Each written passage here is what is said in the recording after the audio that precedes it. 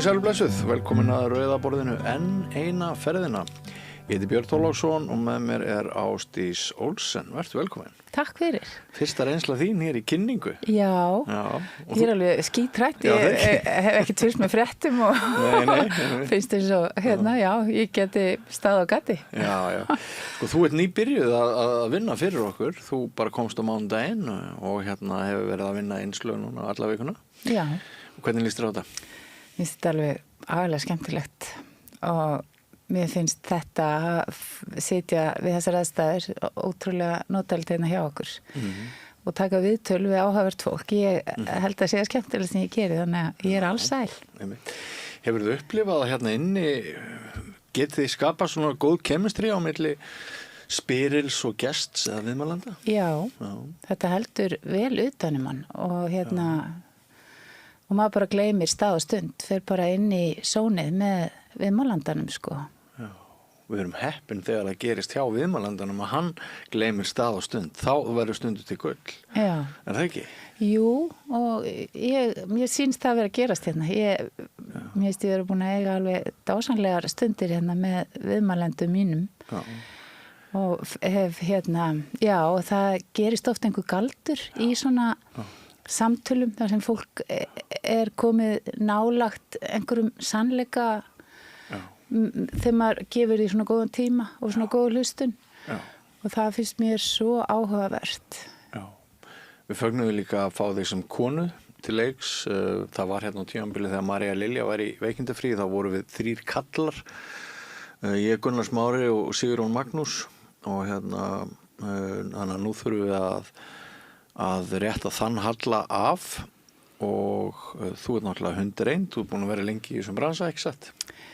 Jú, það nú má eiginlega segja það. Ég byrjaði sem fréttamaður á fréttastofu sjónvarpsins 1989. Það kemur upp um mig hvað ég orðin gömul sko.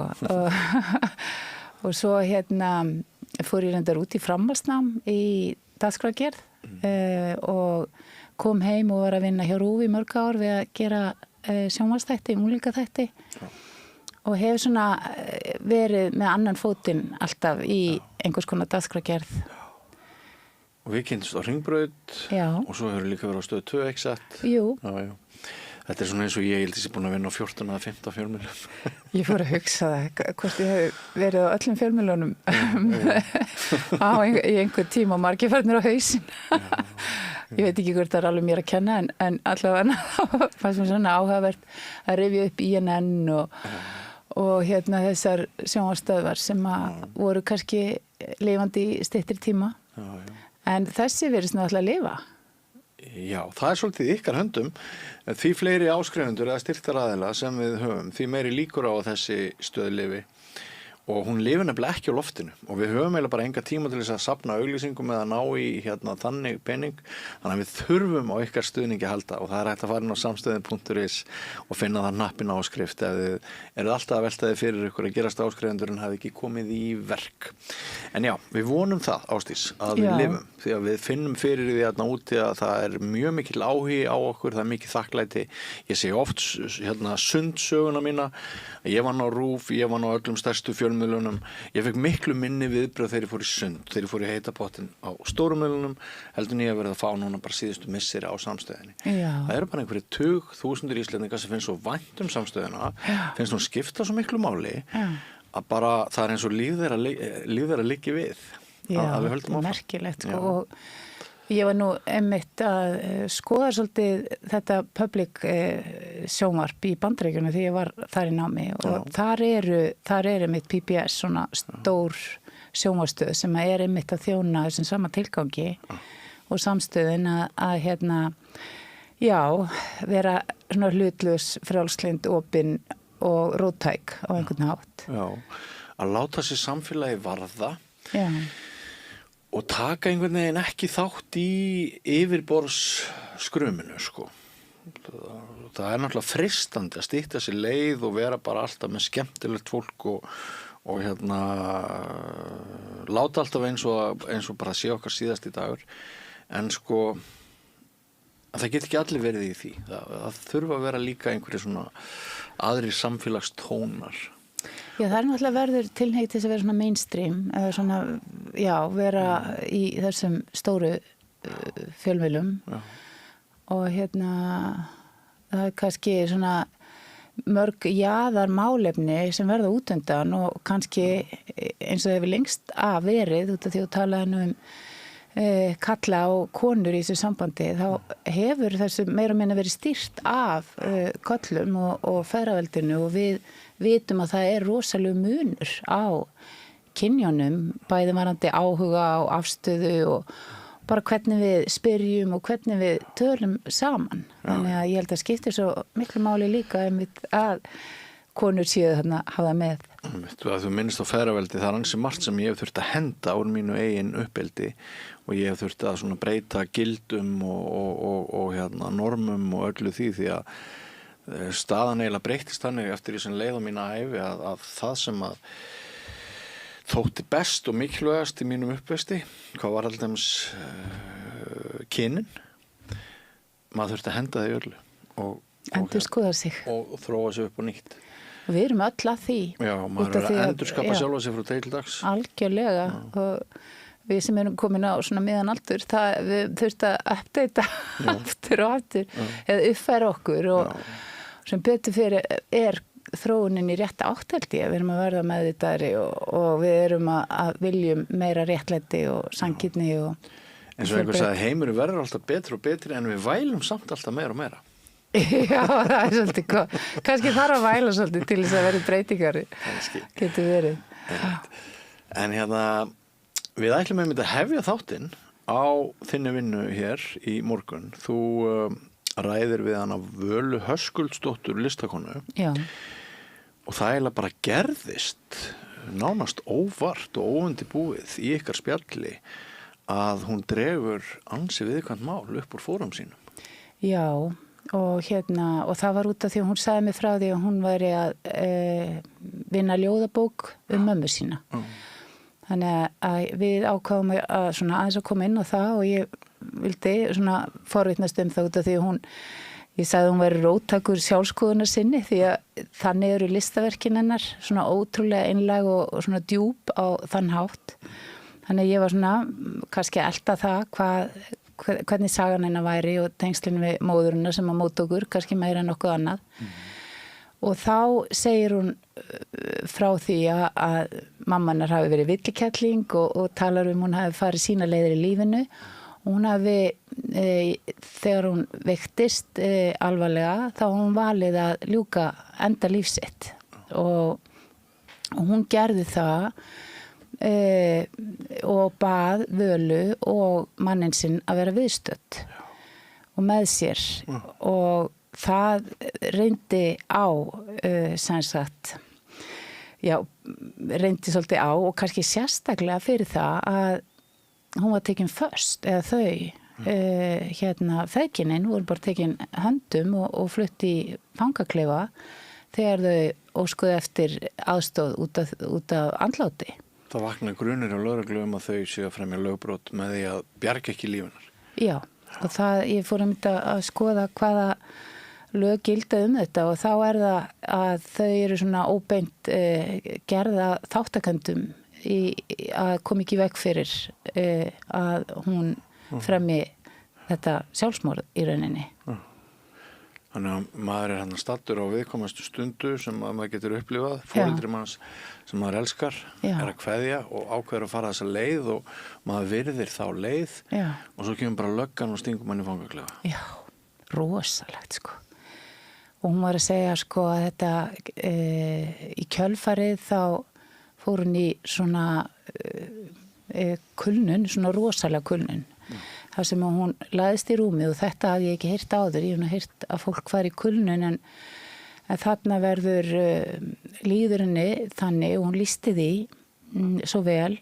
Hún lá í rúminu og hún sagði að það voru eins og batteríin hefði verið tekin úr mér og svo lagti yfir mér svona rosalega þungt teppi og ég hafði enga mátt og svona skelfingin í því og hún útskýri það mjög vel og þetta er mjög áhugavert viðtal fyrir það að hún hefur svo djúpan skilning á sjálfur sér og taugakerfinu og tók þetta svolítið í sínar hendur að ná bata sem líka áhugavert út af því að hún segir ég vildi ekki taka marka á skilabúðum heilbrigðiskerfisins að ég væri með varanlega kulnun og gæti aldrei náð bata.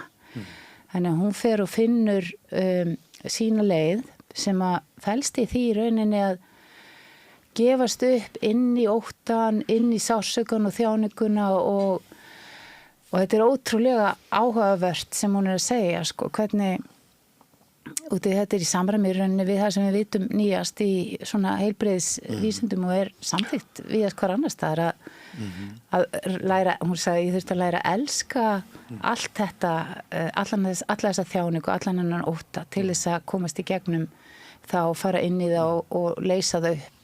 Og þetta er í fyrsta skipti sem hún segir frá þessu, frá þessum með lögregluna og... Já, sko, eftir því sem ég best veit út af því að svo segir hún mér líka að það er bara stutt síðan hún fékk, ég veit ekki hvað að kalla það, upplýsingar að hún væri laus allra mála og það eru 3 ár liðin frá því að mammina deyr. Slæmt að hafa þetta yfir sér. Já.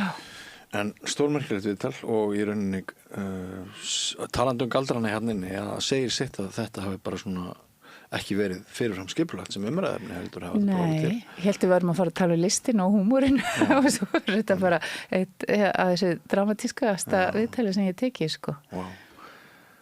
Bara ég hlakka til að fylgjast með þessu viðtali. Við ætlum að vera með ýmsa tóna. Þátturinn er óvinnu efnismikill í kvöld. Við fáum hér sem dæmi Þröst Ólafsson, þjóðhagfræðing sem að skrifaði andskoða bók, ekki alls fyrir löngu. Hann ræðir við mig hans skoðun sé svo við verðum að fara í ESB og íslenska krónan sé ónýtt og tengir ákveðin mál í fortíðinni við samtíðina og framtíðina. Ert þú búin að, ég veit að við erum ekkert að segja svona frá skoðunum okkar á aðild að ESB sem dagskrárgerða fólk hér við rauðaborðið, allavega mjögst ekki við hæfi, en hefur þú mikinn áhuga sjálf á þessu ESB-ferðalagi? Sko, ég get ekki sagt það og ég einmitt sko vel stundum að setja mig ekki inn í mál og halda mig fyrir utan umræðina og bara hugsa, ég ætla að treysta einhverjum sem veit betur. Og þú segir pass? Ég segi svolítið pass. Já. Ég er samt svona svolítið hippi í mér og finnst voðalega notaleg tilhugsunum að við séum finna út úr hlutunum á eigin spýtur út í Ballarhafi. Já, ég veit. Tekundi það. Það er einhver sjarmi við því. Nú Kjartan Orri Tórsson, miðausturlandafræðingur og sérfræðingur í málefnum Íran, hann er einn af þessum svona, hvað maður að segja, vinum samstöðarinnar við þú ert eftir að læra það ef þú heldur áfram hjá okkur sem ég vona verði að við erum með svona net af viðmælendum sem koma aftur og áhorfendur og hlustendur vilja hafa þessa fastagesti hjá okkur, það finnum maður mjög oft. Ég trúi því. Já, og hann þessi er ansi góður, ræðir stöðumála í Íran við Maríu Lilju og svo er Ólafur Þ. Harðarsson, hann er einn af vinum samstöðurinn líka. Já. Hann kemur og ræðir fall Orbán sem að hann eiginlega hefur stærri orðum heldur en flestir sem ég hef talað við, þótt öllum finnst þetta gríðarlega mikilvægt að eftir 16 ára valdatíð sé þessi spilti einræðið seggur fallin þá í Ungverjalandi þá ræðir hann svona hann tengir það við ýmislegt annað og ræðir svo að honum finnst mjög spennandi baráttum milli vinstris og hægris hér í Reykjavík í komandi sveitarstjórnarkosningum þar sem að mér skilst á honum að sé bara hnífjafnt vinstri og hægri fylgi. Í skoðanakönnunum? Já, og nú er bara akkurat 1 mánuður og 1 dagur þangað til við göngum til kosninga. Þannig að það styttist í það. Ég sé að ég get alveg verið svona góðu mælikvarði á því hvernig áhorfendur og hlustundur þið þurfið að útskýra málin fyrir okkur sem erum ekkert að fylgjast rosalega mikið með en finnst rosalega gott að okkur sé sagt svona að helsta sem er að gerast í heiminum. Já, einmitt. Já, það er sem sagt, já, þarna. Þú getur kannski dælt í mig einhverjum svona andlegum upplýsingum og eitthvað sem skortir á. Við getum hugleitt eftir. Já, einmitt. Svo Alexandra Brím, Unnar Þór Sæmundsson og Oktavía Hrund Guðrúnar Jóns, þau komu og ræða stefnu Pírata í borginni við Maríu Lilju. Hún djöflaðist nú eins og enginn væri morgundagur, hún María Lilja í dag, hún að verða frísk eins og ég sagði áðan eftir smá veikindi. Já. Því hún ræðir svo líka við Eyjólf B. Eyvindsson og ég veit ekki hvernig á að bera þetta fram, Növis. Já, Saga og Súketta stöðu Kúbu. Eyjólfur, hann nýkominn frá Kúbu til Íslands eftir að hafa tekið þátt í að rjúfa herkvína þar ásamt hundruðum annarra aðgerða sinna. Það hefur nú ekki verið tíðindalaust í Kúbu. Ekki frekar en í Íran og á svo mörgum öðrum vígstöðum sem við ætlum að fjalla um. Hvað er að gerast í Kúbu? Ég alveg út að aka. Það ólangt held ég mála að ég byrja á því öllu. Þú bara að horfa á þetta einstaklega. Já, ég verð alveg hyglust, sko. En ekki? Jú. Einmitt. Aðeins að fara að fylgjast með fréttum. En bara frábært að fá þig borð og eins og ég sagði áðan, við ætlum að hefja leik á dramatískri frásögn Völu Höskuldsdóttur, viðtalið sem Ásdís Olsen tók hér fyrr í dag. Og eigum við ekki bara þá að fara að telja í með það? Jú, bara frábært. Já, takk fyrir komuna og við sjáumst aftur á mánudag. Þú ætlar að taka þig frí á morgun og föstudag, er það ekki? Og kemur svo mánudag og vinnum meira fyrir okkur. Já, ég var að taka viðtal við Karl Ágúst Úlfsson. Hvernig líst þér það? Mér líst mjög vel að það. Sem Helgi Spjall, þá langa viðtalið. Og hann fyrrverandi maðurinn. Já. Þið bjuggu saman í áratugi. Já. Og þú veist öll leyndamálin hans, þannig að þú veist nákvæmlega hvað þú getur spurt til þess að getur komið forriðin að viðtal úr því. Hvað kemur út úr því? Mér finnst það brilljant hugmynd. Já. Þakka til. En ekki fara langt, við förum í örstuttar auglýsingar og svo hefst dagskráin. Samstaða skilar árangri. BSRB, afl í þágu almennings. Þakklæti kraftaverkameðal. Maður losna við eitt almesta heimsins böl sem sjálfsvorkunn þegar maður sér það í raun og veru hvað maður gott og það alltaf eitthvað sem maður getur þakkað fyrir. Ég heiti Þorkell Máni Pétursson og ég trúi á þakklæti. Langar þig að byggja hús? Við hjá Arkitek færum þér heildarlausnina. Lóðir, hönnun, framleiðsla og uppsetning. Skoðaðu heimasíðun okkar arkitek.is og hafðu samband. Kennarar eru þrefalt líklegri en ófaglærðir til að halda áfram í kennslu. Börnin okkar eiga skilið fagmennsku og stöðuleika. Fjárfestum í kennurum. Kennarasamband Íslands. Hótel Bjarkarlundur opnar 1. apríl. Morgunverðarhlaðborð frá 7, veitingarstaður opinn til 21, gisting, rafmagnshjólaleiga, kajakleiga og tjaldsvæði. Hótelbjarkarlundur.is. Öflug verkalýðshreyfing lykillinn að öflugu samfélagi. Alþýðusamband Íslands, samstillt barátta í þágu launafólks í meira en heila öld. Samlokubrauð, maltbrauð, tjekknesbrauð, súrdeigsbrauð, brauð ársins, Bernhöfts bakari, íslenskt handverk síðan 1834. Hjálpið okkur að byggja upp dreifikerfi samstöðvarinnar með því að læka síður samstöðvarinnar á YouTube og Facebook. Góðir fjölmiðlar eru mikilvægur partur af því súrefni sem sérhvert samfélag þarf á að halda. En góðir fjölmiðlar þeir þurfa ekki endilega að vera hlutlausir, en þeir verða að vera sjálfstæðir. Alveg eins og góðir háskólar og traustir dómstólar þurfa að vera sjálfstæðir.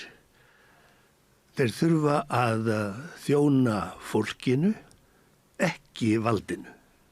Ég heiti Þorvaldur Gylfason og ég styð samstöðina. Gerist áskrifendur á samstöðinni og taki þátt í að byggja upp öfluga og róttæka samfélagsumræðu.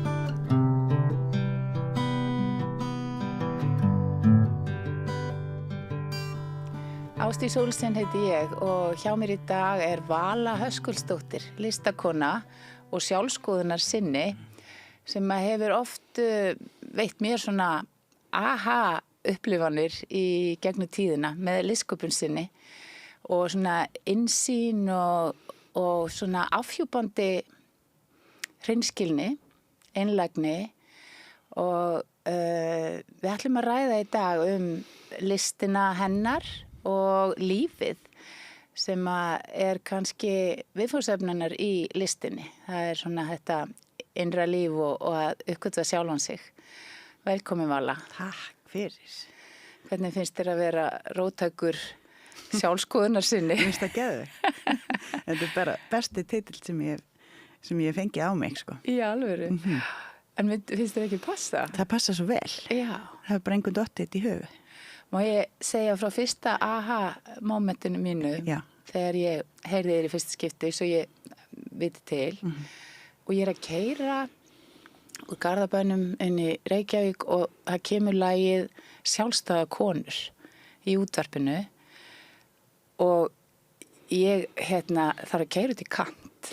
Ég verð svo heilluð og hrifin og það renna tárnið kinnarnar og þetta hafði svona djúpstæð áhrif á mig. Og það er, þetta var í fyrsta skipti sem ég hafði heyrt einhvern veginn að það væri eitthvað jákvætt við að vera svona einstæð, sjálfstæð kona. Því að ég hafði, það er svona upplifunin af því er oft svo að maður sé svolítið ekki elskaður og svolítið einn. Já, ekki nóg. Ekki nóg, akkurat. Ertu aðeins til að segja mér nokkur orður sem texta sem að bara svo að hlustendur og áhörnendur? Algjörlega, sko. Og við sömdum hann, ég var einhleyp eða hvað. Annarkvort ég eða Sigga og einmitt við fundum þessa tilfinningu, sko, þú veist, akkur er það ekki nóg. Og viðlagið er, sko, já, þetta er ég veit ekki með þig, minn sjálfstæðar konur alveg æðislega sérmennandi, hvernig það bera sig og hafa sig frammi og allt, þú veist, bara æðislegt. Ég var aftur gæsa, þú sko. Já. Þetta æðislega. Og svo viðlagið, sko, viltu koma að hanga með mér allan daginn, reyna saman í sleik eða eitthvað, gleyma stund og stað eins og Adam og Ív, segir hann. Nei, því ég er sjálfstæð konu og ég á alls konar líf. Já, þetta er rosa sterkt, sko. Og við ætlum að fá að spila þetta hérna eftir, en þarna, heyri ég einhvern veginn í þér að tengi í fyrsta skipti. Og og svo oft eftir það. Og ég mætti í afmælindaginn og þá hafði vinkonu mín einmitt valið eitt lag handa hverri konu sem gengi inn í rýmið og þetta lag að spila þegar ég mætti. Í alvöru? Já. En allavega, segðu mér nú aðeins, mér langar að byrja kannski á sögun út í að þú ert að skrifa ljóðabók og það sem er kannski svona áhugavert og einstætt við þig er hvað þú ert kjörkuð að afhjúpa, þú veist, þig á þann hátt að líka þetta að leggja sig á daginn og það er ekki skömmið því að vera þreyttur og ég sé einhvern veginn svona að losa sig við skömmina sem svona stef í verkuninu, getur það verið? Já, það er, sko. Það er þetta svona bæði ég persónulega og sko þegar ég og Sigga erum að gera eitthvað saman þá verðum við einhvern veginn að tala það sem að segja það sem þarf að segja. Við hefum líka lag sem að heitir Villikellingin og hún segir alltaf það sem þarf að segja. Og það er svona að því við, þú veist, ég upplifið það bara að það er minnst það svo bara það er í rauninni það sem ég er að fást við bara svolítið í lífinu að sjá það sem er bæði mér og öðrum og samþykja það og nefna það. Og nefna það, já. Já. að því að tabú gera okkur ekkert gott, sko, þú veist. Ef við getum ekki talað að leggja okkur að daginn, þá getum við ekki lagt okkur að daginn og þá höldum við áfram að brenna út einhvern veginn. Já, þannig að ef að við byrjum á byrjuninni og það þetta sambandið við móður þína sem þú ert að fjalla núna í ljóðabókinni. Já. Ertu til að segja okkur aðeins frá sambandinu þínu við móður þína? Já, mamma dó fyrir, hvað er rúmlega 3 ár núna. Já. Og hún var mögnuð kona, algjörlega mögnuð og þú veist, hún var ljós og myrkur og hún var allt í senn og hún svona, það var líka hennar heimsmynd, þú veist, hún kendi mér bara frá því ég lítil að það er ekkert ljós á þess að það sé myrkur. Já. Og hún var fjölskylduráðgjafi á Akureyri og það er ennþá að koma til mín skjólstæðingar sem að bara, þú veist, þakka henni lífgjöfina, þú veist, hún var svo fær í því sem hún var að gera, hún var svo góð í að bara sjá manneskina fyrir það sem hún var á undan sinni samtíða, þú veist, taka inn bara áhrifin frá formæðurum og forfæðurum hvernig áföllin erfast og hvernig við þurfum einhvern veginn að sko þora að horfa á þetta allt saman til þess að bæði okkur sjálfum og í fortíðinni til þess að geta einhvern veginn búið til nýja sögu, þú veist, og þannig að hún var mögnuð en svo var hún líka manneskja og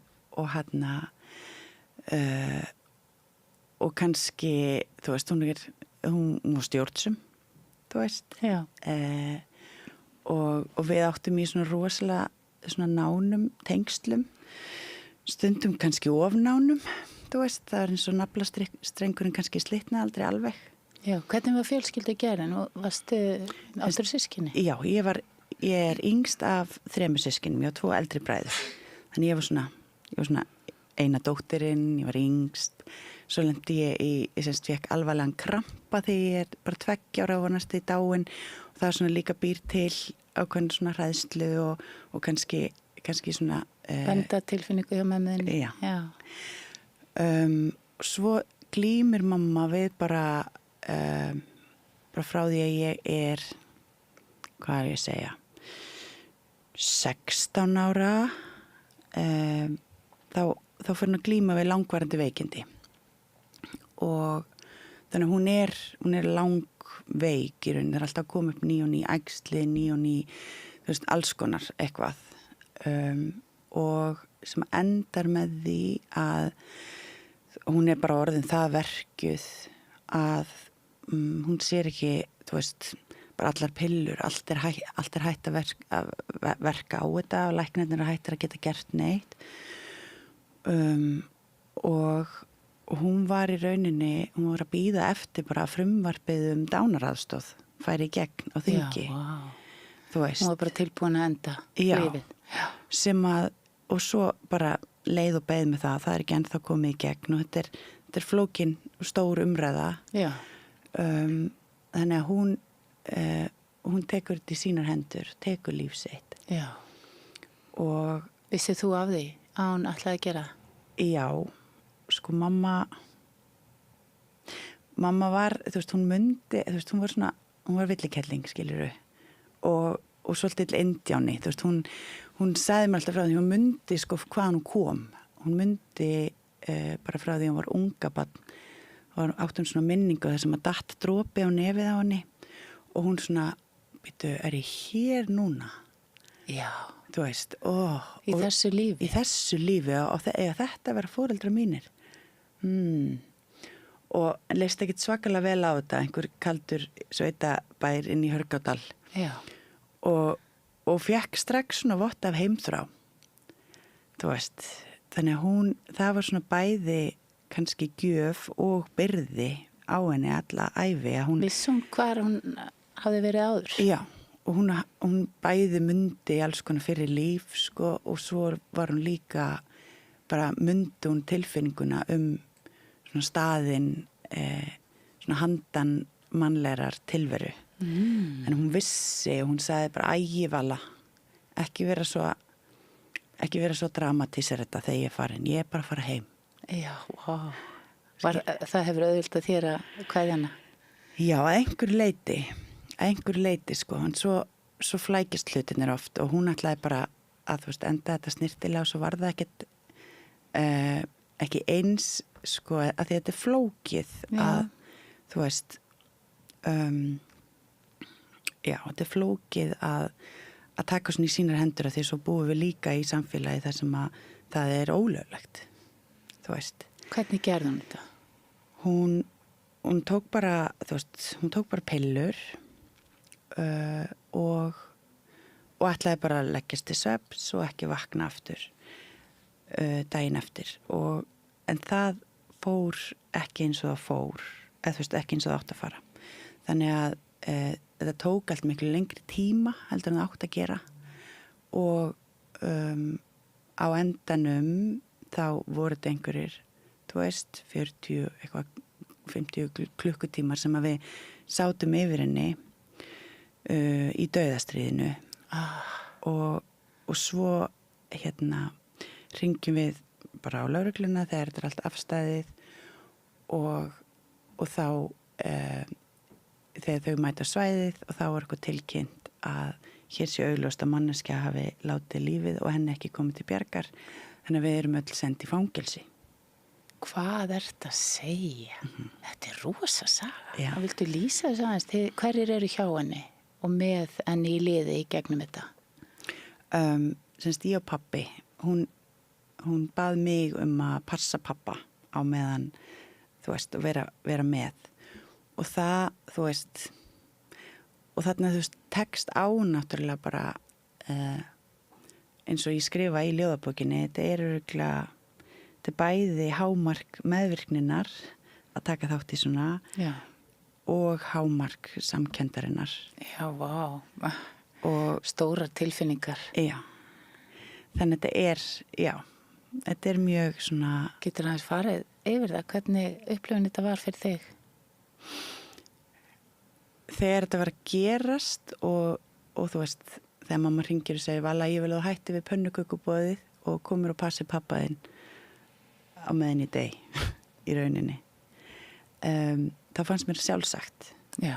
Og ég myndi ekki breyta neinu, þú veist, og það er líka bara þetta við eigum okkar líf sjálf og þegar þú ert komin á stað þar sem þú getur ekki þú veist, þú getur ekki verið til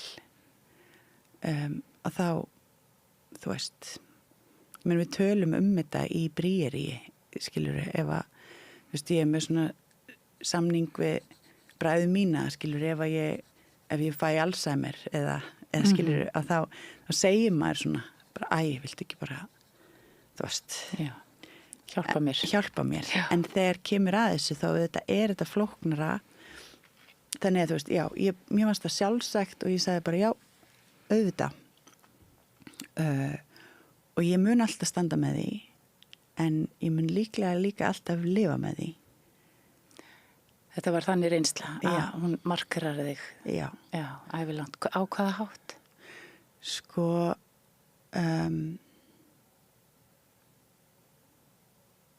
það var einhvern veginn alltaf, þú veist, það hefði örugglega verið allt annað ef þetta hefði bara farið eins og hún planaði. Já. En þessi svona samröðun af atburðum að sitja yfir móður sinni og fara svo í fangaklefa. Þetta er rosalega. Að það einhvern veginn fer á mjög skakkan hátt inn í kerfið einhvern veginn. Og árið seinna að þá örmagnast ég. Þú tengir að við þetta að fara í svona kulnun eða þrot. Já, ég greind með eitthvað sem heitir greind með líklegast ME sem er svona þreytusjúkdómur. Já, ég skil þig. Og tengir þetta hafi verið bara svona áfall sem að setti þann sjúkdóm í gangi á þér? Já, allavega drópin sem fyllti mælin. Já. Þú veist. Og það er svona, þetta er allavega eftir því hvernig ég hef stúdrað þetta og lært þetta, þá þetta taugakerfis, þú veist, ástand, þar sem að þú ert búin að keyra taugakerfis svo langt að á endanum þá fer það í bara svona lokastillingu sem bara slökkva á og það búið að merkja í rauninni heiminn og allt svona utanakomandi áreiti sem hættulegt, þannig að það fer að framleiða bæði verki og þreytuköst bara við það að horfa í ljós eða við það að fara á fætur eða við það að heyra erfiða fréttir eða þú veist, upplifa einhverja tilfinningu, þannig að það bara slekkur. Og þú ert að lifa með þessu? Já, ég komin langt upp á bataveg, þú veist, en ég var þarna. Og nærðu bata? Já, ég mun á bata. Já, þú ætlar hann á bata. Já. Það skiptir máli að trúa því. Já. En segðu mér, akkur heldur að þú hafi fengið þennan sjúkdóm, þú talaði dropan sem fylgdi mæli, hvað hafi gerst á undan sem að... Einmitt, og það sko, þetta búið að vera svo mikil ótrúlega ganga að fara í gegnum þetta vegna sem að þarf að skoða einmitt hvaða munstur eru það í mér, þú veist, hvernig ég þú veist, hvar ég ekki alveg að passa upp á mig í lífinu, þú veist, hverju ég að trúa heiminn sem gerir það verkum að taugakerfið upplifir sig ekki örugt í þessum heimi og þetta sko fyrir mér þetta í rauninni allt sami grauturinn, CFS, ME, post-COVID, þú veist, og fleiri svona krónískir sjúkdómar. Og einhver staðar að þá tengi ég við þetta að í grunninn þá hafi ég kannski ekki alveg upplifað að heimurinn væri öruggur staður. Í byrjun lífsins. Já. Og mögulega byrjar það bara þarna alveg í upphafi þegar ég fæ krampan og næstu í dáin og svo bara áfalli gegnum lífið og alls konar. Það líka stórum hluta meðvirkni. Já. Þú veist, bara að einhvern veginn kerfið imprentast þannig að ég læri að koma inn í herbyggi og hugsa hvað vilja aðrir að ég sé hérna núna í staðan fyrir að hugsa á hverju þarf ég að halda, hvað vil ég segja, hver vil ég vera. Þannig ég læri að ganga í gegnum lífið út á við og inn og rétta öðrum fjastringarnar að mér í staðin fyrir að fara ekki út úr sjálfur mér, heldur vera í mér og halda sjálf á minni fjastringu. En þá út af því að þú segir að mamma þín hafi verið svona frumkvöld í því að skoða lífsitt í samhengi við forfeður og formæður og fyrir líf og svona og þú ert hérna og það verður líka fornilegt að vita, veist þú akkur hún veikist? Út af því að fólk sem er kannski á þeirri línu veit akkur það veikist. Sko ég er alveg með hugmyndur það, en mér kannski það er erfitt að fara inn í annara manna rann og ákveða fyrir þau. Já, hún gæti ekki talað það, hún vissi það ekki sjálf. Nei, hún vissi það ekki sjálf, en ég held að bara eins og með allar manneskjur að þá það var eitthvað með hún átti erfitt með að sleppa, þú veist, það var henni fannst hennar hlutverk í lífinu var að bæði að vera bjargvættur og fyrirliði og þú veist, svolítið seinna kóngulóin í miðjum vefnum fyrir okkur öll. Já. Og ég held að það hafi verið hluti af því. Hvernig var þá samband þitt við mömmu þína? Veistu akkur þú verður svona meðvirk eða óryggi í heiminum þannig í byrjun? Það er þetta, skilur þú veist, sambönd eru svo flókið, þú veist, þeir eru svo marglaga að það var svo mikil ást og það var svo mikið fallegt en það var eitthvað sko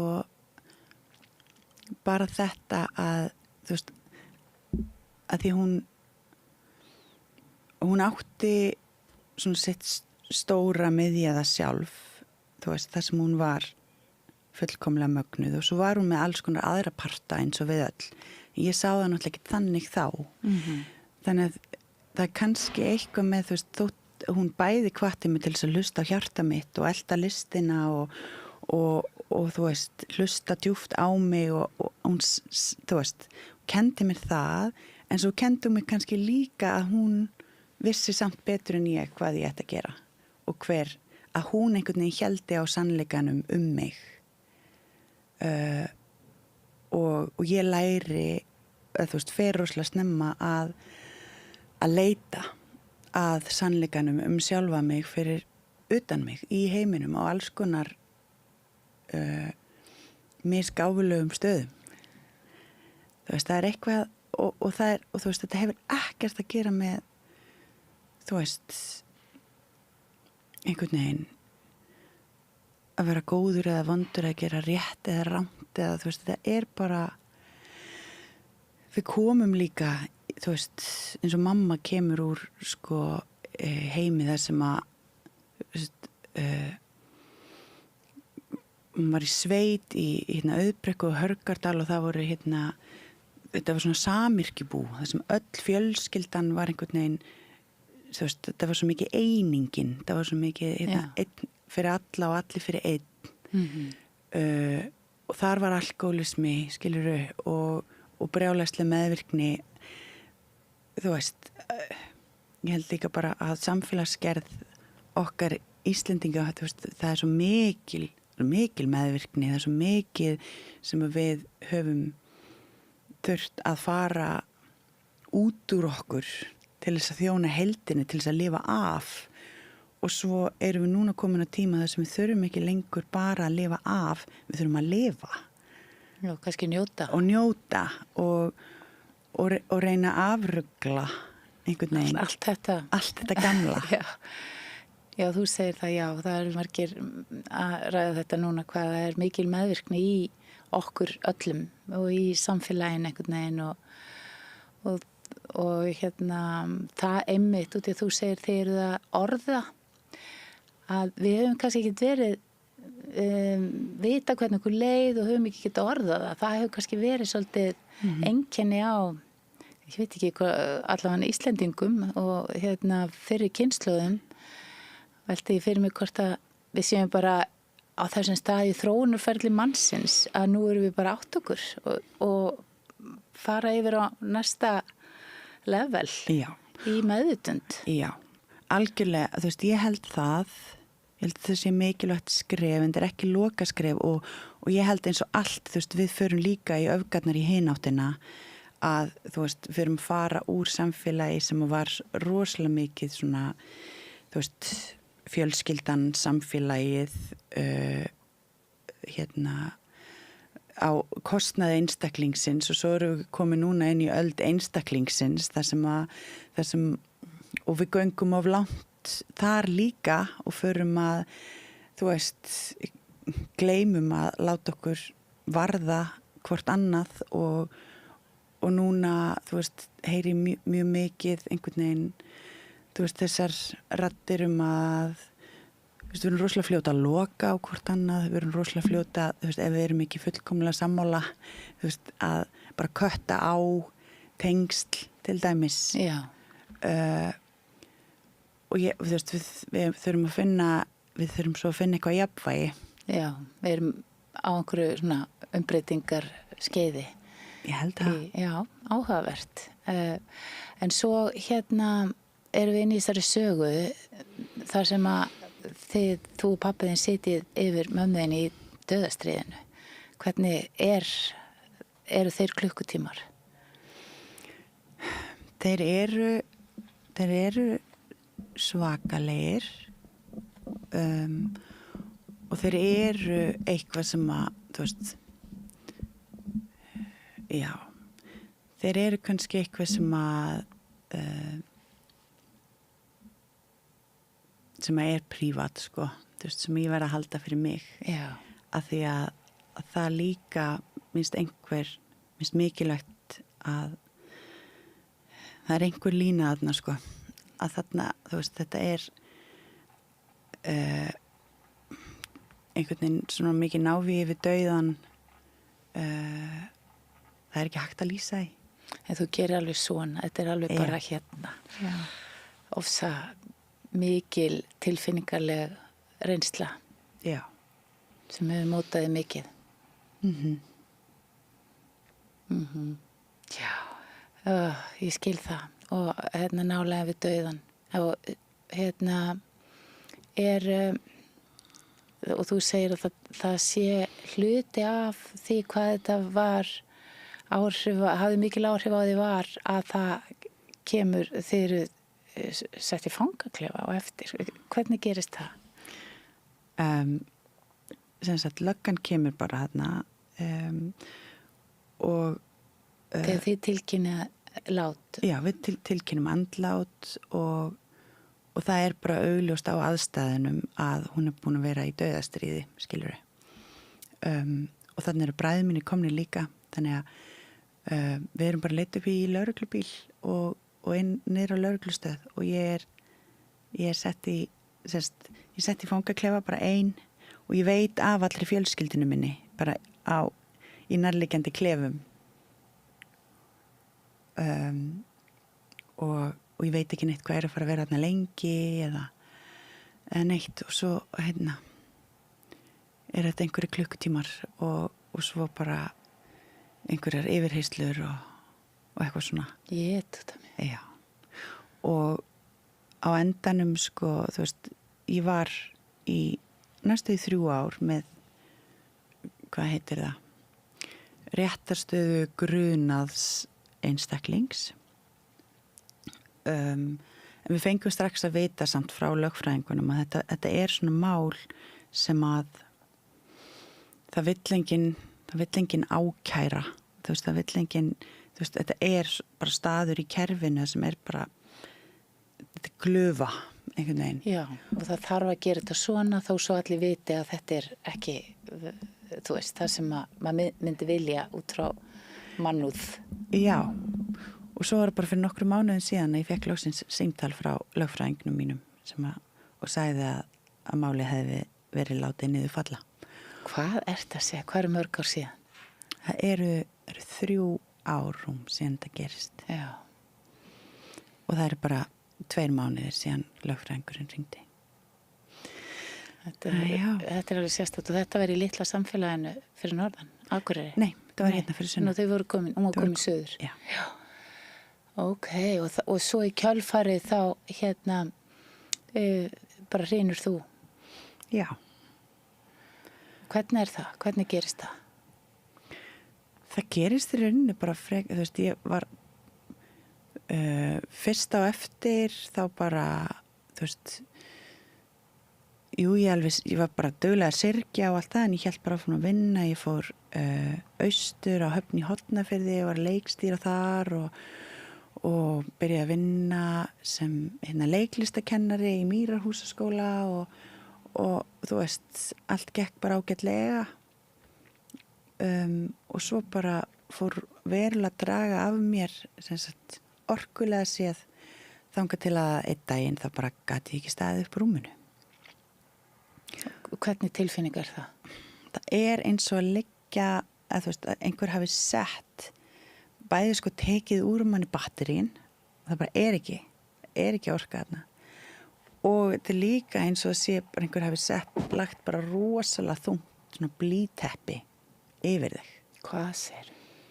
Og svo koma alls konar aðrir, þú veist, það koma verkir, það kemur heila þú getur ekki hugsað, þú veist, og brjálæðislega, náttúrulega mikil hræðsla og ýktar tilfinningar að því að þú veist ekkert hvað er að gerast. Ég held bara ofta að ég væri bara að deyja.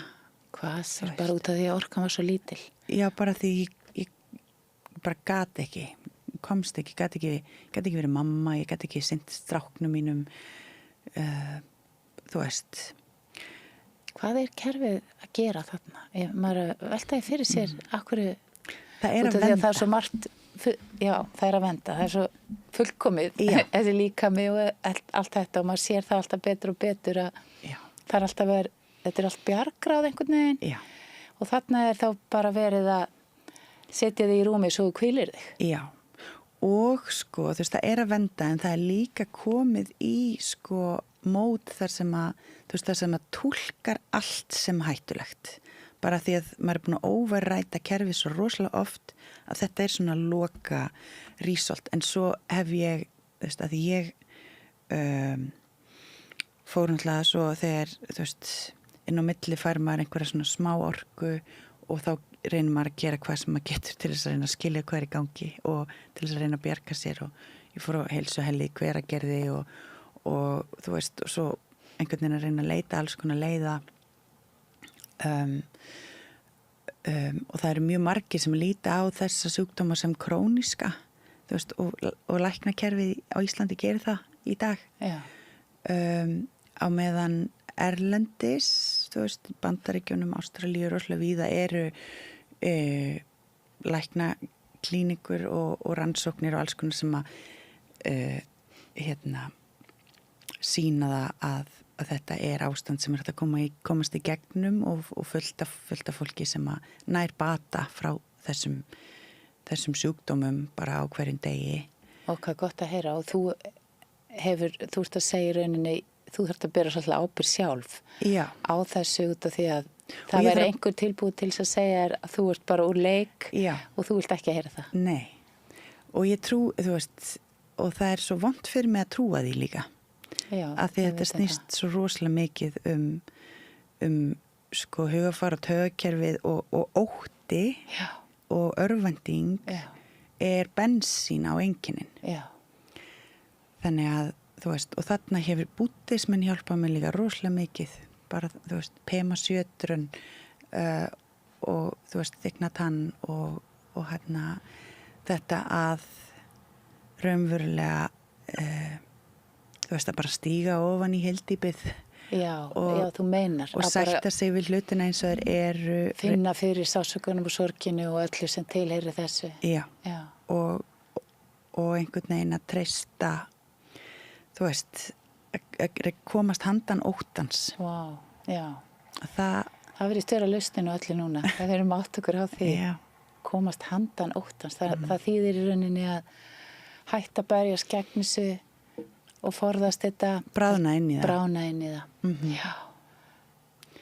Það er magnað sko og það er náttúrulega líka eins og verið er að kenna okkur með nýjum sálfræðikenningum, partafræðin og því að þetta snýst alltaf bara einhvern veginn að samþykja og vera í þessu æðruleysi og sátt við allt sem tilheyrir okkur. Já, það var sko moment þar sem að við segi frá því í sýningunni sem við Sigga erum að gera, Kosmist Skítamix sem fjalla líka svolítið þetta. Það er þetta moment sem ég get ekki gert neitt nema bara liggja og borða og fitna. Af því að, þú veist, líka metabólismin fer allir í köku og kerfið er að reyna að kalla á orku þannig að maður bara, þú veist, ég var bara sísvöng og komst ekki fram úr og gætt bara og ég upplifum, ég var bara eins og ég var bara púpa skilur við Akkurát sem þurfti bara að taka næringu og ég vissi að ég þurfti að ná að samþykja þennan stað og ná að elska mig á þessum stað til þess að komast í gegn. Þetta er mjög krefjandi vegferð sem þú er búin að fara í gegnum. Hvernig var það að elska sig en alltaf leiðin þangað var erfið en þegar það er komið, þegar maður næra bráðuna, þegar maður næra sleppa bara, ok, þetta er staðan núna ég get ekkert gert nema að samþykja það og að ná að hugsa bara hvað líkaminn minn er duglegur, þú veist, hvað hann vill mér vel, hvað þú veist, hvað kerfið er að reyna að venda mig, þú veist og bara fara inn í, skilurðu allar frumurnar og fetu frumurnar og skilur bara elska þetta. Já, elska og samþykja allt saman. Já. Og gerður það með svona leiðsögn, kannski bútískri leiðsögn eða hvernig, hver stutti þig í gegnum þetta? Einmitt, svona hljóðbækur, eða skilur Pema Sjötrun, mjög mikið, Tara Brach, það eru svona mínar helstu, Clarissa Pinkola Estes, svona, já, þetta eru svona lærimeistararnir sem að voru í eyrunum á mér og kom mér í gegn, sko, og svo var ég bara, þú veist, grátandi upp í rúmi, þetta var ekkert hinna, þú veist. Var einhver svona að þínu nánustu sem að veitti þér stuðning og... Bara eins og þau gátu, skiluru. Það var líka fjölskyldan búin að ganga í gegnum mjög mikil veikindi með mömmu og allt þetta. Þannig að...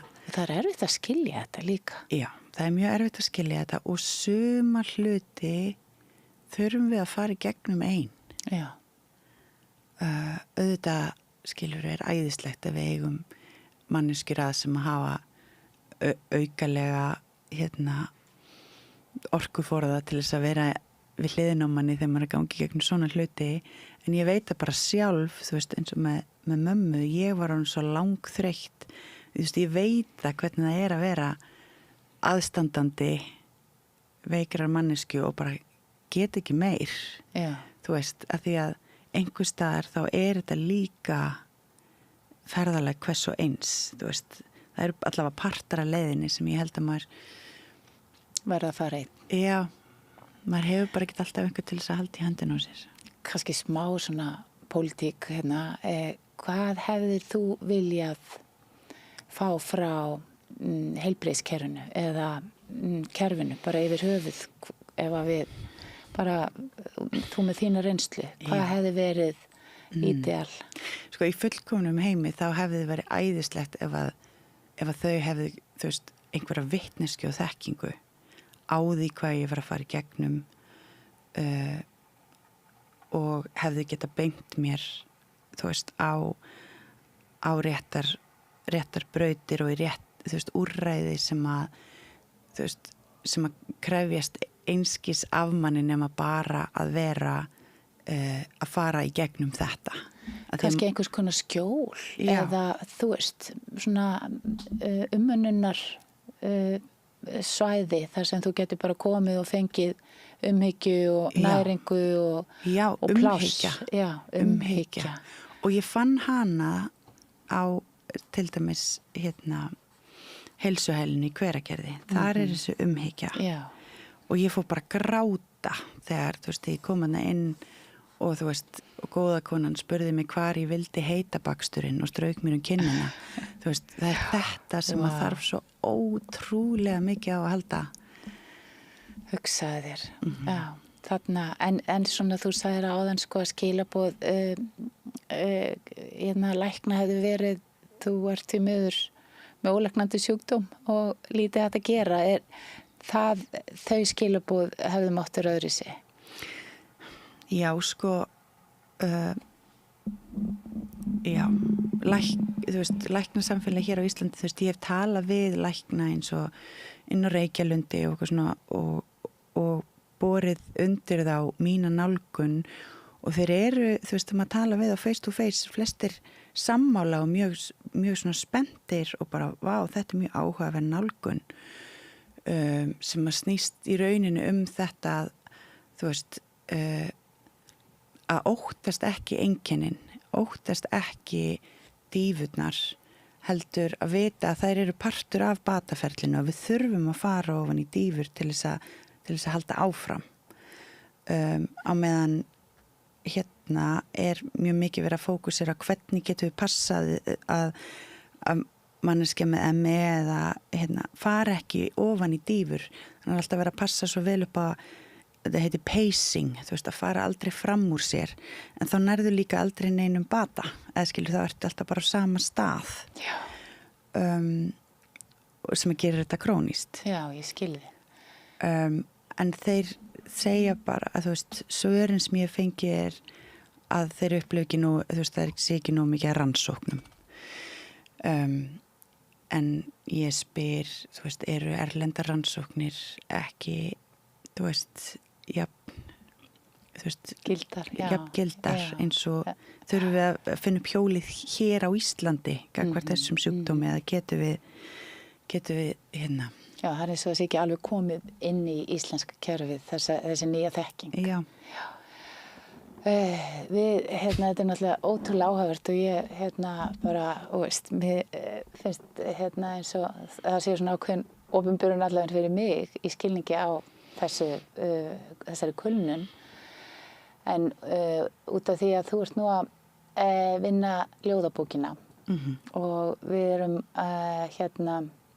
kannski að ætlum að ná utanum þetta ferðalag þitt með einhverju úr ljóðabókinu. Ertu til í að deila með okkur því sem að er kannski markverðast úr sambandi þín og mömmuðinnar?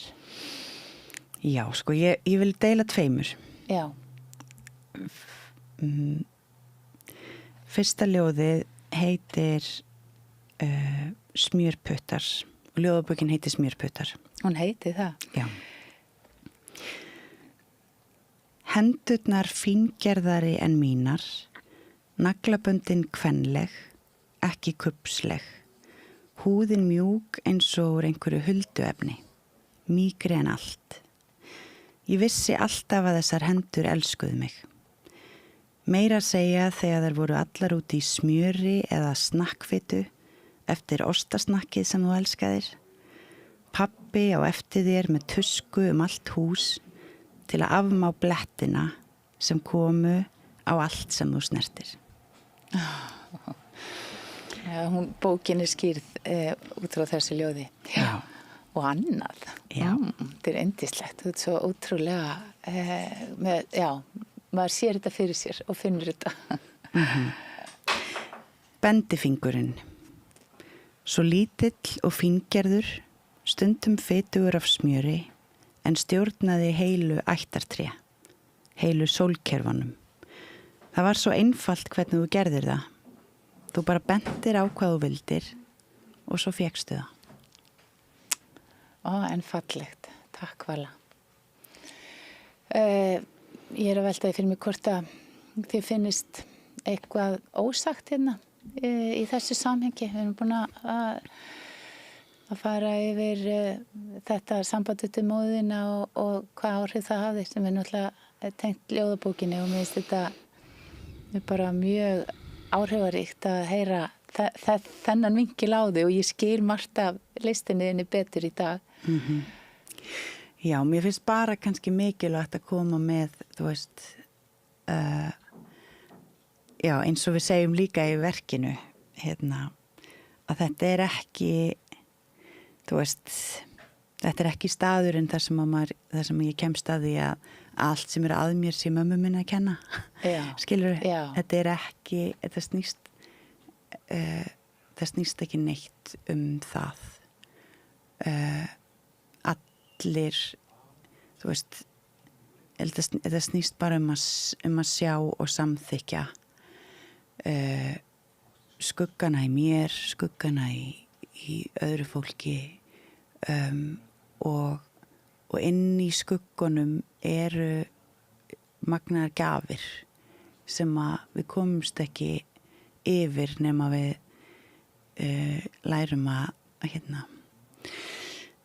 faðma skuggan okkar. Faðma skuggan okkar, eins og þú byrjar, mamma vissi bæða myrkrinu og ljósinu.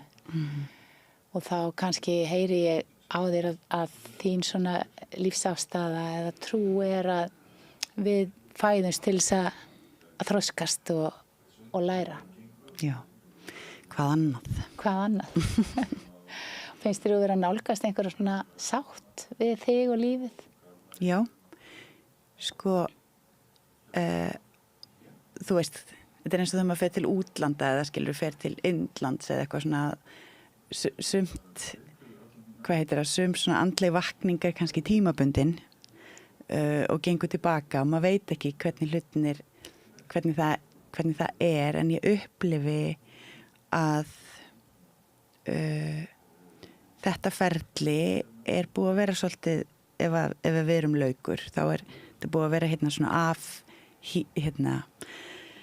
afhýðingarferli. Já, þetta er búin að vera að flysja laukinn. Búin að flysja laukinn og það alveg, sko, það mjög frelsandi og ég held þetta, þú veist, þetta auðmýkjandi, maður sleppir stórum bitum af egónu sínu í gegnum svona ferli og ég held að það sé alltaf jákvætt bara eins og þú veist, bæði Jesú og aðrir hérna í öðrum trúarbröðum er alltaf að tala um þetta að deyja sjálfum sér þú veist að það sé leiðin til þess að hérna sigrast á dauðanum eða fanga lífið eða þú veist finna hamingjuna og svona ferli ef maður leyfir því að sko strípa mann þá gerir það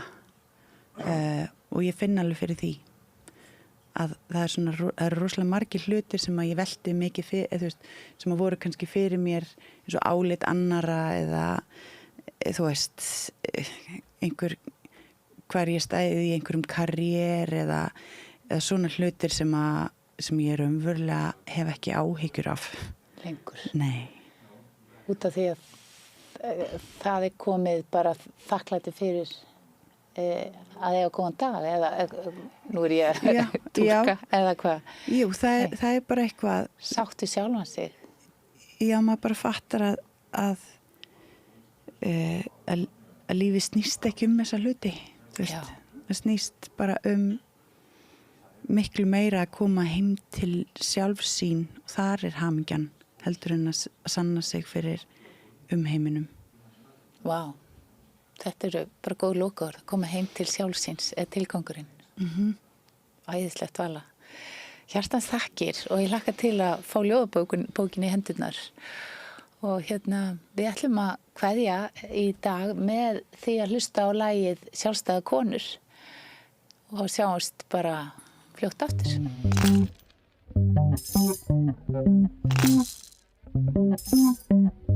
Ég veit ekki með þig en mér finnst sjálfstæðar konur alveg æðislega sjarmerandi.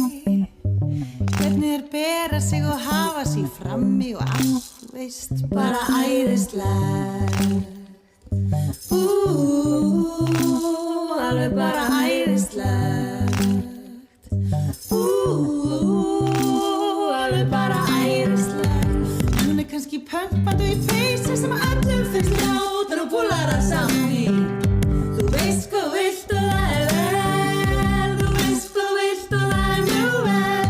Þú veist hvað vilt og það afar vel. Þú veist hvað vilt og það vel. Þú veist hvað vilt og það mjög vel. Þú veist hvað vilt og það afar vel. Hey, viltu koma ánga með mér allan daginn, renna saman í sleik eða eitthvað gleyma stund og stað eins og Adam og Eve? Nei, því ég sjálfstæð kona og ég á alls konar líf. Hey, viltu koma ánga með mér allan daginn, renna saman í sleik eða eitthvað gleyma stund og stað eins og Adam og Eve? Nei, því ég sjálfstæð kona og ég á alls konar líf.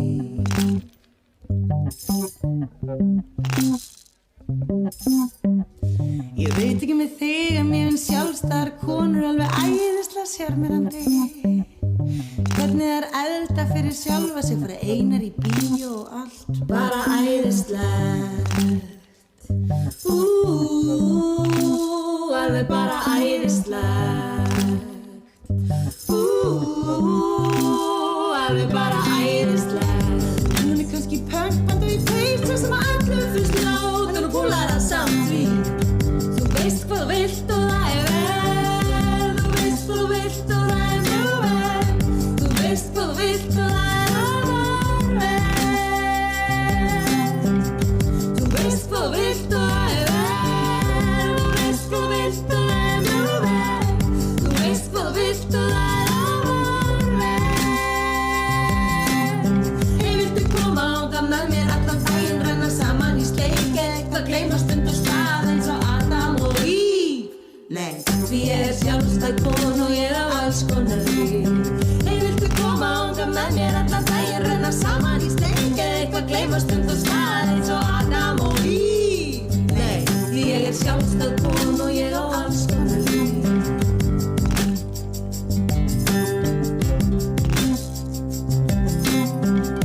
Ég veit ekki með þig en mín sjálfstæðar konur alveg sjúklega sjarmerandi.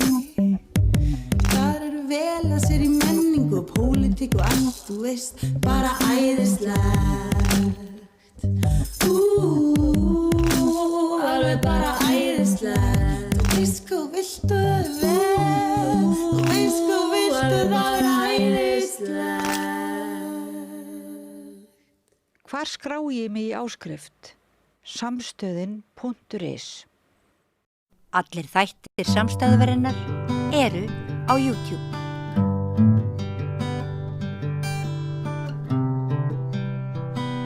Þröstur Ólafsson hefur lifað merkilega ævi og við fáum innsýn í hluta hennar í bók sem heitir Horfinn heimur, minningaglefsur.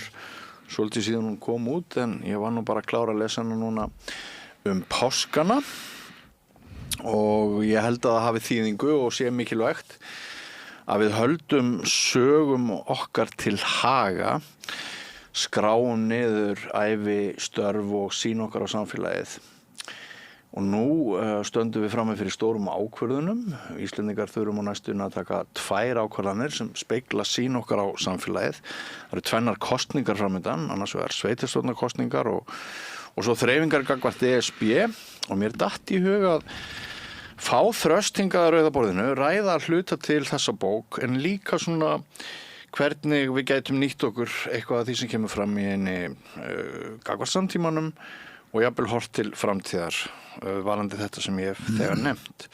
Vertu velkomin hér að Rauða borðinu, Þröstur. Takk fyrir. Þetta góð bók, finnst mér. Mér ást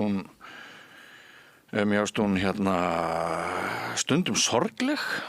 Það í henni einlægur, viðkvæmur tónn. Það nostalgía, sannarlega. Hún í ýmsum litum, myndi ég segja. Varstu lengi að skrifa hana? Sem sagt, þetta afrakstur hugmynda sem að þróast jafnvel áratugum saman? Þetta afrakstur af því að ég náttúrulega búin að velta flesta af þessu fyrir mér dálítið lengi. Já. Og var komið með dálítið mótat svona mynd af því. Já. Í huganum, en það tók mig ára að skrifa þetta. Já, bara svona í beitt. Já. Bara, já, á hverjum degi eitthvað, en náttúrulega ekki mjög marga tíma á hverjum degi, ég hafði öðrum sannum störfum að sinna líka. Já, sko, þú ert persónulegur á köflum og þú ræðir viðkvæm og brothætt persónuleg mál. Fannst þér það erfitt? Því nú stundum sagt að kallar á þinni kynslóð, þeir eigi ekkert auðvelt með þetta? Já og nei, stundum átti ég mjög auðvelt með að komast yfir þetta. Já. Og önnur áföll urðu mér erfiðari. Já. Þannig að já, það var bæði erfitt og mjög eða ekki mjög heldur og auðvelt fyrir mig að komast yfir vissa hluti sem ég. Já. Og þú berskjaldar þig gagnvart ákveðnum hlutum. Já. Þegar bók komin út, þá veit maður ekki alveg hvað gerist. Hvernig var þín upplifun? Á hverju meinarðu? Þegar þú ert búin að berskjalda þig og þú ert með þetta svona svolítið í brjóstinu, hvað gerist eftir hún kemur út? Svo kemur hún út og þá ferðu við bara frá samfélaginu og það ekki fyrir en þá sem þú veist í rauninni, það ekki fyrir en fólk les bókina sem hún lifnar við. Það var heilmikið léttir fyrir mig. Það var léttir. Já. Því að eins og ég segi nú þannig frá þá maður brynjaður og bara næsku. Já. Maður á að vera harður og kallmaður. Já. Og ekki láta neitt væl út úr sér. Nei. Og það ég hef verið með það líka sko, undir annarri hendinni. Já, einmitt. Sko, þú lýsir Húsavíkur uppvextinum því samfélagi sem svona samfélagi jafnaðar, samvinnu, hugsjónarinnar. Enginn virðist vera tiltakanlega auðugur en allir hafa í sig og á. Þarna greini ég nostalgíu. Það hérna voru þetta bestu tímar allra tíma? Ég held að þessi tími hafi verið sko, svona hámark þess sem við höfum haft af svona samheldni og lífsánægju. Það gerðist heilmikið í samfélaginu þegar samvinnuhreyfingin hrundi. Gerðist mjög mikið og miklu meira heldur en mann hafi viljað viðurkenna því að ég vil eitthvað tala með bara verslunarhlið sambandsins en þessi hreyfing var miklu meira og hún var svona miklu meira bræðralag og náttúrulega líka verður erfið af því að hún kemur þessi jafnaðarhreyfing hún kemur ekki til Íslands fyrir seinna heldur samvinnuhreyfingin og þá lendir þar upp á kant bændur og verkamenn og þess vegna var hún aldrei jafn sterk eins og hún var víða á öðrum Norðurlöndum en þetta var einhvers sko tími þar sem að maður vissi af nágrannanum og það voru allir að hugsa líka nágrannan. Þetta hagkerfi það var ekki eins og núna sem er umverulega engu sniðið að því að fá sem mest út úr fyrir einstaklingin sem á þetta bara kreista út allan safa samfélaginu í gróða þarna á þessum tímabil þá fékk samfélagið dálítið mikið af þessum hagnaði sem að menn höfðu upp úr verslun og viðskiptum sjómennsku því var drift öðruvísi það var ekki lagt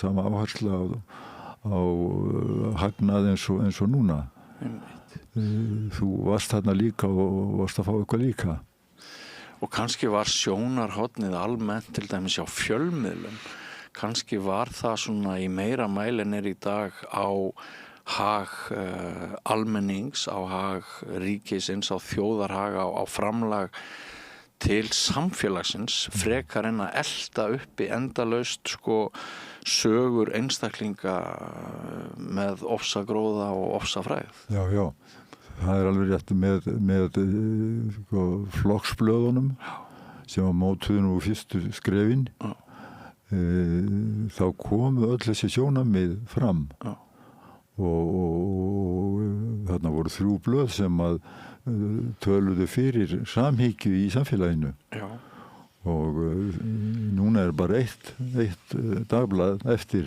sem að er með þveröfuga sýn á samfélagið. Dagblað sem hefur nýlega haft hamskipti þannig að það er ekki beinlínis hægt að segja það svona samin í þjóðina eins og kannski má segja að það hefur reynt að gera á einhverjum áratugum áður. Og í sann hátt reyndu þeir það. Styrmir og Mattías. Já. Nú, svo er þetta með það sem saminar okkur. Þú segir hérna öll eða flest voru við sömu trúar. Guðs kristni hélt verndarhendi utanum okkur, bænir og heilræðavísur á hverju kvöldi. Messur séra Friðriks voru yfirleitt vel sóttar, enda mikill Guðs listamaður. Gleð og bros fylgdi honum hvar sem hann fór, kaupfélagið þar sem faðir minn vann átti að tryggja okkur sanngjarnt verð. Samvinnuhreyfingin sem þú nefndir áður boðaði jöfnuð, sanngirni og sátt. Og þetta er líka svolítið hérna horfin heimur, er það ekki? Jú, hann er algjörlega horfin þessi. Vegna þess að líka jafnaði menneskan sem að er núna skjaldarmerki samfélkingarinnar. Hún er með allt öðrum hætti heldur hún var á þessum tímum skömmu eftir stríðið. Og ég er ekki að segja að það sé hefði verið neitt hægt eða æskilegt að viðhalda sömu sjónarmiðum á því eins og núna en ég sakna þessa tíma. Þú saknar þessa tíma og ég saknaði svolítið ákveðina tíma þegar ég las þessa bók þótt ég sé aðeins yngri en þú. Ég gæti rætt við þið svo margt en við höfum nú innan við klukkustund saman. Þú fer svo út, það er ekki hverjum degi sem að maður fer til Þýskalands að læra, var það þjóðhagfræði? Já. Þú skrifar ekkert mjög mikið árin úti, tók ég eftir. Jú, ég skrifa það tveir kaplar þessar hræringar sem voru á baki. Já. Og einnig einstaklingar sem ég kynntist. Já. Hvað þeir voru orðnir eitthvað af mennskir. Já. Eftir að þau tekið þátt í eða alveg stupp við þessar hörmungar sem þetta stríð var. Já. Námsmannahreyfinguna segi ég dálítið frá. Já. Og vef hana inn í nokkra kafla þarna líka. Þú gerir það sannlega. Sem svona afleiðingar og mótsagnir hennar sjálfurar. Og þú fléttar saman sko Húsavíkur, uppvaxtarsögunum, gildunum og erlendu köflunum. Og reyndar skýt ég sko nýfrjálshygginu þarna inn í þegar að hérna eða ekki nýfrjálshygginu vissi náttúrulega út úr námsmannahreyfinginu sprettur þessi neysluhyggja. Já, þegar að búið að brjóta af sér allar hömlur fortíðar. Þess að við lifðum ekki hvað síst Þjóðverjar í ákaflega konservatífu umhverfi. Hegðunarmunstrið var mjög strangt. Þú varst að gera þetta og hitt og ef þú passaðir ekki inn í þá var þér aðeins ítt til hliðar.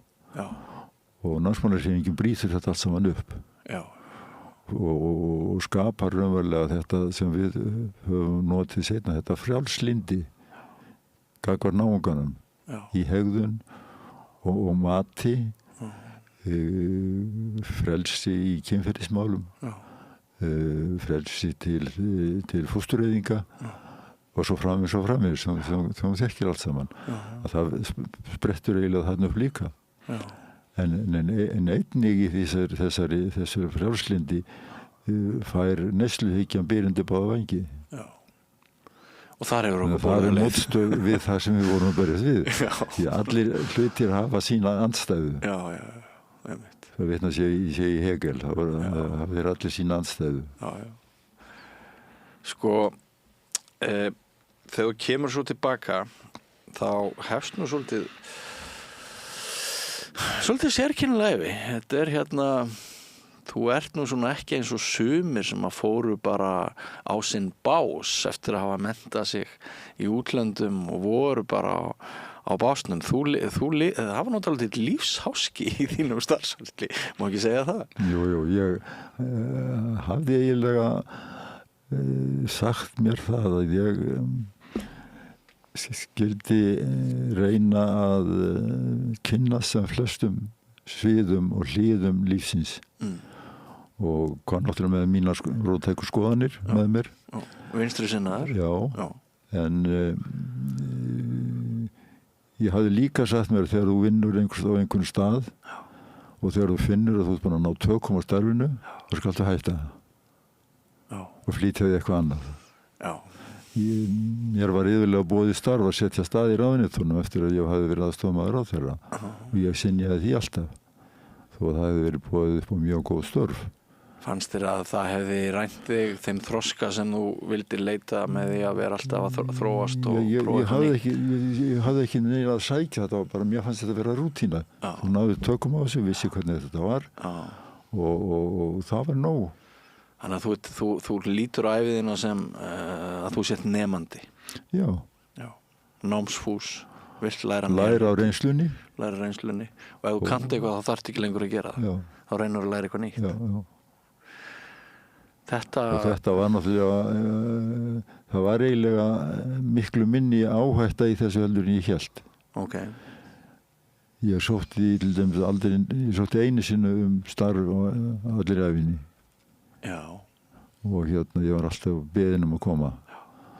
Og kannski var það vegna þess að ég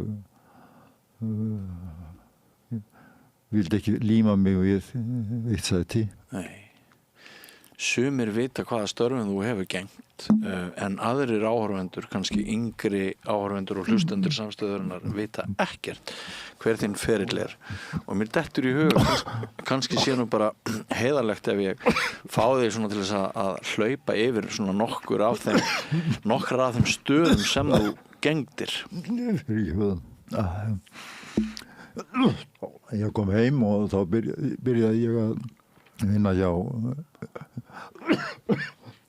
Landsbankanum og ég var þessi aðstofamaður hjá Alþýðubandalaginu á þingi smá tíma vann hjá BSRB var svo aðstofamaður Magnúsar Kjartanssonar í iðnaðarráðuneytinu skömmu eftir EFTA sem þú skrifar sem mjög mikinn sómamann.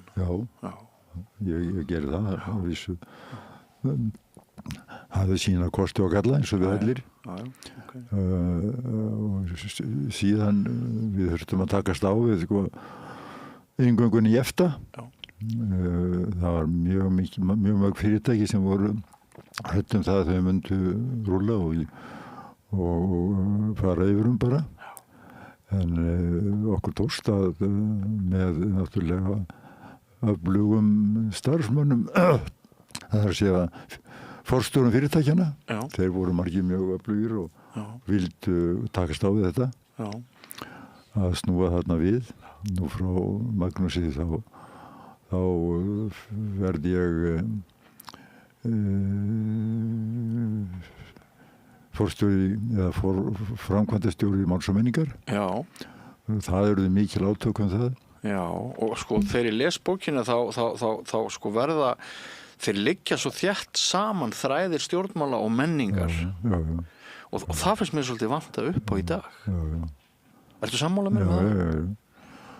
Síðan þegar þú styrjöld var búin og Mál og menning komin í allt annan stað þegar hún hafði verið áður þá verði ég aðstofamaður fjármálaráðherra í þeirri skrýtnu stjórn Gunnars Thorodsens sem við segjum ekkert af hvernig hún var þarna eða til hvers hún var hún hafði ekkert erindisbréf og þess vegna voru ráðherrarnir svona misáhugasamir byggilega sín mál þaðan fer ég svo til Dagsbrúnar það var framkvæmdastjóri Dagsbrúnar sem var þá öflugasta verkalýðsfélag landsins og mótaði raunverulega mjög mikið í kjarabaráttunni og eftir það þá verði ég framkvæmdastjóri eða kaupfélagsstjóri Krón sem var þá svona komið svolítið á hliðina og það tókst ekki að reisa það við mér tókst það ekki eða okkur sem þarna störfum og sennilega hefði þurft öðruvísi manni mig til þess að gera það. Er það? Já, ég gat ómögulega gert það sem ég þurfti að gera þar sem ég segja upp fólki og eftir ég var búin að skamma atvinnurekendur það að þeir vera að reka fólk og skamma þau upp, ég gat ekki gert það. Ég hefði þurft að segja upp til miklu af fólki til þess að reyna að koma þessu á kjölinn og ég hafði mann eftir ég hafði áður verið hjá Ísfélagi Ísbjarnarins á vegum Dagsbrúnar og var að bölsótast út í þá að þeir væru að segja upp starfsfólki ég gat það ekki. Nei. En ertu sprottin úr þessu húsvíska andrúmslofti að það er réttur hvers og eins að hafa atvinnu og samfélagið á að sjá til þess. Og nú eftir Krón þá var ég aðstofamaður utanríkisráðherra og þá er ég að fást við EES-samninginn og ýmislegt fleira. Við gerðum það á Dagsbrún þegar við vorum þar, þá tókum við upp raunverulega fyrstu skref til þjóðarsáttar.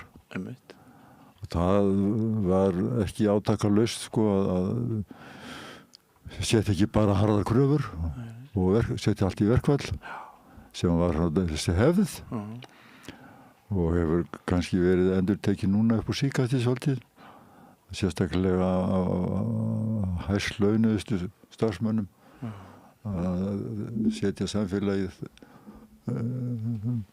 setja skambissu og gagnu á samfélagsins. Já. Og segja því vera hlýðið. Já. Nú eftir starfið hjá Jóni þá var ég framkvæmdastjóri Þingflokks Alþýðuflokksins. Já. Og síðan nokkuð seinna tók ég við starfið framkvæmdastjóri Sinfóníuhljómsveitar Íslands. Já. Og það rendaði ég minn starfsferil. Já. Og síðast þegar ég sá þig þá var það einmitt á tónleikum í Hörpu. Þannig að enn ertu að sækja tónleika. Ég segi þetta frá þessu starfi mínu sérstaklega varðandi Hörpu. Já. Það var heilmikil átök líka. Ég hef alltaf verið einhverstað nálægt átökum. Þannig að ég búið til. Já. Ég hef tekið í þeim. Já, þú er ekki fælst átök. Nei, alls ekki. Ertu þá... aðhyllstu þá átaka kenningar til dæmis Karls Marx og Webers? Nei, það ger ég ekki. Nei. Ég gerði það kannski á einhverjum tímabili en ég sé líka hvað þær eru hættulegar. Já, einmitt. Og ekki hvað síst hjá Karli Marx. Já. Þó að margt af því sem hann sagði í greiningu sinni hafi komið fram og sér rétt. Já. Þá var margt hitt hvernig hann vildi byggja þetta upp nýtt, þá er það mjög hættulegt. Já. Eins og það hefur sýnt sig. En þú svona má álykta af því sem þú nefndir áðan í framhjörhlaupi að þetta launaskrið toppana sem er orðið í dag að forstjóri er kannski með 10 eða 20-föld laun undirmanna. Er þetta eitt af því sem að veikir okkar samfélag? Já. Það gerir það því að þeir eru á sérstökum stalli, þessi menn sem eru með 5 til 15 miljónar króna mánaðarlaun. Það tvístrar samfélaginu, gerir það miklu einstaklingshyggjulegra heldur en áður. Þegar ég vann 2 ár eða eitt ár hjá BSB, sem var hjá Dagsbrún, þá vorum við að tala að munurinn á dagsbrúnartaxta og þeim hæstlaunuðustu mætti aldrei vera nema 2,5. Einmitt. Og þetta var svona viðmið sem að hélt mér föstum. Já. Og ég man þá tíma í Mývatnssveitinni að þetta þótti alveg nóg. Já. Þú segir 2,5. Já, ég hugsa að við höfum kannski bara verið að miða við þessi 2. Já. Og svo allt í einu þá erum við stödd í þessari veröld þar sem krakkarnir manns eru að koma hlaupandi úr frímínútum í skólanum og veistu hvað þessi með í laun og þú veist, þetta er rosalega firring sem fylgir. Já. Það fer allt úr böndunum og ég er nú kannski einsýnt hvað það var þar. En það fór ansi mikið úr böndunum þegar að sambandið og samvinnuhreyfingin hrundi. Já. Það losnaði einhverja ekstra einstaklingshyggju sem að fylgdi og var hluti af nýfrjálshyggjunni sem var mjög fljót að ná hér undirtökum í atvinnulífinu og er ennþá mjög sterk. Losa sig við alla ríkiseignir og svo framvegis. Þannig að ég var mjög mikið svona andstæður þessu. Reyndi að gera mitt til þess að koma í veg fyrir það var náttúrulega út í hött. Það var í hægt.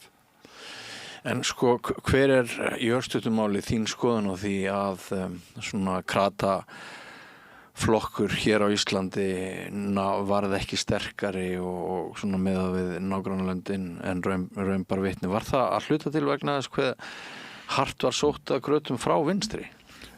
Já, það kemur nú aðeins seinna vísu með kommunistaflokknum. En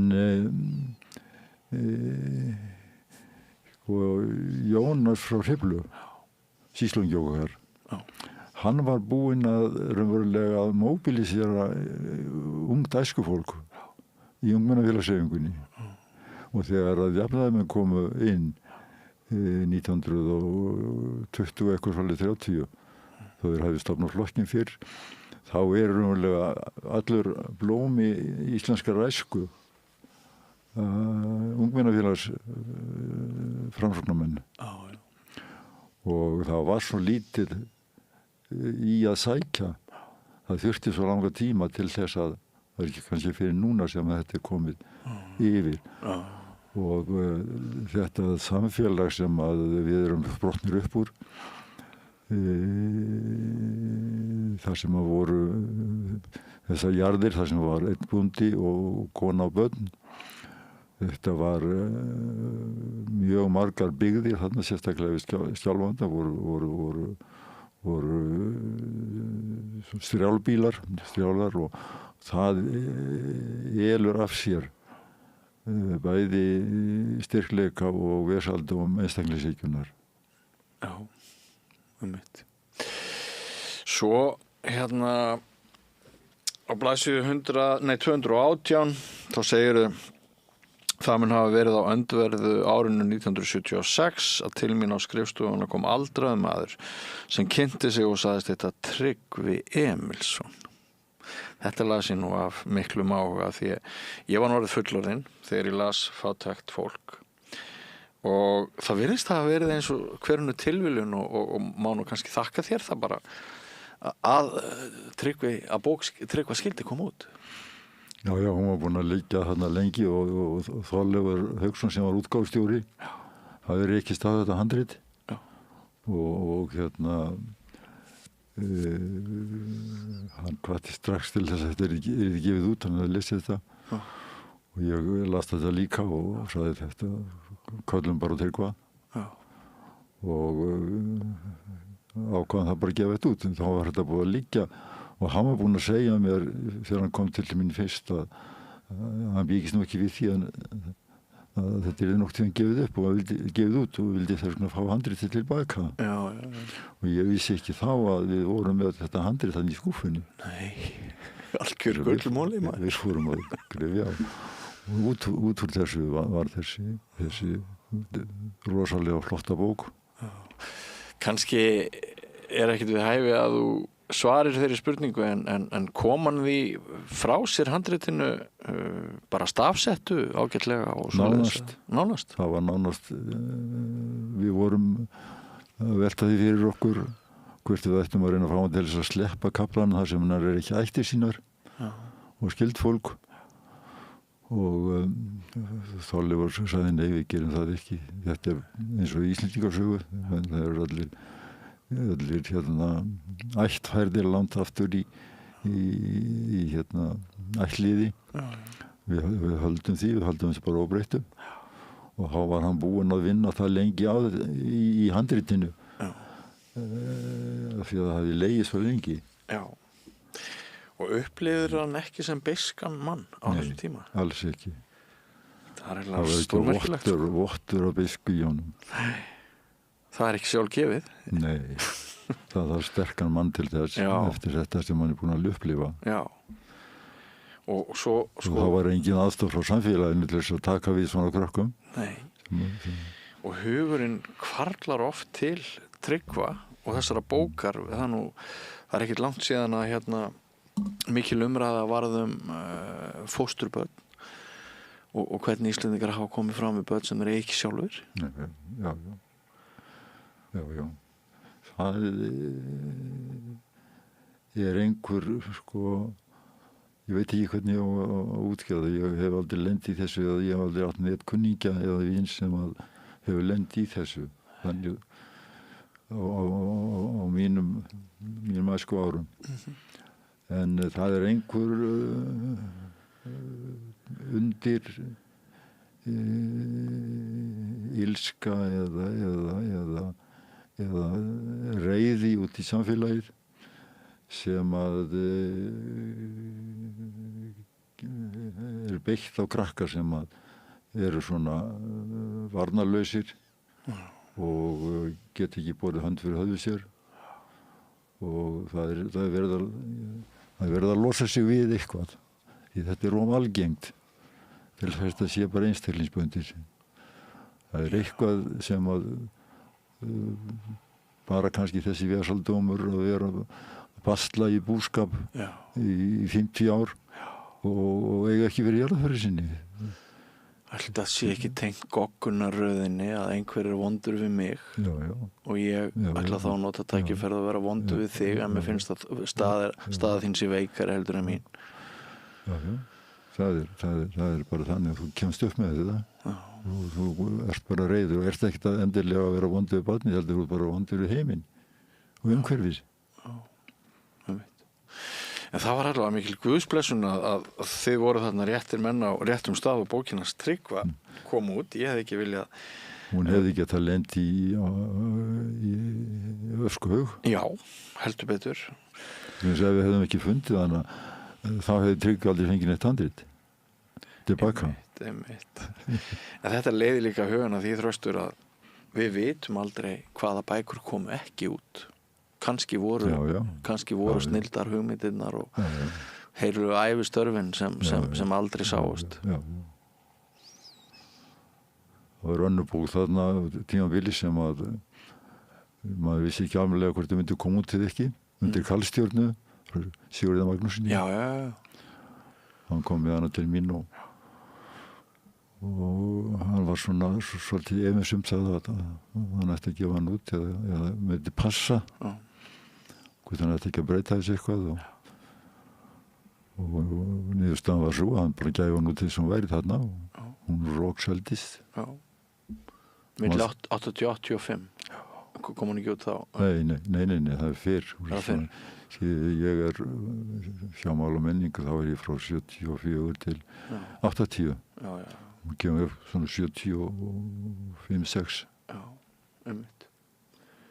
Já, sko við syrgjum stundum liðnu tímana með því að forlögin hafi litið meir til menningarlegrar skyldu og myndi ekki horfa eins mikið til markaðarins og þess að bókin myndi seljast heldur væru að hérna líta á hlutverk sitt í samfélaginu þannig að það yrði að gefa þessa ljóðabók þótt allir að þetta væri svo góð ljóðabók þótt allir vissu að hún myndi aldrei seljast í meira en 150 eintökum.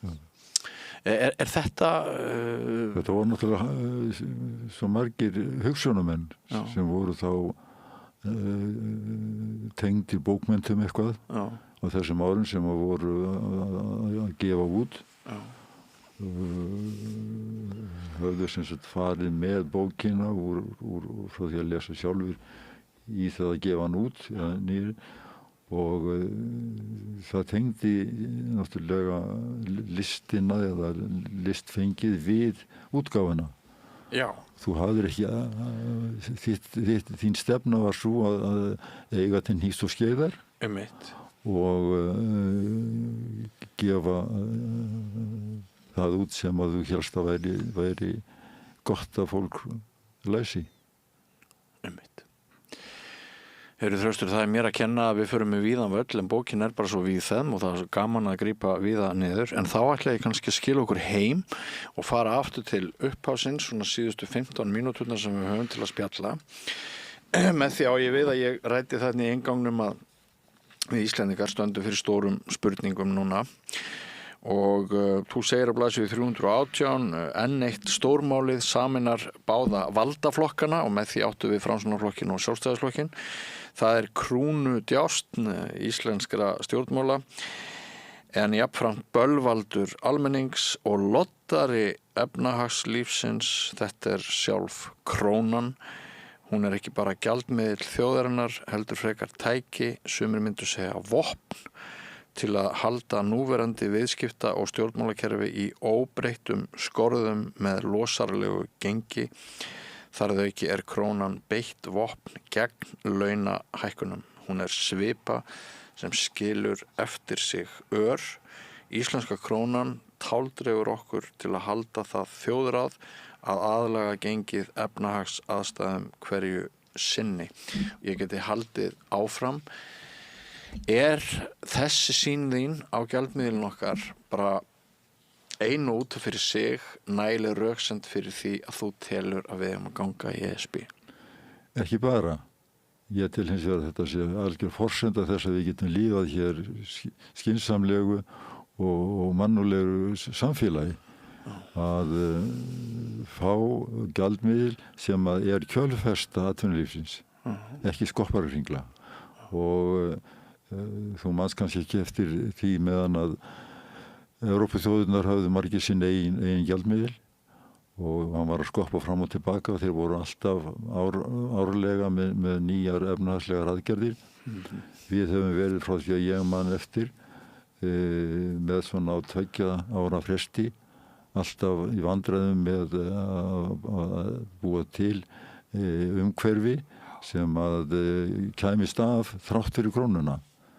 Við erum ennþá á eitt núna og það eru 4 ár síðan við fengum það síðasta og alltaf þessar ráðstafanir sem dugur kannski 2-3 ár. Vegna þess að atvinnulífið hefur enga kjölfestu. Það hefur gjaldmiðil sem það getur ekki notað neins staðar en það vantar þessa kjölfestu og hann þess vegna hægt að nota hana til þess að gera það sem valdhafarnir vilja gera hverju sinni. Þegar þú fellir krónuna þá ertu að taka peninga frá mér og þér og fleirum. Þú ert ekkert að breyta neinu þeim glundróða sem að krónan hvílir á. Þannig að hið innmúraða atvinnulíf Íslendinga mun alltaf berjast gegn breytingum því að þetta hentar þeim ágætlega. Já, þetta hentar þeim ágætlega. Já. Og þeir hafa sem sagt tekjur, þessi útflutningsatvinnir, þeir hafa tekjur í evrum eða dollarum, gjöldin í króninni og þeir ráða við krónuna. Ef þeir væri með fastan gjaldmiðil þá réði þeir ekkert við hann, þá væri hann svo kjöldfesta sem þeir yrðu að snúast í kringum. En núna þetta öfugt. Krónan snýst í kringum þá. Já. Ég hélt þegar þjóðin gaf valdaflokkunum gamlu og miðflokknum svo litið gula spjaldið í fyrra þegar veiðigjöldin voru til umræðu. Við sáum það á skoðanakönnunum að Íslandingum líkaði ekki þæfingurinn í tengslum við það að veiðigjöldum væri aðeins breytt sko og hvernig var reynt að stöðva það mál í þinginu. Ég hélt kannski að við myndum sjá svipaða hluti núna þegar maður skoðar gæði rökstuðnings gömlu valdaflokkana við þessari ESB-pælingu en síðasta könnun hún benti til þess að bilið væri að aukast og þetta færi ekkert í gegn. Þú náttúrulega hefur tekið eftir í hvernig þeir hafa misnotað þessa skoðanamyndun sem á sér staði núna. Það er að segja vegna þess að þeir tala ekki eins og atkvæðagreiðslan á að vera heimild til samnings. Þeir tala alltaf samningin. Já. Þeir eru búin að breyta þessari atkvæðagreiðslu yfir í afstöðuna til Evrópusambandsins. Og þar keyrt mikið á tilfinningum. Já. Meðan að það var ekki gert þegar við vorum með veiðileyfagjaldið. Það var það meiri skynsemi. Já. En núna keyrt eingöngu á tilfinningum. Auka ótta við þessu sambandi sem kallar fram allt öðruvísi afstöðu heldur en eða skírskotið til skynseminnar. Þeir segja aldrei hvað við fáum og hvað það sé gott og hvað það sé nauðsynlegt fyrir okkur núna á þessum tímum að vera í þessu varnarbandalagi vestræns lýðræðis. Því ég óttast mjög að ef það kemur nei út úr þessari skoðanakönnun síðsumars þá séum við búin að loka okkur inn í skáp. Já. Og þá eiga þessi mikli auður sem hefur komið af fiskveiðiauðlindinni og stjórnmálin mjög djúpt samstarf. Já. Og það verður ekki til hagsbóta fyrir íslenskan almenning. Þannig að þú lítur á þetta sem ögurstund. Já. Ég hef stundur sagt að það væri maður að fara með heimild til þjóðaratkvæðagreiðslu mjög varlega. Því hún getur bundið menn til svo margs tíma. Þú ferð ekki að gegn þjóðaratkvæðagreiðslu fyrir en löngu seinna. Og þá maður kannski orðinn og seinna. Og það er eins og marga skorti ímyndunarafla af því að við komumst einhvern veginn í gegnum þetta frá mótun til kvölds oft með tvöfaldri vinnu og oft með því að borga húsnæðið okkar 3 eða 4 sinnum. Af því að við getum það þá því að breyta. Og unga fólk getur verið 30 ára, 40 ára að koma sér upp húsnæði. Já. Það er allt í lagi.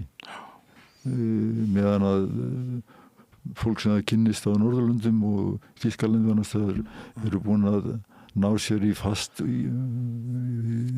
íbúð, ekkert endilega eigana, en fastan íbúð rétt á kannski 5 árum.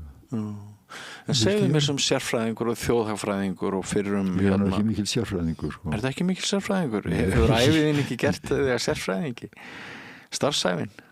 Hefur ekki starfsæfin gert þig að sérfræðingi? Nei, hún er ekki gert það. Hún er gert með einhvern sem reynir að líta á samhengi hlutana. Ok, en sem maður sem hefur reynt að líta á samhengi hlutana, seldu hlustendum og áhorfendum og mér í nokkrum orðum af hverju ESB er til bóta?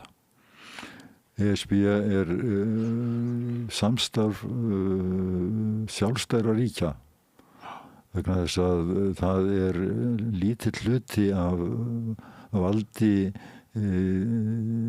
ríkisstjórnar eða þjóðríkisins sem er fært yfir til Brussel. Það er tengslum við gjaldmiðilinn, litlu leyti við markaðinn, en það sem að núna hefur verið að gerast er það að við eins og allar aðra þjóður þurfum skjól. Og þurfum ekki að skammast okkur fyrir það, við erum lítil og það er mikið af stórum þjóðum allt í kringum okkur og við þurfum í viðskiptum okkur meiri vernd aldrei við höfum núna. Við þykistum geta gert fílheiðarsamling við hvað sem er Kína eða Rússland eða Bandaríkina og við veitum alltaf að þeir stinga okkur í vassan viðsvæðlega í kjörum. Það kom mjög skýrt fram í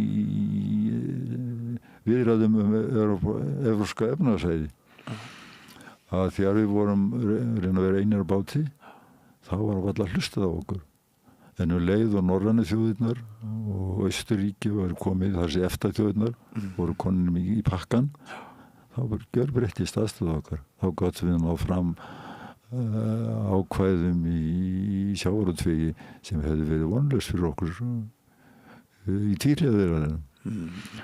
Nú þessi gildi sem að Evrópusambandið verst fyrir þessi svona frjálslindu gildi í Vesturlanda það er að koma í ljós núna í sambandi við Ungverjaland hvað fólk hefur saknað þess mikið að vera raunverulega skorin frá þessu Evrópusamstarfi og hún var að fagna frelsi þegar þau voru að frelsi til þess að vera við viljum vera Evrópubúar, við viljum frelsi og þetta samband er stórmerkilegt hvað það varðar að það er svona vörður lýðræðisins og ef að þjóðir eru að fara yfir og langt til hægri eða vinstri sem það hefur nú ekki gert þá koma varnarveggir opnast þeir eru líka á varðbergi með samkeppni þeir eru með sitt eigi samkeppnis við höfum verið að draga úr þeim möguleika og núna þegar að stór hluti verslunarinnar og útgerðin eru komin á sömu hendur þá er engin samkeppni eftir í samfélaginu. Nei. Þetta held ég að sé betur komið fyrir öll þess að reyna komið vekk fyrir pólitísk sambland þessar að tvekja pólitíkurinnar og auðsins að þá þurfum við þessa varnarveggi sem að ESB hefur byggt upp. Þetta er umverulega til þess að bjarga lýðræðinu okkar. Og sérðu þá fyrir þér að tvennt gæti gerst með aðild að bæði kæmi ný samkeppni menn hafa oft sagt í mín eyru, nei, það verður aldrei þannig að komin einn evrópsk fyrirtæki, alþjóðleg fyrirtæki, íslenski markaðurinn er svo lítill og hann er svo furðulegur og það hefur engin áhuga á okkur. En það er náttúrulega rökvilla vegna þess að það hefur kannski engin áhuga á okkur á meðan við erum í íslensku krónuna. En hins vegar eftir evru, ef það yrði, skiljið þið þá rétt að það sé bæði þannig að það kæmi einhver samkeppni að utan og svo yrði líka regluverkið það yrði yrði neytendum í hag. Við erum þegar að njóta þess það sem að innri markaðurinn segir okkur, neytendavernd, umhverfisvernd og ýmislegt fleira sem að við höfum yfirtekið bara löggjöfina frá Brussel og líkar vel. Við myndum njóta þess að vera hluti af þessari heild sem að með því sem að þeim svona tryggingu og sem það veitir því að þú getur rétt ímyndaðir hvernig Evrópa væri núna útlítandi ef að Evrópusambandið hefði ekki komið. Það er alveg hreint eins og Evrópa er svona á vissan hátt okkar NATO. Það veitir okkur vernd á mjög mörgum öðrum sviðum en hernaðarlega. Þá sé andstæðingarnir, hvað viljið að við förum að senda 18 ára gamla íslenska drengi í stríð? Já, þeir segja það og þá spyr ég af hverju haldið þið það? Hvað, það er engin herskylda í Evrópu, engin, og verður ekki. Vegna þess að þjóðirnar sjálfar vilja ráða því, þeir eru í NATO og þó að þetta NATO muni líða undir lok, sem kann vel að vera, þá munu þeir byggja upp nýtt NATO. Og sem NATO-miðlið ertu ekkert skyldugur til þess við höfum undanþágu frá því að vera með herskyldu hérna og vera með her og það sé ég ekki fyrir mér að kæmi nokkuð tíman neitt boðorð frá Brussel það að við færum í her sem þeir munu aldrei mynda. Þeir munu alltaf vera og þjóðirnar eru það sterkar sjálfar, þeir munu alltaf mynda sín eigin her, vera kannski bara með sameiginlega herstjórn. En nú erum við reyndar akkurat komin á þann stað sem að mogginn vill að við förum á sem að í stað þess að ræða þjóðaratkvæðisgreiðsluna sem frekar einfalt mál þá förum við strax í einhvern veginn að semja En ertu handviss það að alltaf húsnæðiskostnaður myndi stórlækka og það kæmi hér stöðuleiki sem að Ég er ekki samfærður að þetta myndi allt snúast við alls ekki strax en það myndi ekki vera verið en það er. Nei.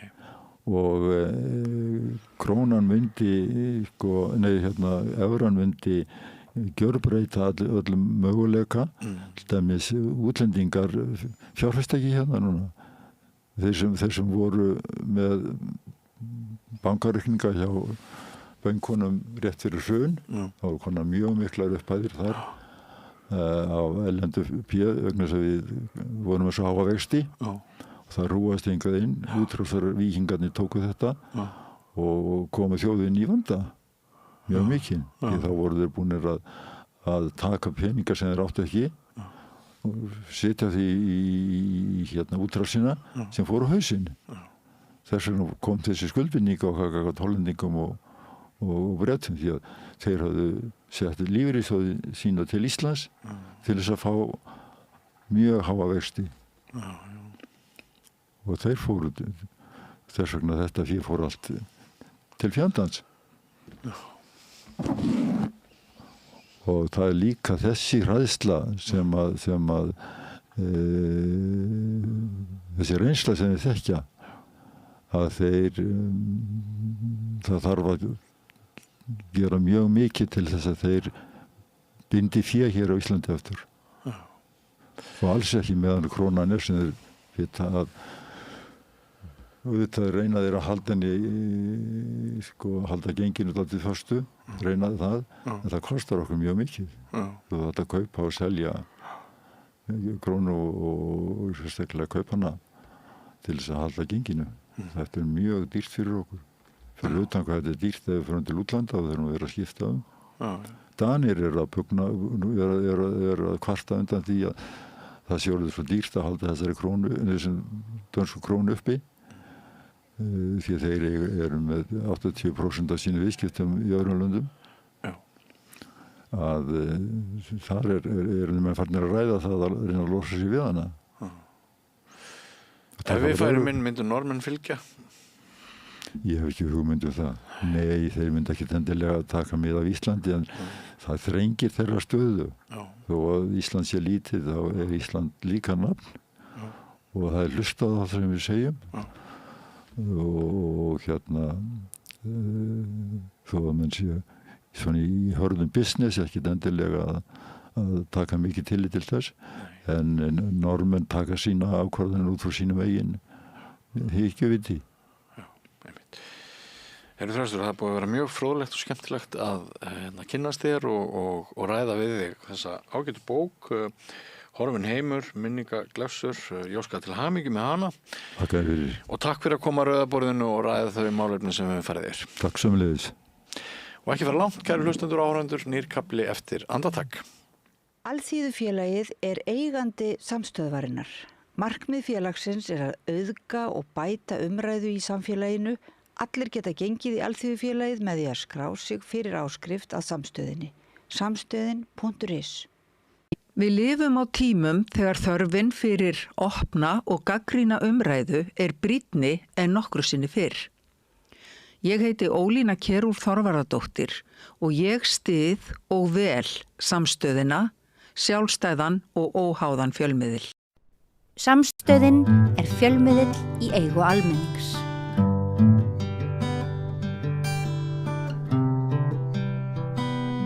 Ég kom í sæl aftur og velkomin að Rauðaborðinu. Ég heiti María Lilja og hingað er komið góðu gestur, Kjartan Orri Tórsson, miðausturlandafræðingur og sérfræðingur í málefnum Íran, til þess að einmitt að svona ræða við mig stöðu mála á svæðinu.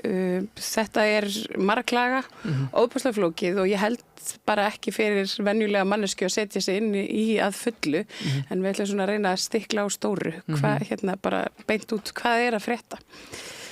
Já, þetta er góð spurning og sem er kannski ekkit beint eitt rétt svar við, sko. Það er alltaf frétta og ekkert að frétta. Ég meina, maður hefur fengið svona tilfinninguna að allt sé pínu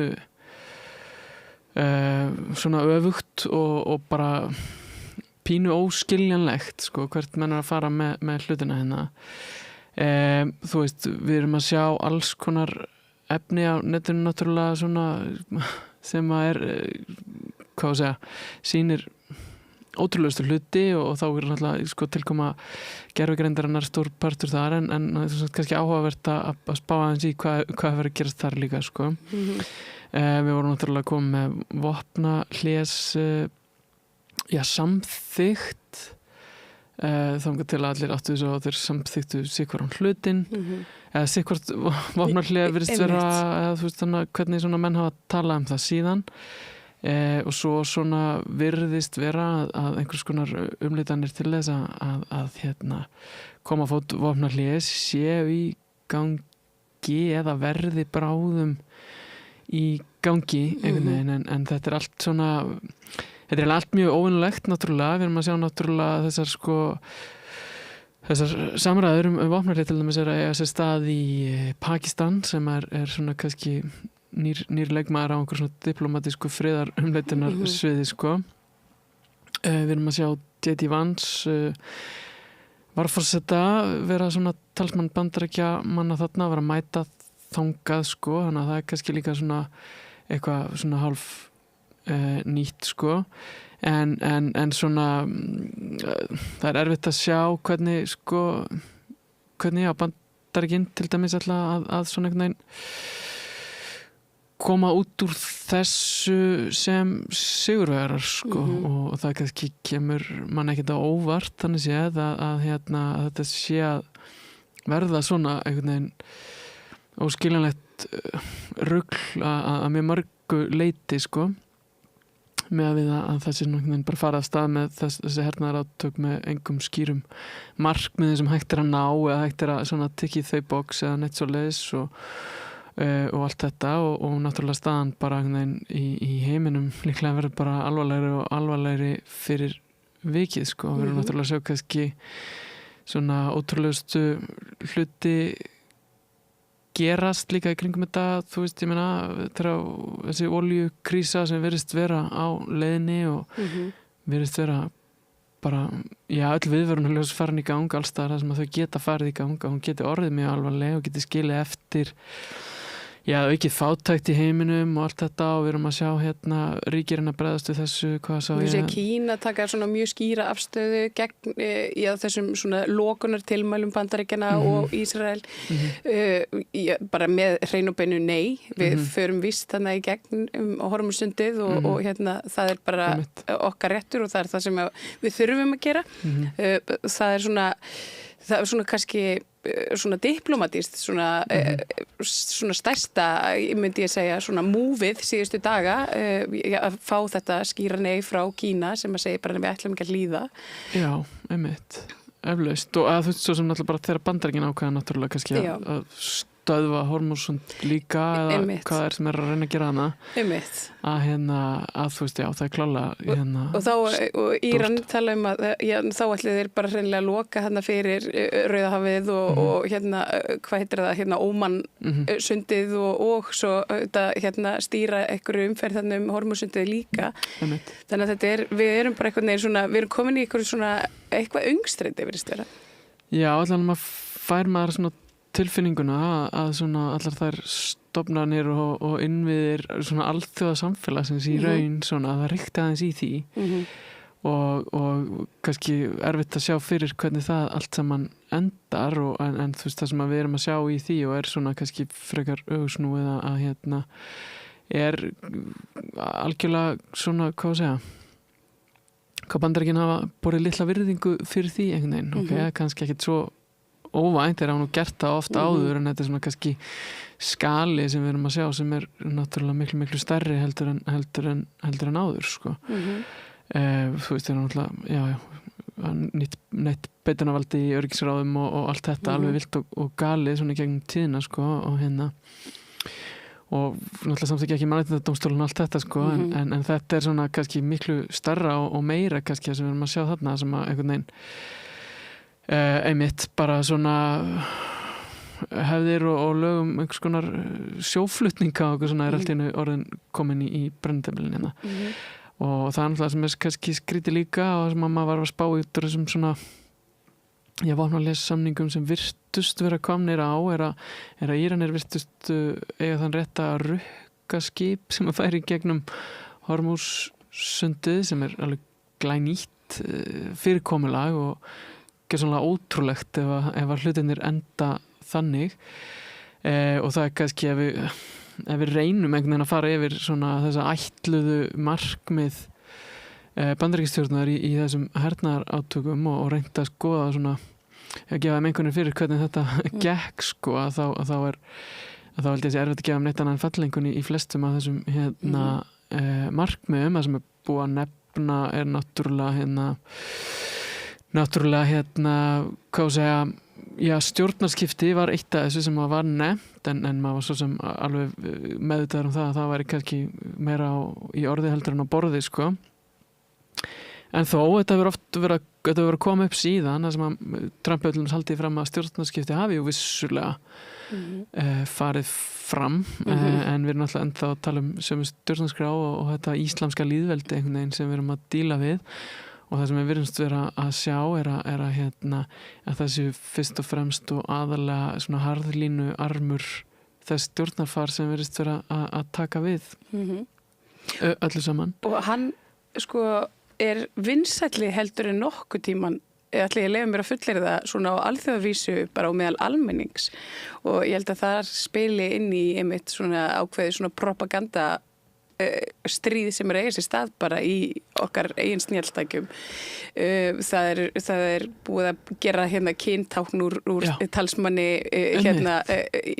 byltingavarðarins og það er hérna sko, ég og miðaldra vinkonur sem eru sveittar við að reynilega fylgjast með mannunum því að hann sé svo gullfallegur og klár. Þetta er svolítið ótrúlegt hvernig þetta snýrist einhvern veginn í höndunum á Bandaríkjunum. Já, þetta er svona eitthvað, ég veit ekki, þú veist, eitthvað svona almanna tengla fiaskó sem að Bandaríkin eru þannig sem búin að koma sér út í, sko. Og Lego-vídeóin náttúrulega. Já, bara þú veist þessi Lego-vídeó sem að dreifist þessu eldrum sinnu, það sem að svona, ég veit ekki, einhvers konar íranskir Lego-kallar draga saman einhvern veginn bandaríska og ísraelska ráðamenn, sundra saman einhverja háði og spotti, sko. Og bara sko, einmitt þetta, eins og maður sér bara á samfélagsmiðlum að umræðan svona íranska embættismenn sé sko, eða þú veist, fyrst og fremst að þeir séu hot, sko. Já. Sem að þú veist, sem þeir voru örugglega alltaf en þú veist, þetta er bara, fókusin hefur aldrei verið þarna, sko. Já, þú veist, og við erum að tala sko, þú veist, í janúar vorum við að tala hvað þessi stjórnvöld voru að brjóta mikið af mannréttindum, hvað voru margir sem voru að mótmæla því og hvað þeir voru að drepa marga einhvern veginn. En svo einhvern veginn allavega minn algoritmi farin að sína mér svona komment, sko, hérna. Já, þetta er það sama og ég fæ einmitt í stóri stíl. Og þetta fær mann svona svolítið til þess að klóra sér í haustum yfir því, sko, voru þeir þá allan tíman svona slæmir, var það eitthvað annað propaganda, eða eru þeir raunverulega svona slæmir og þeir hefur einhvern veginn tekist að snúa þessu sér í hag, bara með algoritmanum einmitt, og þá er líka bara hvers vegna og hvernig. Og það er kannski einfallega vegna þess að Bandaríkin eru bara ofbúrslega óvinsæl. Já, eða þú veist, manni finnst svona einhvern veginn, ok, ég meina Íranir hafa og bara, þú veist, frá því að ég fór að spá í Íran einhvern veginn að þá hefur maður upplifað það sem svona land sem að verður oft fyrir ósanngjörnum fordómum einhvern veginn, svona bara í popkultúr og svona almennt. Það sem að sko almennt, þú veist, þetta er 90 miljón manna land og það er ógeðslega stórt og það er alls konar hluti sem eru gangi hérna, alls konar fólk sem kemur þarna frá en það verður oft verið svona, hvað að segja, bara klassíst eitthvað svona einfalda niður í hérna vonda íslamska lýðveldið einhvern veginn sem að hefur vissulega framið mörg mannréttindabrot og staðið, já, bara verta gagnrýna einhvern veginn en Íran hefur oft kannski verið smættað niður í þetta, sko, þannig að þú veist, mann hefur liðið eins og þú veist, þetta sé, sko, og kannski Bandaríkjamenn hafa viljað halda í þannig inn tíðina, þetta er svona auðveldur óvinnur að hafa, sko, kannski svipað eins og Norður-Kórea er oft svona land líka sem er svona Rússar. Já, já, þú veist, kannski Rússar aftur núna, já, eitthvað svona, þetta er bara eitthvað svona grín í einhverju bíómynd, einhvern veginn, hérna Rússin sem er svo vondur eða Íraninn sem er svo vondur og allt þetta og svona, þú veist, ástæða til að hérna vinna ykkur Óskarsverðlaun, hvað heitir eftir hann Argo-myndin sem að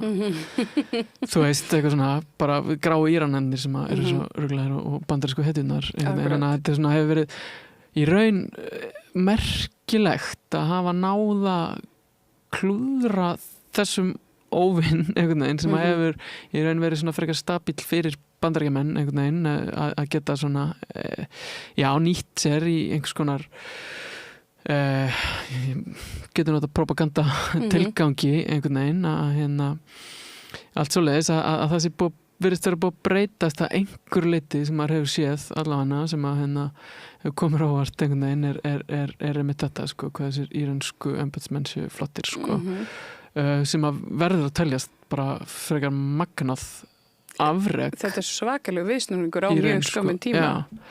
Og alveg bara svona eitthvað sem er kannski líka ennþá í gangi og maður kannski ekkert endilega búin að skilja almennilega hvernig það allt saman spilast út, sko en þú veist, einmitt það kannski sýnir hvað Bandaríkin eru óvinsæl einhvern veginn og hérna að menn séu tilbúin að taka upp þetta dæmi einhvern veginn og bara svona stuttu líka eftir að Íran er búin að vera og Íran stjórnvöld sérstaklega á íslamska lýðveldið svona undir ákveðinni smásjá þar sem að þeir hafa verið að sko sýnt harkalegt framferði gagvart eigin borgurum einhvern veginn. En svona talandi íranska almenna borgara, það mjög erfitt að átta sig á því hvar þeir standa, hvernig þeim líður reynilega í þessu landi sem annars verður með þessu stjórnvöld og svo undir þessu bara sitjandi ógn, ég meina það bara rúm vika síðan að Trump talaði hann ætlaði að gera þeim. Ertu með einhver tengsl bara við Írani í heimalandinu sem eru ég bara geta sagt þér reynilega bara hver stemningin bara á götumóti? Búið að vera lokað fyrir interneti núna alveg síðan bara hana í lok febrúar, ef maður rétt, bara alveg lokað.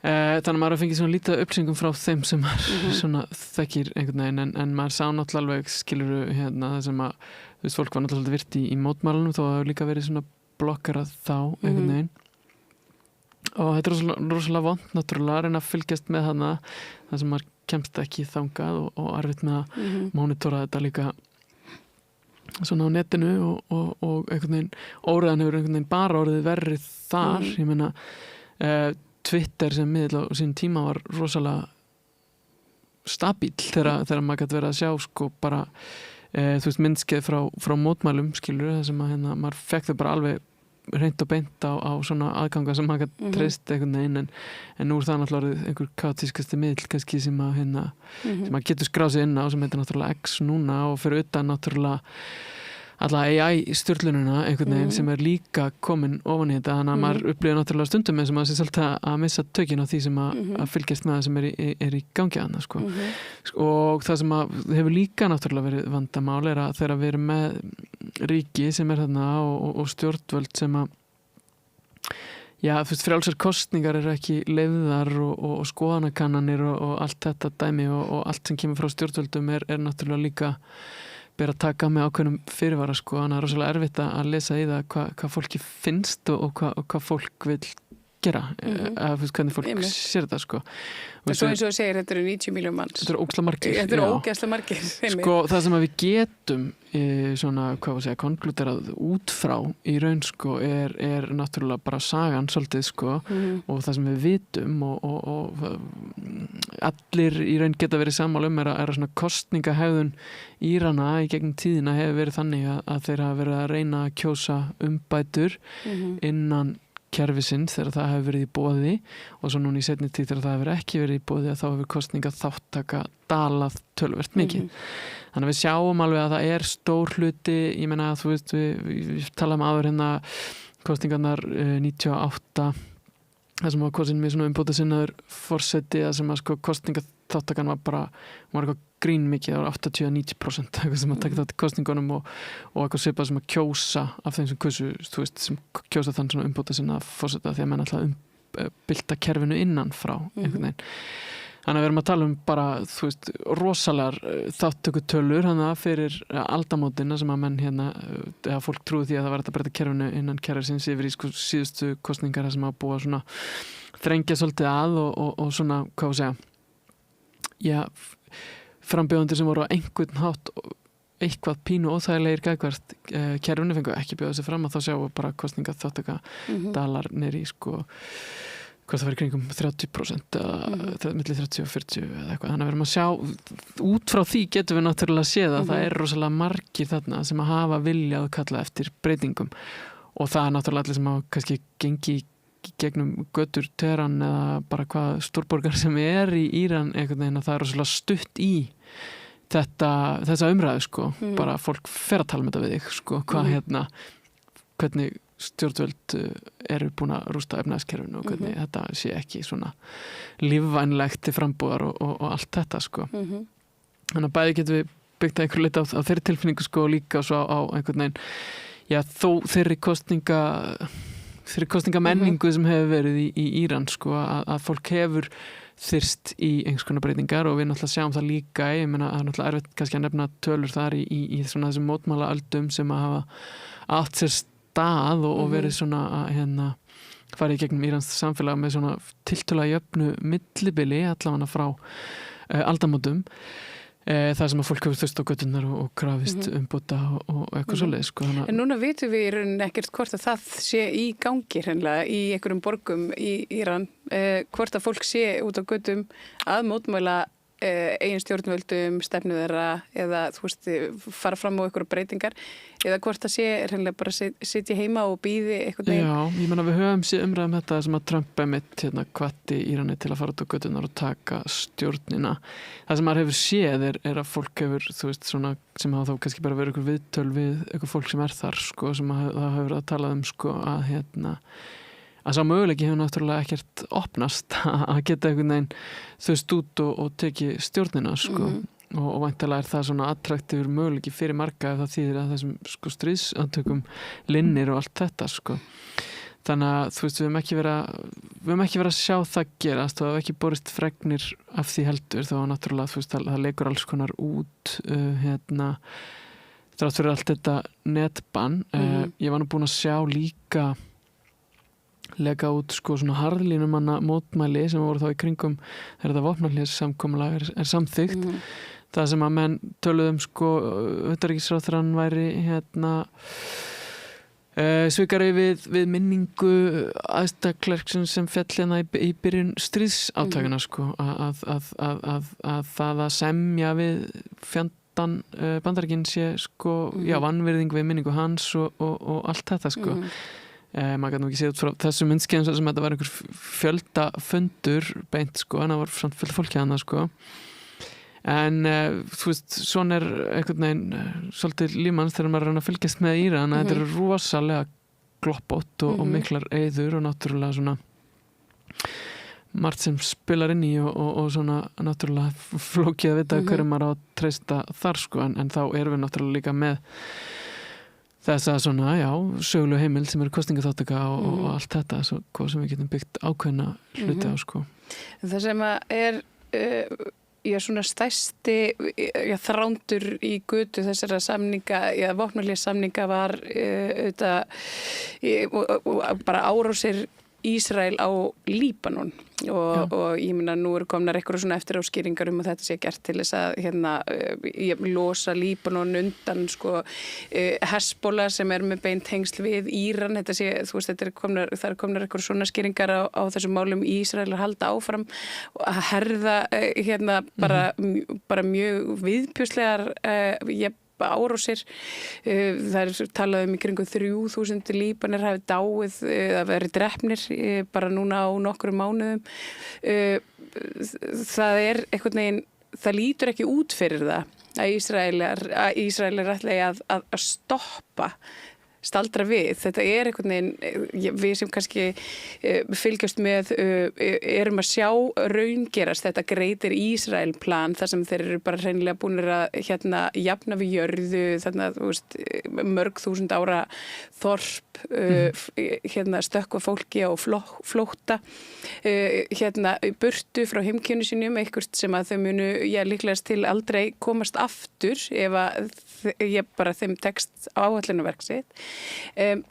Erum við og það er einhvern veginn svona eins og sko hinn vestræni heimur Sameinuðu þjóðirnar fordæmdu aðgerðir Ísraela í Líbanon en samt einhvern veginn það hreyfist það ekki neitt, ekki frekar en í Gaza þar sem að árásirnar eru ennþá að eiga sér stað líka og við erum einhvern veginn svona, sko, erum við ekki bara einhvern veginn að horfa á þetta vitlaust, við erum að horfa á þetta út frá einhverjum svona viðskipta sjónarmiðum eitthvað Hormúsund, þú veist, þegar við erum að sjá bara, þeir eru að gera eitthvað allt annað heldur en við höldum. Fattar hvað ég við?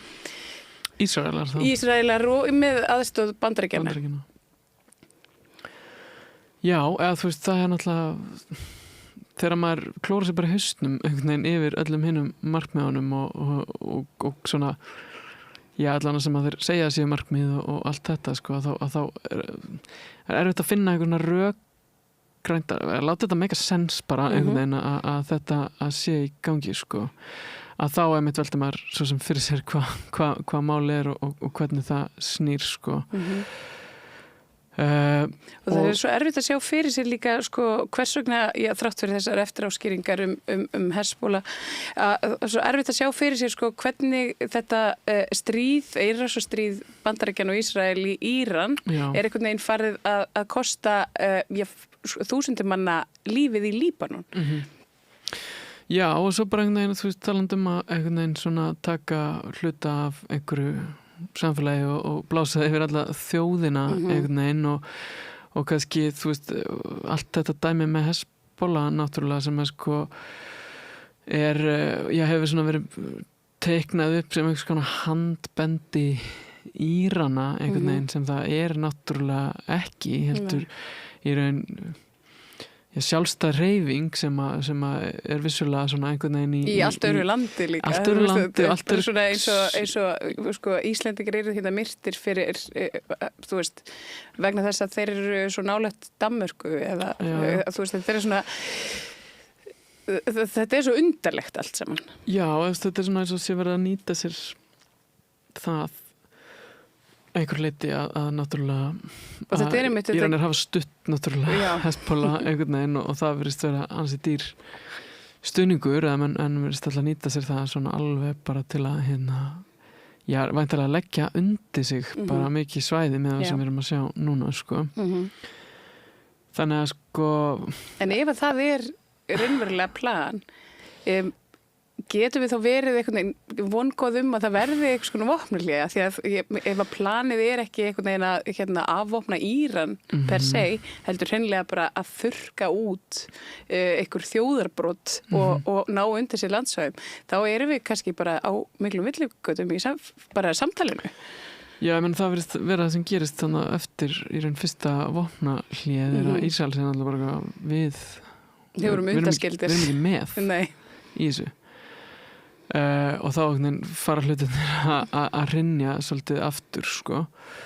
Þú veist, ég meina hvernig ætlar að eiga þetta samtal við Ísrael einhvern veginn, eða þú veist, maður sér ekki að það sé einhvern veginn geti átt sér stað með góðu móti sko.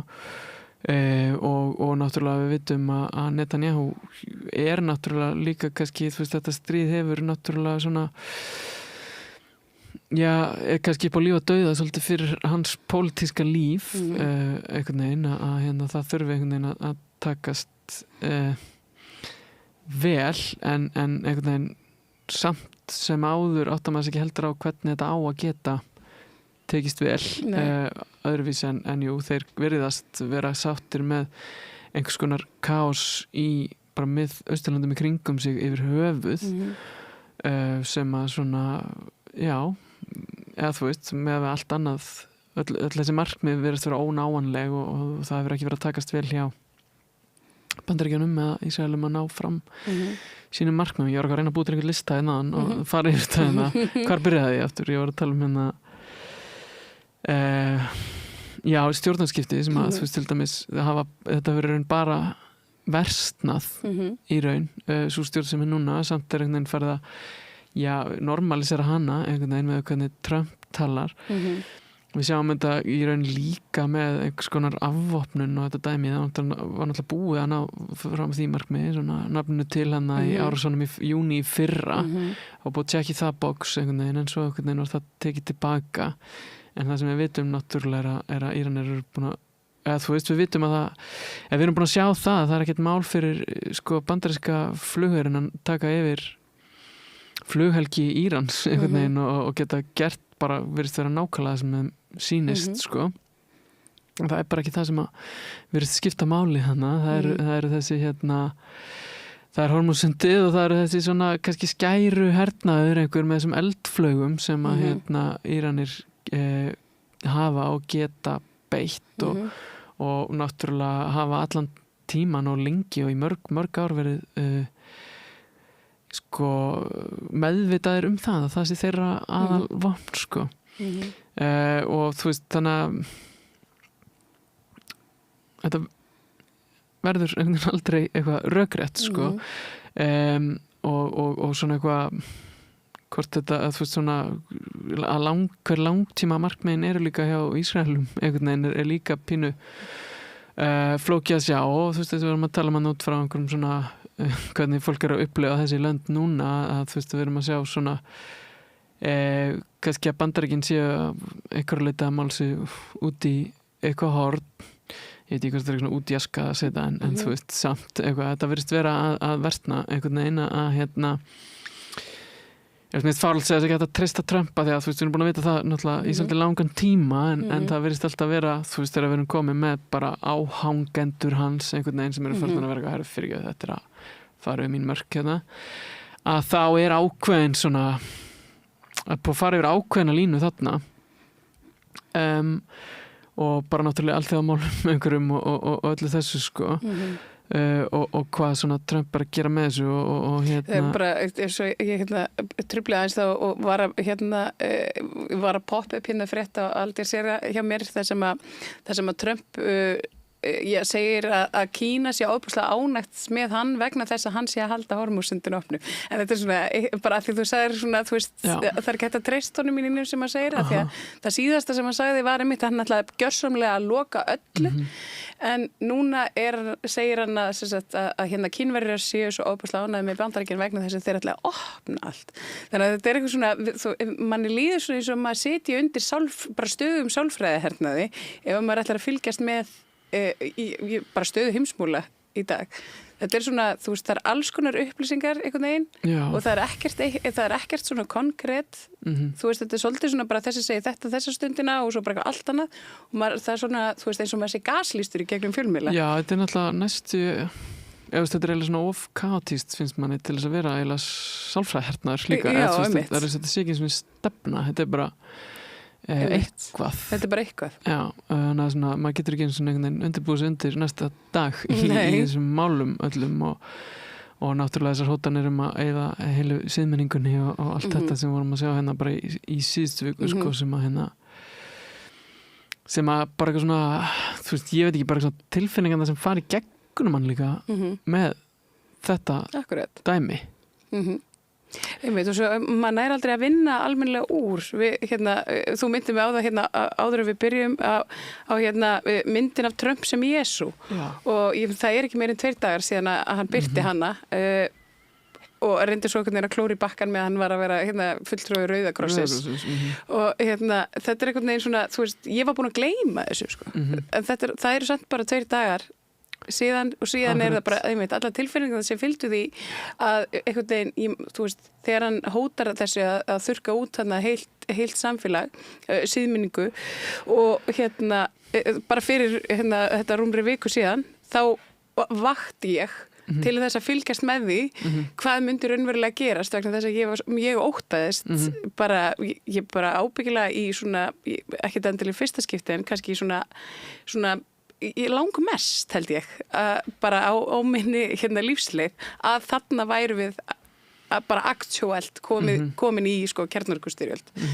og síðan einhvern veginn bara svona, bara move on, það bara svona næsta einhvern veginn strax daginn eftir og maður vinnur ekki úr þessum tilfinningum og þess að ég segi, þú veist, maður er orðin svolítið svona, maður er svolítið tættur á að fylgjast með þessu. Þú lítur að finna mikið fyrir þessu, ég meina þetta þitt, ég meina, þú veist, þitt fag, þín sérfræðiþekking liggur hérna í svona konfliktum og þessu landamærum og þessum löndum en já, þú ert ekki orðin þreyttur. Jó, ég meina, þú veist, og ég meina, náttúrulega bara í grunninn fer maður inn í þetta sem einhver romantíkar sko, bara eitthvað svona að hafa gaman af einhverju sögu og bókmenntum og menningu og einhverju svona dóti sko. Já, þetta er bara eitthvað svona vagga siðmenningar. Já, bara eitthvað svo margt þarna sem er áhugavert að spá í og þetta er bara samfélag sem er einhvern veginn, maður getur bara að tala einhvern veginn endalaust en svo er maður alltaf komin í þetta einmitt að vera reyna finna eitthvað svona rökgræna punkta einhver dót sem er bara eitthvað rugl eða þú veist, sem er bara eitthvað maður að setja bara eitthvað á eitthvað miðl sem hann bjóti sjálfur skilur og svo einmitt ef maður komin í eitthvað svona fær maður þessa tilfinningu bara shit og svo bara daginn eftir bara djúllari heimskur að segja ekki gegnum þetta einmitt, akkurat en þannig að þú veist, þetta er náttúrulega ég veit ekki hvað maður á að segja sko. Þetta er náttúrulega fáránlegt og maður er náttúrulega bara búin að vera, þú veist, einhvern veginn að bíða og vona frá því að ég fór að spáðis allavega að allt þetta fólk sem að býr hana einhvern veginn fái svona lausari taumina eins og þetta verði frjálsara og einhvern veginn svona sanngjarnt samfélag og opnara og allt þetta og laus við þessa náttúrulega agalegu afskipti Vesturlanda sem bara, þú veist, 200 ára saga af einhverju rugli laus við í raun svona ofríki eigin stjórnvalda sko og stundum hefur maður verið bjartsýnn sko í þessu fæi einhvern veginn en núna líður mann ekki vel sko eða þú veist, núna lítur þetta ekki vel út það sem að einhvern veginn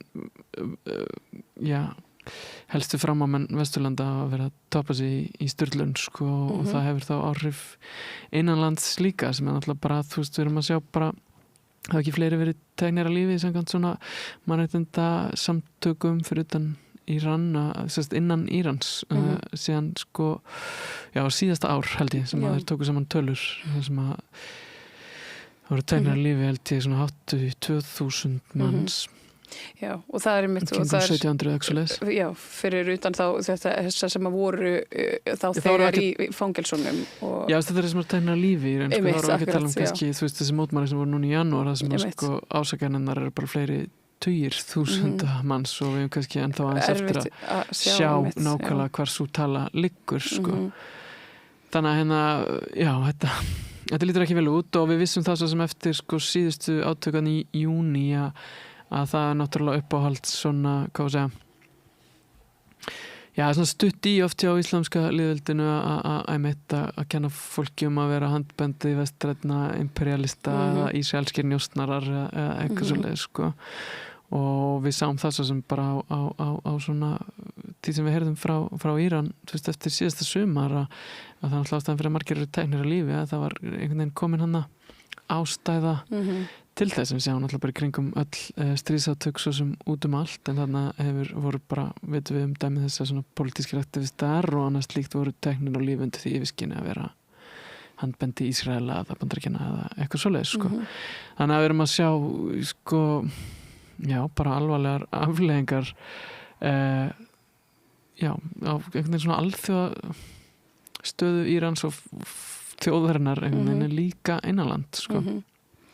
Já, þetta ótrúlega og þetta einhvern veginn endalaust að mjög erfitt að ná utanum mitt ástandið í samtali við kannski finnum svolítið fyrir því hérna við erum svolítið að því að þrátt fyrir að maður reyni að setja sig inn í hlutina og vera upplýstur þá bara mjög erfitt að setja fingur á það hvað nákvæmlega sé í gangi hvernig ég bara reynilega almenningur í Íran hafi það og hvað sé svona næstu skref þessara klerkastjórnvalda og svo Bandaríkjanna og svo þetta eru svo mörg lög af svona hinni ýmsu pólitík. En það náttúrulega svona það sem kannski verðt að velta upp hérna líka sem náttúrulega sko í raun hefur Íran og þetta íslamska lýðveldi og klerkastjórnin hefur verið í raun miklu stabíl í sínum aðgerðum gennum tíðina á alþjóðasviðinu þar að segja.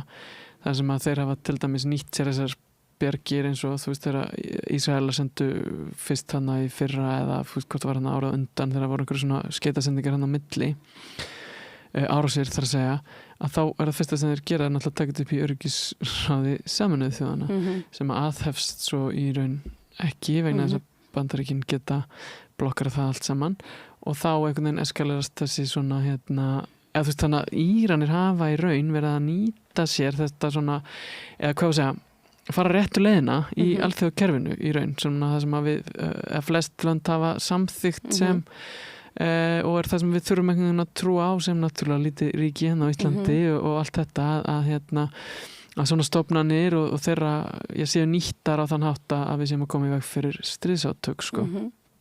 Og svo þessar árásir náttúrulega vera þessi stað af Bandaríkjum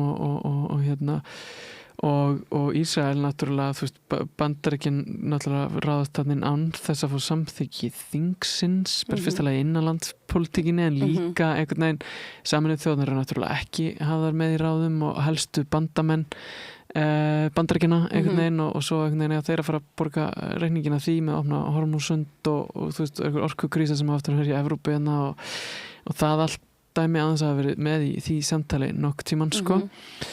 Þú veist, þannig að við sjáum einhvern veginn bara það sem einhver svona koncept sem að er náttúrulega kannski frekar alvarlegt til lengri tíma litið sko.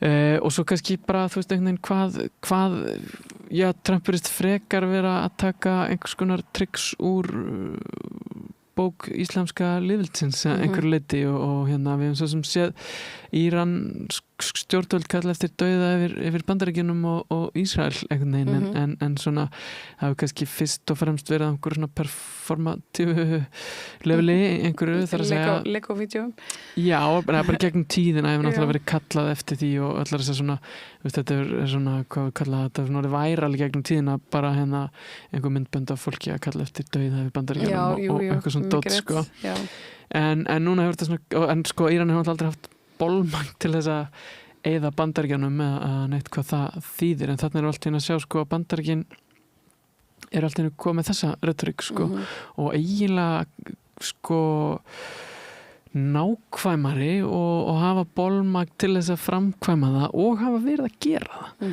það er að vera að tala eyða þessari siðmenningu í raun og það sem við höfum verið að sjá í þessum árásum líka sem hafa beinst gegn menningar svona bara mannvirkjum og öðru slíku bara þú veist ég meina, það var einhver hugmyndum að krónprinsin fyrrverandi kæmi aftur á svona vangjum Bandaríkjanna til þess að taka við einhver svona lýðræðislegu dæmi eftir að núverandi stjórnvöldum var komið frá en Bandaríkjamenn hafa náttúrulega verið að sprengja þessar gömlu hallir sem eru í Íran og íslamska lýðveldið hefur svona vel á minnst haldið vel utanum eða þú veist þetta er allt söfn þú veist allar þessar gömlu hallir og allt þetta dót sem við erum bara búin að sjá sko agalega myndir af þess að búið að sprengja upp þessar hluti við erum líka að fá fréttir af því að háskólar í Íran, í Teheran og þar meðal einn háskóli sem hefur verið svona kannski oft verið tengdur við svona pólitíska óhlýðni og svona aktivismi hafi orðið þar átt sér stað þar það var allan hluta af honum sem voru sprengtir í árásum minnir að vera Ísraela frekar en Bandaríkjamanna og svo sem bara Trump færið þannig bara í orð ég held að hann eitthvað verið á fyrra kjörtíðanbíluna hann var bara búin að finna ég man ekki hvað tölu hann gaf eitthvað 86 staði eða eitthvað álíka sem að menningarlega mikilvæga staði sem hann myndi sprengja upp bara fyrsta sem hann myndi gera ef hann færi í þetta þessa innrás sko hann hefur svona staðið við það einhverju leyti og svo náttúrulega þú veist synagógan sem að bænahús gyðinga sem að Ísraelar sprengt upp í síðustu viku og það gengist við þetta var þetta náttúrulega óvart og allt þetta sko en en svo flugurna 2 og stúlnaskólin fyrir auðvitað stúlnaskólan þú veist og það allt dæmið skilur sem er bara eitthvað það er bara verið að eyða ákveðinni siðmenningu, það er ekki verið að gera það með kjarnorku sprengju, það er bara vissulega verið að eyða þessum innviðum og þú veist ég nú ekki búin að þess að brýr og allt þetta dæmi sem átt að fara að sprengja upp sem að svona kannski fólk klórar sér smá í haustnum yfir af hverju nákvæmlega orku innviðir, vass innviðir, allt þetta dót sko sem að bara svona einhvern veginn þú veist, fattar ekki þú veist að vera, þarna eru stórkallilega orð sem að svona Íranir hafa oft látið falla en Íran aldrei látið fylgja kveði og ekki haft neitt bólmagn í það svo sem sko en svona nú er Trump búin að taka þetta upp sko og hefur verið að framfylgja þessu og ég meina við vorum að tala með þess að ég mynd af Jesú Kristi, Trump í líki Jesú Krist ég meina, þú veist, kannski er þetta líka ákveðin hvað segja, tricks úr svona bók íslamska lýðveldisins þar sem að þú veist, það er eitthvað svona trúar element, þú veist, æðsti leiðtoginn dæmi einhvern veginn, þar sem að þú veist hann talaði að Khomeini væri mögulega 12. ímaminn sem að hefði farið í felur og væri komin aftur svona ákveðin svona Jesú Krists ímynd einhvern veginn að ég veit ekki hvort að Trump farin að fylla við þetta líka einhvern veginn. Það margt sem að bendi til þess mitt. Og bara þessar sérimóníur í kringum hann, við sáum mynd hann úr það sem verið að blessa hann þannig í Hvíta húsinu og þetta svona áhugavert mitt að þú segir það að þetta allt sem að þeir áttu að vera að berjast gegn í raun þetta ástæðan fyrir að íslamska liðveldi var svona hræðilegt og sem það náttúrulega að mjög mörgum liti en það verðist bara eiga koma því kannski frá eða bara einhvern veginn verða það eða eitthvað, maður veit ekki alveg hvað dæmið annars þannig en einmitt líka og svo ráðast að bara páfanum og þú veist það er bara alltaf meira og maður næri ekki utanum neitt að þessu en þú veist það er hvort ætlar að vera einmitt svona óbáslega kristinn og sannkristinn og eða hvort ætlar að þú veist eða ætlar að gera óvinn úr páfanum þetta er svona það er alveg ótrúlegt. Þetta vissilega orðið það og svona en ástandi var náttúrulega bara alvarlegra í Íran líka og það er svo sem annað með þessa lokun þessa hormúsund það náttúrulega hefur ekki góð áhrif á íranskan efnahag náttúrulega sem er líka í vandræði með að flytja olíu náttúrulega til Kína til dæmis og allt þetta þannig að þú veist, maður veit ekki hvernig það spilast út úr þessu en eru Bandaríkin eins og svo sem áður hafa verið svona óáreiðanlegi aðilinn í þessum samningaviðræðum í raun og svona þannig að það er spurning hvernig menn alltaf fara bara hvað gerist á morgun þetta er smá það og þú veist og hvað er nákvæmlega að gerast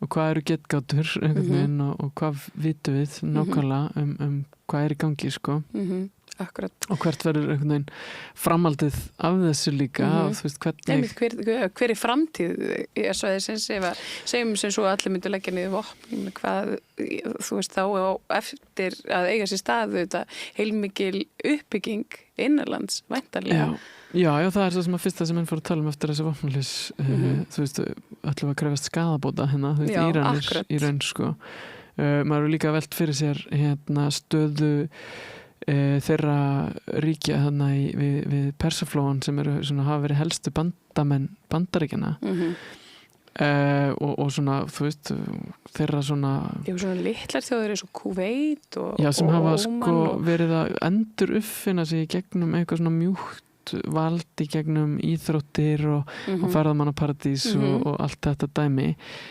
sem að fó náttúrulega talandi þetta almanna tengla dæmi allt og svona hvað fólk er að hugsa þau lönd núna og hvernig þau upplifur þau allt voru þau ekki örugg til dæmis og þú veist allar þessi fótboltamenn sem voru við fengum bara íslenskum fjölmiðlum bara fyrir landsliðsfyrirlegar í fótbolta kvenna og karla sem bara þurfti að yfirgefa Sádi Arabíu bæði held ég og stelpunar í Dubai og allt þetta dæmi skilur sem að bara Dubai sem er bara allar búið að vera einhvern veginn að svona markaðsetja sig sem einhvers konar svona vestarina millaparadís stoppistu líka, ekki bara það fyrir utan það en líka bara stoppistu fyrir hinn almenna borgara sem er að fara til Thailand eða eitthvað að taka þetta stopover í Dubai og tjekka á eðamörkinni þar og eitthvað svona dót og bara þú veist, ég meina menn að vera að leggja opna hana háskóla og alls konar dót og reyna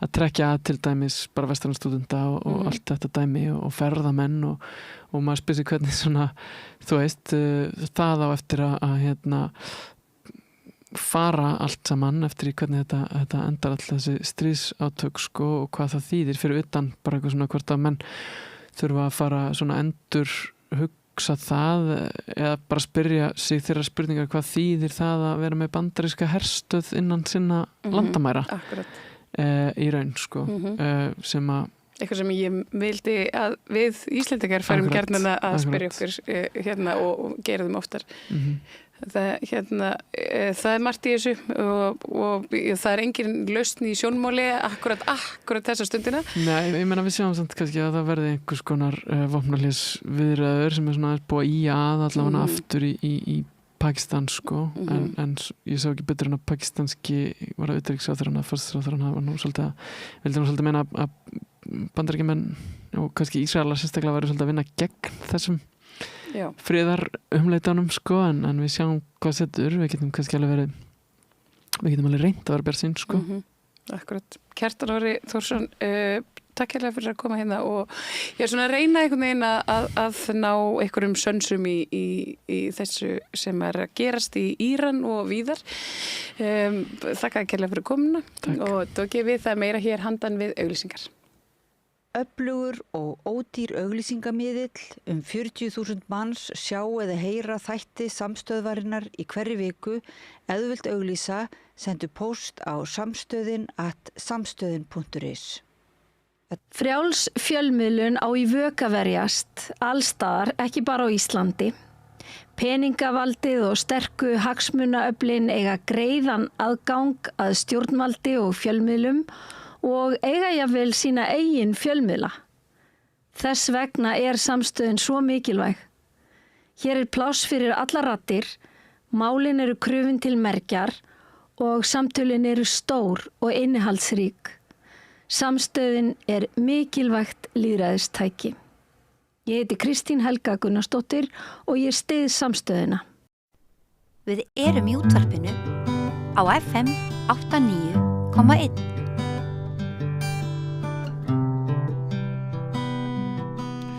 Já, við ætlum að halda áfram umræðu sveitarstjórnarkosningarnar framundan. Það er nú svolítil spenna það hvort vinstrið eða hægrið mun hafa betur í Reykjavík. Við höfum séð fjölmiðlunga þekkta hrósa oddvita sósíalista, ungum oddvita, 25 ára gamalli konu og sumir segja að það sé svolítið stemning á vinstri kantinum en aðrir eru annarar skoðunar. Það eru líka hræringar í heiminum í kringum okkur sem full ástæða til þess að gefa aukinn gaum og svo alltaf einhverja væringar í flokki fólksins og ég veit ekki hvort við komumst yfir öll þessi umræðefni en hann komin hingað hinn geðþekki Ólafur Þ. Harðarson, stjórnmálafræðingur. Vertu velkominn, Ólafur. Ég var að byrja á Orbán aðeins áður við förum hingað heim. Er þetta stórtíðindi að hann sé felldur af stalli? Já, það eru fyrir minn hatt gríðarleg tíðindi. Hann búinn að vera þarna í 16 ár og hann hefur verið að þróa kerfið í Ungverjalandi í átt til einræðis. Mjög ólýðræðislegir stjórnarhættir og þar að ekki hefur hann verið náttúrulega mjög óþægur ljár í þúfu Evrópusambandsins. Nú skíttapar hann.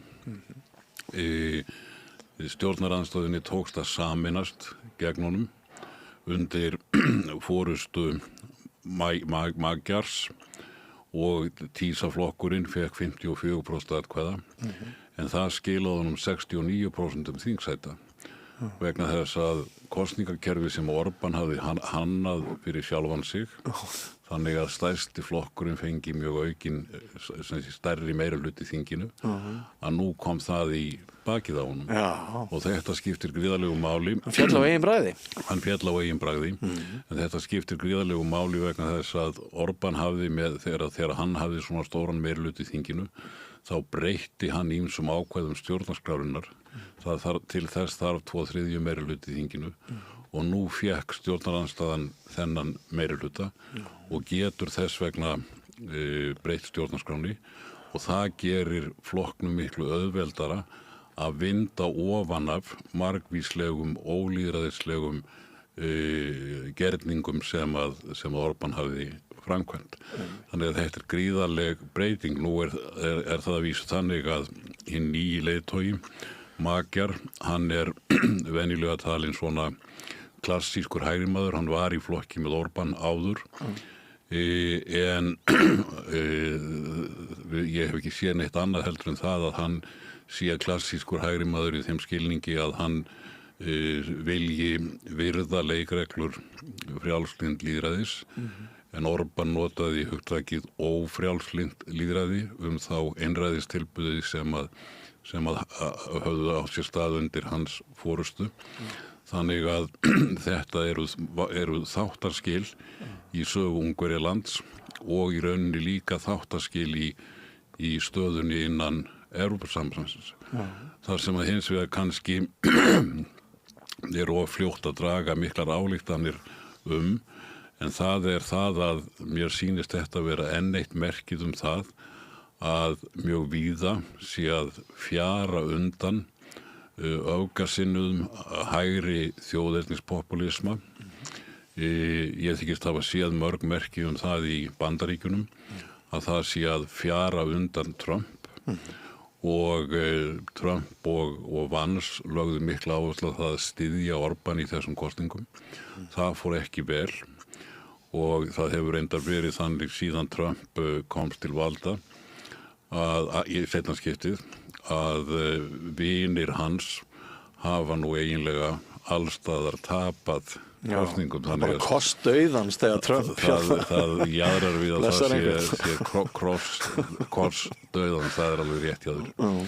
Þannig að það spurningin hvort að þetta sé fyrirbóði þess að hápunkturinn á svona þjóðernispopulisma sé liðinn. Næst verður auðvitað afar fróðlegt að fylgjast með því hvernig kosningarnar á miðju kjörtímabili, þingkosningarnar í Bandaríkjunum í haust, hvernig þær fara. En kennimerki í skoðanakönnunum og ekki síst í alls aukakosningum undanfarið hafi verið demókrötum mjög hagstæðar. Og slagur Trump við páan mun og ekki hjálpa honum á komandi vikum. Ef þú hörnað, það nú stundum sagt að í pólitík sé skynsamlegt að velja sér slagi. Trump hefur ekki verið mjög góður í því undanfarið að velja sér slagi. Nei. Það skilur til dæmis enginn í því hvað fyrir honum vakti með þessari fáránlegu árás á Íran. En einhver myndi nú segja að það væri nú hámark dómgreindarleysisins að velja sér páfan sem óvin.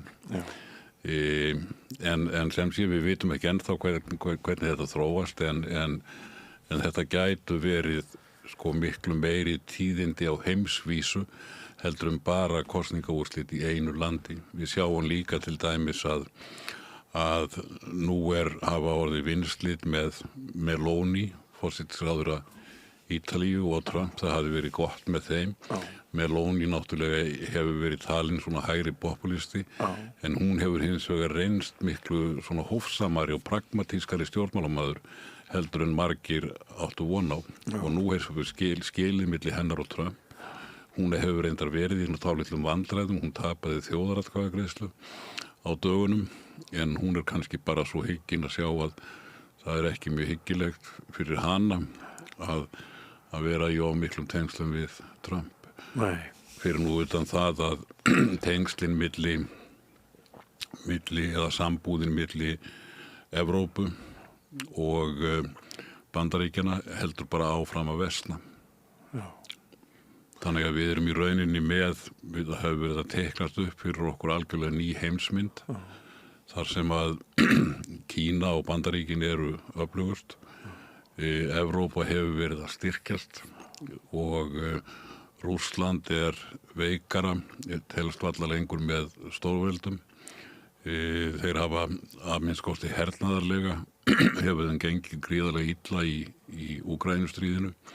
Þó að vísu sé ástæða til að óttast ýmislegt annað sem þeir eru að gera. Varðandi gervigreind, varðandi falsfréttir á miðlum og skemmdarverk og þess háttar.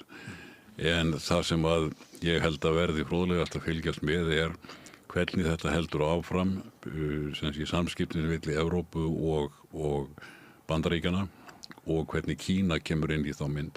Hvort að tengslin milli Evrópu og Kína muni til dæmis verða vinsamlegri ef að tengslin milli Bandaríkjana og Evrópu halda áfram að versna. Já.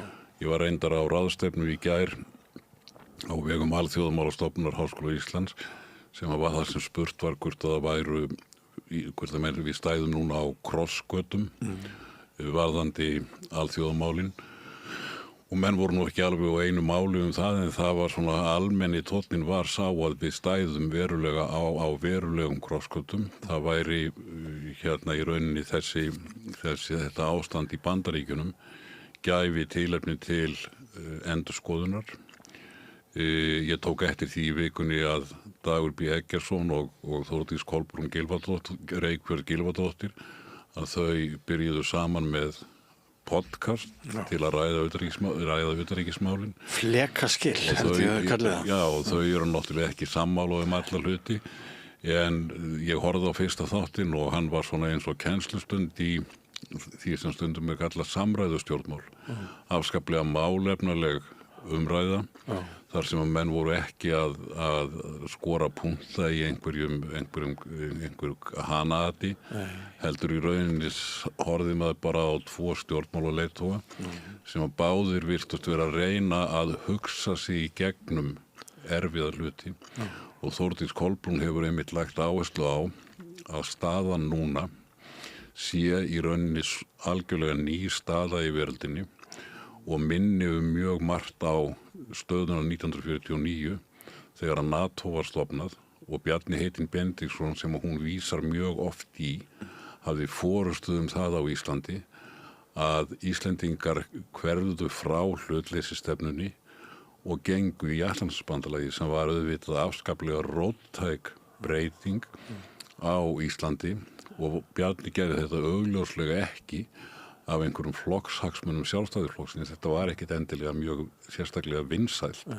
Heldur var þetta greinilega mat á því að í nýrri stöðu yrðu Íslendingar ábyrgir stjórnmálamenn á Íslandi að taka erfið skref til þess að takast á við þennan nýja veruleika og hún hefur að vísu ekkit útskýrt nákvæmlega hvaða skref hún telur rétt að stíga núna í þessum nýja erfiðari og flóknari veruleika en hún að minnstu kosti ólíkt sem sé mjög mörgum öðrum í stjórnarandstöðunni að hún leggur áherslu á að það sé full ástæða til að staldra við og velta málum rækilega fyrir sér frá grunni. Nú þegar að alþjóðakerfið sem að hérna hefur verið ríkjandi í veröldinni og stuðlaði að stöðugleika í gegnum allt kalda stríðið. Svo það væri eitthvað aðeins svona upp og niður, þá var í aðalatriðum stöðugleiki. En nú Trump kominn langliðina með að rústa því kerfi, eða minnstu kosti eru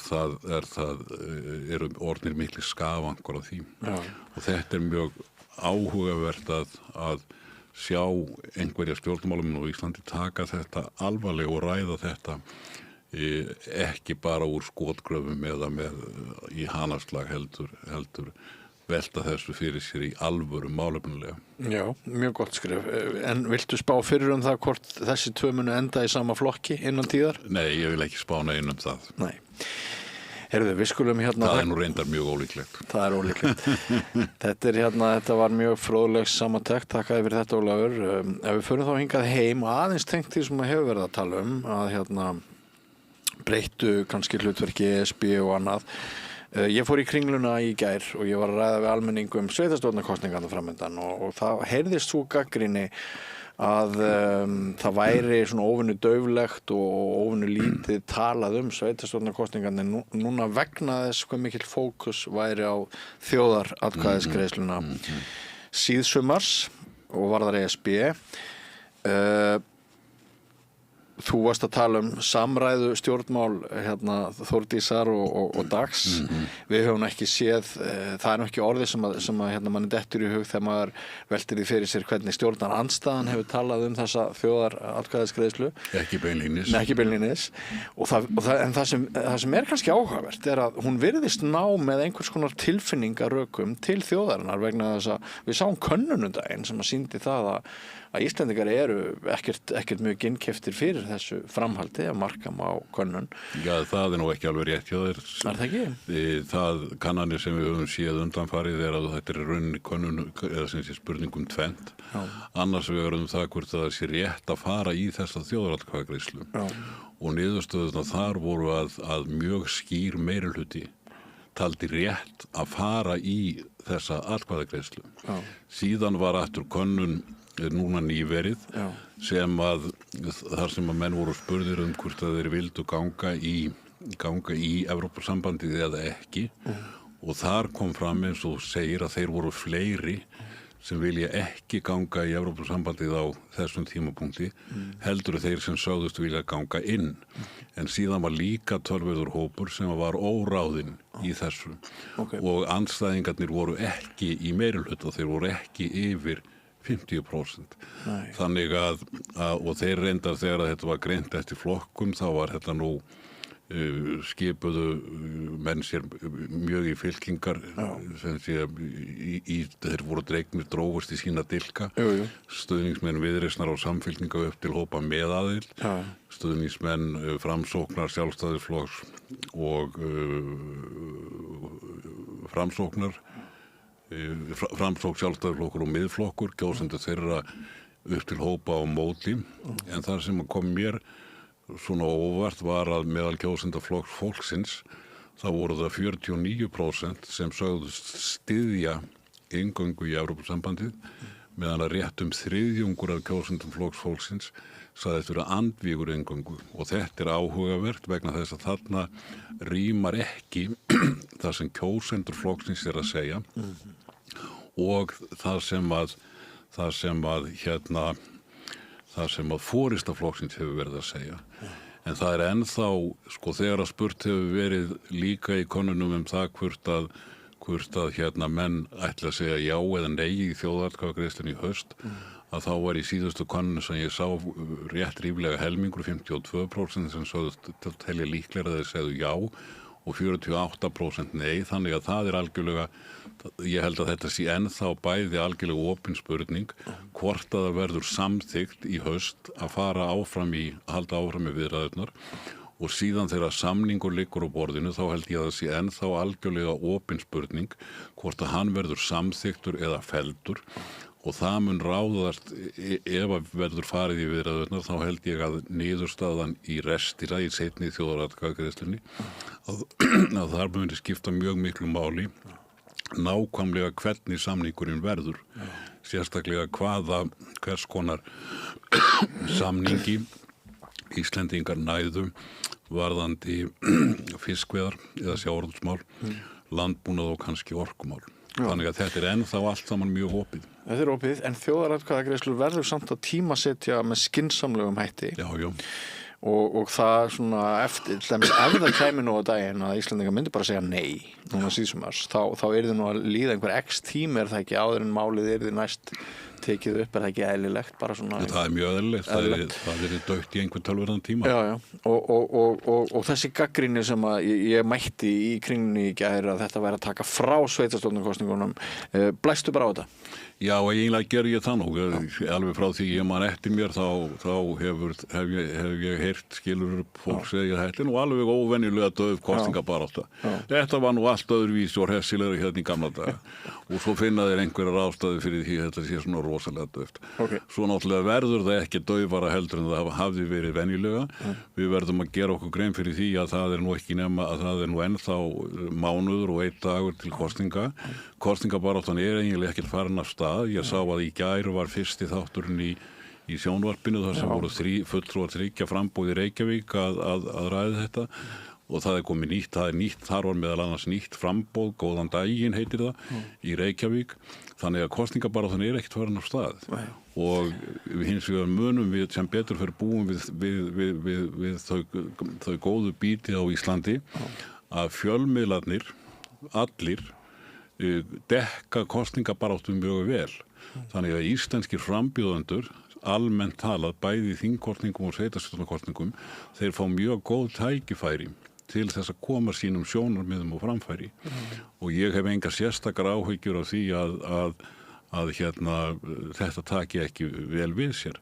Hitt svo annað mál að í undanförnum sveitarstjórnarkosningum þá hefur kjörsókn minnkað verulega Hún hefur alltaf verið minni í sveitarstjórnarkosningum heldur en í þingkosningum, en hún hefur verið farin niður í 60-70% í staðin fyrir að vera í kringum 80% eins og hún var. En eina af ástæðunum fyrir því hins vegar er svo að í sveitarstjórnarkosningum eru það mjög margir útlendingar, erlendir ríkisborgarar sem að hafa kosningarétt, sem að hafa ekki kosningarétt í alþingiskosningum. Og af því að erlendur ríkisborgararnir kjósa í miklu minna mæli heldur en Íslendingarnir, eða sem sé upprunalegu Íslendingar, eða hvað þú vilt kalla það, að þetta er umtalsverð skýring á því af hverju kjörsóknin er minni í sveitarstjórnarkosningum heldur en í þingkosningum. Það er svo önnur spurning af hverju þessi lága kjörsókn þeirra sem eru ekki ríkisborgarar, akkur hún er svona miklu minni, en það er annað vandamálið eða viðfangsefni.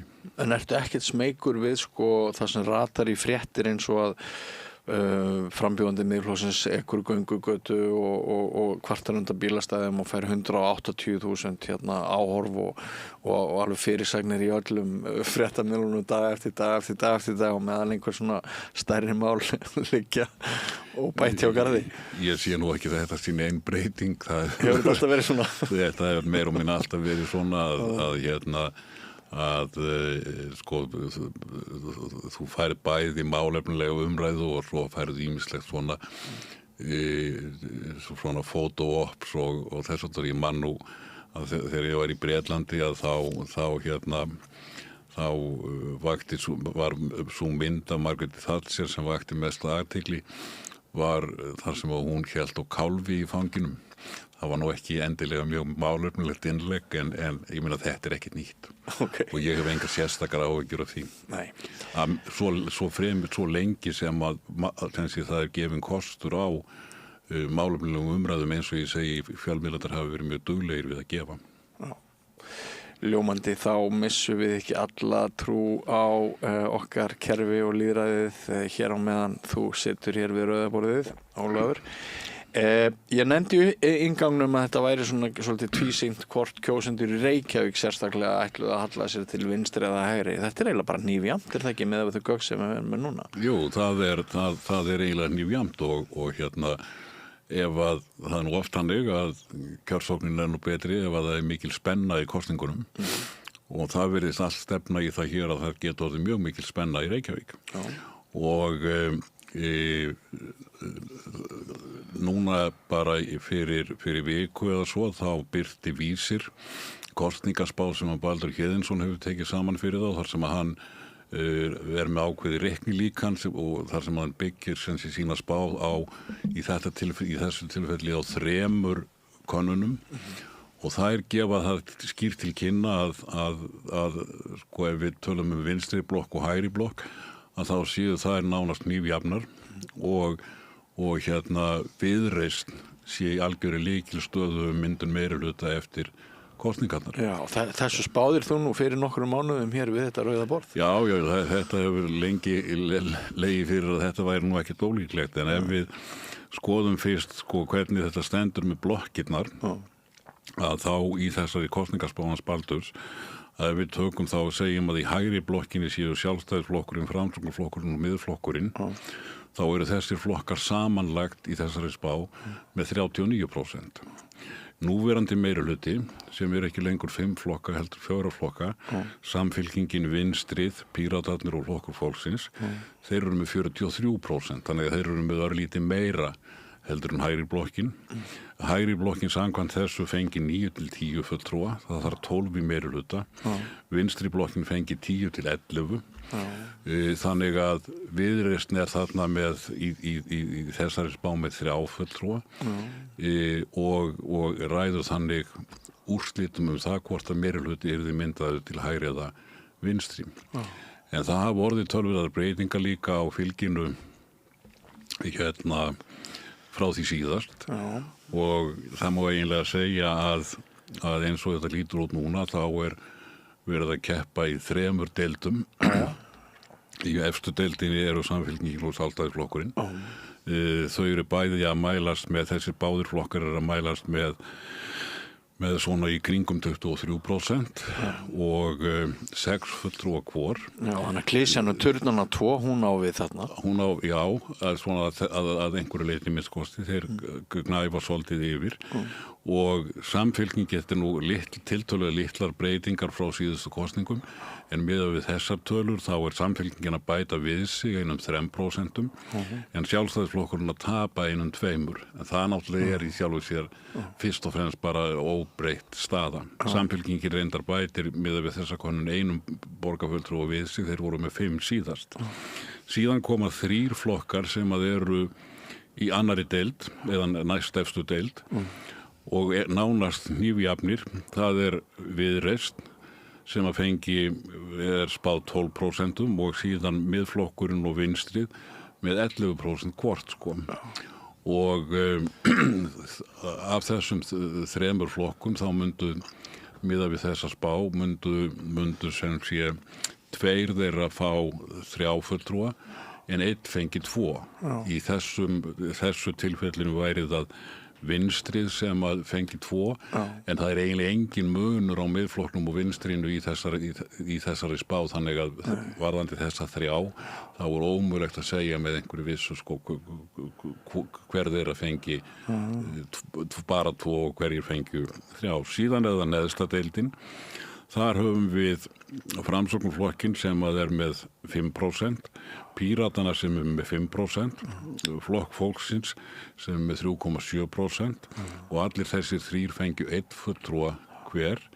Síðan það Sósíalistaflokkurinn sem með 3% þarna og mælist ekki með fulltrúa. Það þarf svona 3-4% til að fá fulltrúa, kannski aðeins nær 4%.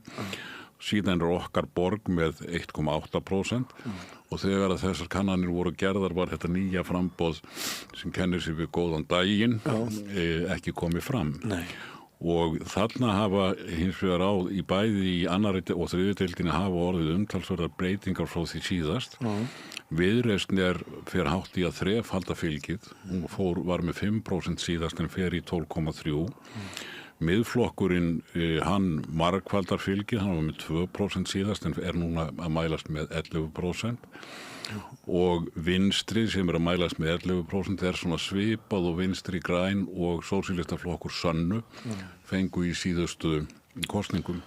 Framsókn hins vegar að hrynja, hún fær 1/4 fylgisins, var með 19% síðast, 5% núna. Píratarnir eru líka að tapa meir en helmingi fylgisins, fara úr 12% í 5%. Frjálslyndir-flokkurinn aðeins lægri núna að mælast heldur en síðast en það bitamunurinn ekki fjár. Þannig að þetta eru stóru línurnar í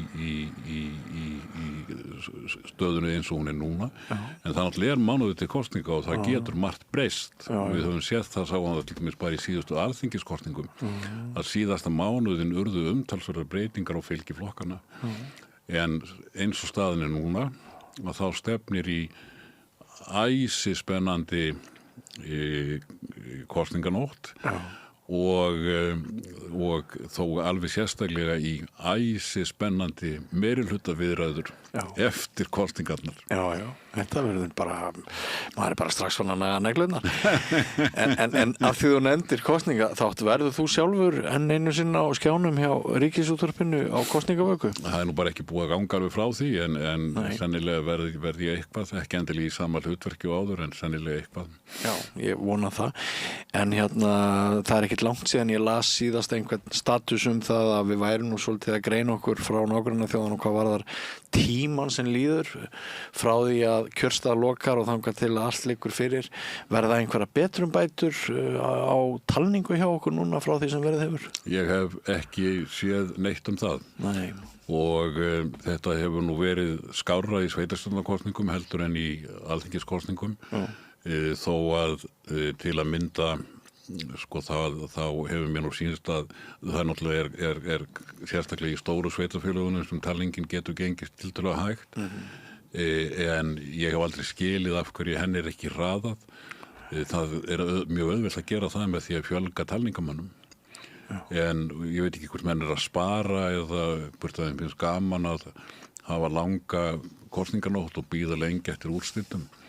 Í þingkostningum hefur þetta hins vegar, hefur biðin verið miklu lengri heldur en í sveitarstjórnarkosningum og það hefur fyrst og fremst stafað af því að í undanfarandi þingkostningum hefur bara verið kosið á verið bara talið á einum staði í hverju kjördæmi. Til dæmis í norðvestur kjördæminni hefur bara verið talið í Borgarnesi. Þannig að það þarf að flytja atkvæðin frá Ísafirði eða að vestan og atkvæðin frá Sauðárkróki í Borgarnes. Já, og nú ekkert alltaf góð reynsla á talningu í Borgarnesi. Nei, reyndar, það svo annað mál. Það getur alltaf gerst að eitthvað klúður verði en menn hafa reyndar verið að reyna að tryggja það með svona betra samræmi og eftirliti og auknu vægi landskjörstjórnar að komi veg fyrir svona klúður eins og gerðist í Borgarnesi en ég hef bara en ég skil ekki af hverju til dæmis í norðvesturkjördæmi það ekki talið á í Borgarnesi, á Ísafirði og Sauðárkróki, það ekkert sem bannar það það hægt að ákveða það þegar að kosningalögin voru gerð þegar þeim var síðast breytt í grundvallaratriðum 2021 þá var það tillaga nefndar sem hafði unnið mjög vandað starf við að undirbúa þær breytingar að þeirra tillaga var svo að í alþingiskosningum yrði talið eftir sveitarfélögum sem væri mjög mikil breyting þó ekki róttækari breyting en svo að þetta sá háttur sem yfirleitt hafður á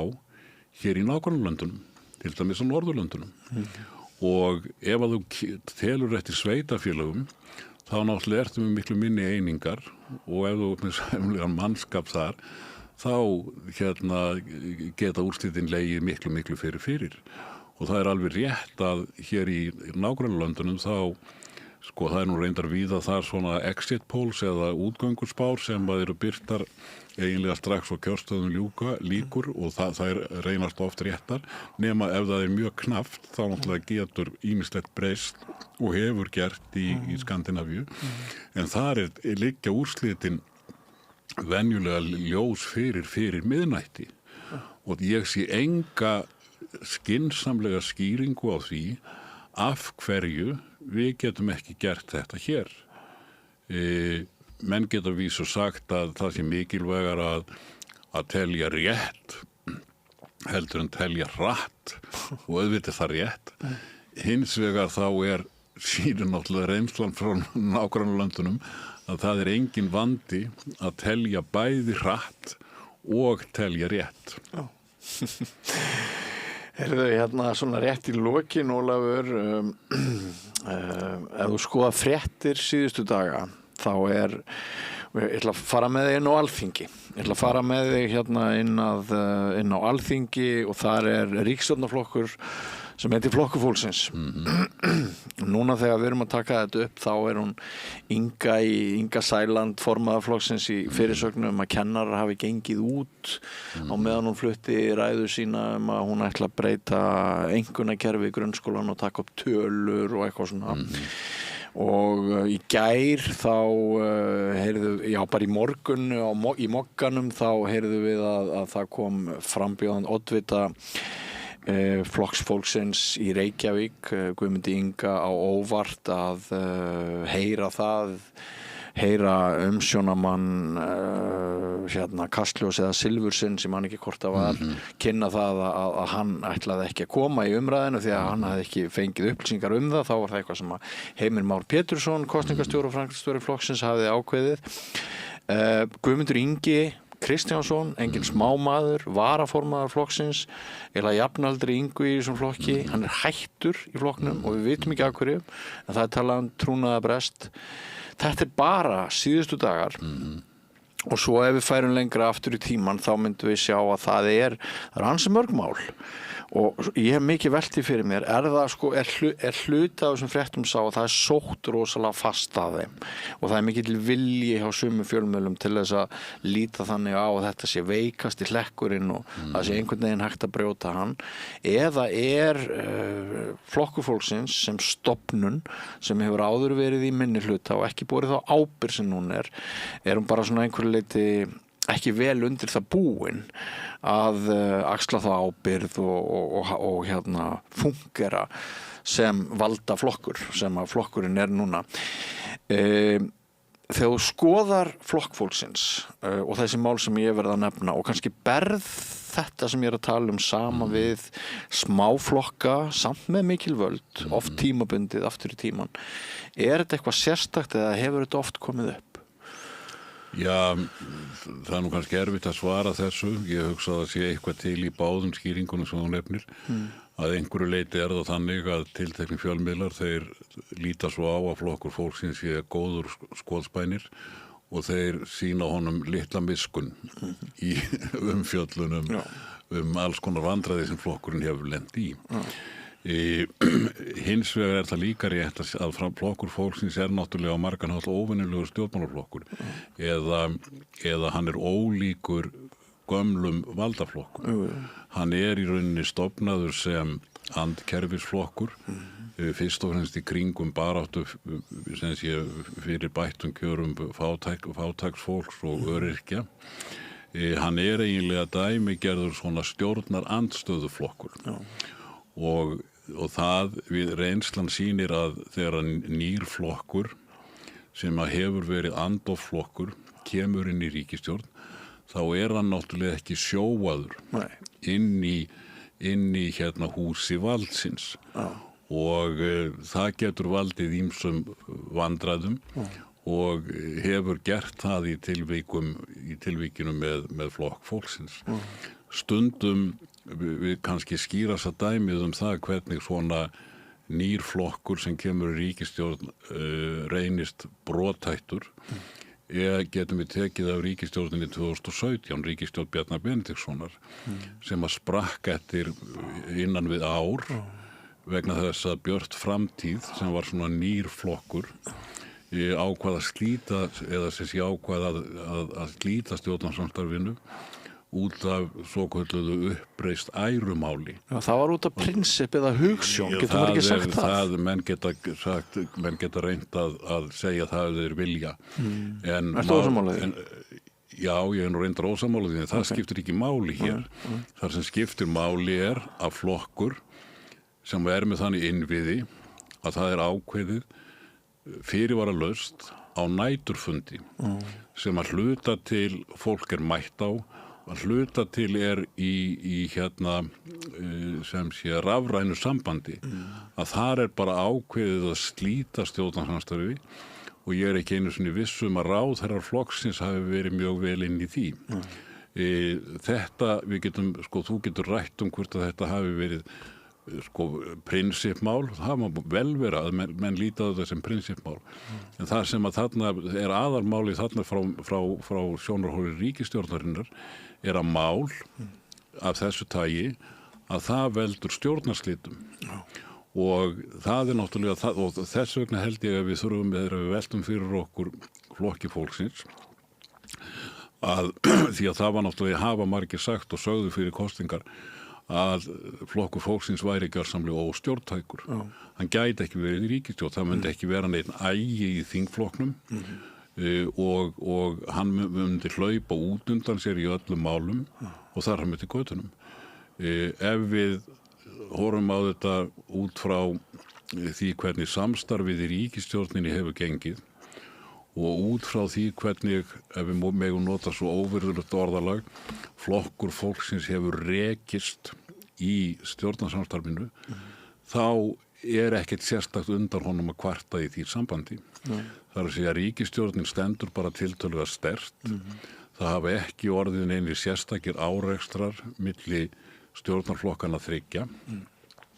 Þannig að þessi hávaði og þessi vandræði sem hafa verið í flokki fólksins, þau hafa í rauninni ekki komið niður á ríkisstjórnarsamstarfinu og ef þú spyrir auðvitað veit enginn hvað mun gerast og ég sagði nú víst í sjónvarpsviðtali 2 dögum áður en Björt framtíð sleit ríkisstjórnarsamstarfinu 2017 þá var haft eftir mér í ríkissjónvarpinu frétt með fyrirsögninni stjórnin siglir lignan sjó, segir stjórnmálafræðingur. Þannig að það hefði ekki farið að mér þá að stjórnin þá væri í hættu. En miðað við það hvernig mál standa í dag, að þá sé ég ekki að það séu nein merki það að flokkur fólksins sé eitthvað að bila í þessu stjórnarsamstarfi. Eða að það sé einhver sérstök hætta á því að hann hyggist sprengja stjórnina. En þetta með að Guðmundur Ingi hins vegar náttúrulega sko Inga Sæland náttúrulega ekkit hefðbundin stjórnmálamaður, það fer mikið fyrir henni. Og hún ræður öllu. Já, hún virðist ráða mjög miklu. Það bara þannig. Ég skal nú ekkit fullir það nákvæmlega það. Já, ég hef heimildir það að hún ræður ansi miklu. Inn í þessum þingflokki eru náttúrulega í þessum nýja þingflokki eru líka prýðilega öflugir þingmenn. En heldur að kvarnist ekkert úr sko, hvað maður að segja, slagkrafti flokksins og maður heyrt marga sem hafa lýsti yfir að þeir hafi kosið flokk fólksins síðast út á Guðmundi Inga sem varð ráðherra skeið og núna hann hættur í flokknum og það náttúrulega mikil illindi þarna og mikil sársauki sem kraumar undir. Heldur að þetta að fyrrum varaformaður flokksins sem komin út úr flokknum, heldur að það veiki að skaði flokkin ekki? Ég ekki viss að það skaði flokkin mikið. Það náttúrulega aldrei gott að missa mann. Þetta virðist nú það hefur ekki verið upplýst nákvæmlega hvað gerðist þarna. Guðmundur Ingi talar trúnaðarbrest, það hefur enginn útskýrt í hverju hann fólginn. Auðvitað aldrei gott fyrir flokk að missa svona mann og Guðmundur Ingi hefur náttúrulega verið nánasti bandamaður Ingu alveg frá því að flokkurinn var stofnaður. Þannig að þarna eru örugglega umtalsverð persónuleg sárindi. Hvort að þetta hefur einhver mikil áhrif og fylgi, það þori ég ekki að segja en mér finnst það satt best að segja frekar ólíklegt að það hafi mikil áhrif og fylgið. Og í öllu tæki það ekkert sem bendir til þess að flokkur fólksins sé ekki stjórntækur þótt að pusi svona svolítið og gangi yfir. Já, einhvern tíma var nú sagt að frásagnir af dauða mínum eru verulega ýktar og mér sýnist ná öllu það sem við höfum séð hingað til í þessu stjórnarsamstarfi að fullyrðingar það að flokkur fólksins sé óstjórntækur að þær séu umtalsverðar ýkjur. Já. Kæra þakkir fyrir að koma og ræða nokkur mál sem öll tengjast okkur með einum öðrum hætti. Takk fyrir komuna, Ólafur Þ. Harðarson. Takk fyrir mig. Og ekki fyrir langt, kæra hlustendur, við ætlum að skipta takt en nýr kafli eftir andartak. Ódýr og öflugur miðill 40.000 manns sjá eða heyra þætti samstöðvarinnar í hverri viku. Ef þú vilt auglýsa, sendu post á samstöðin@samstöðin.is. Ég heiti Kristinn Sigmundsson og styð Samstöðina.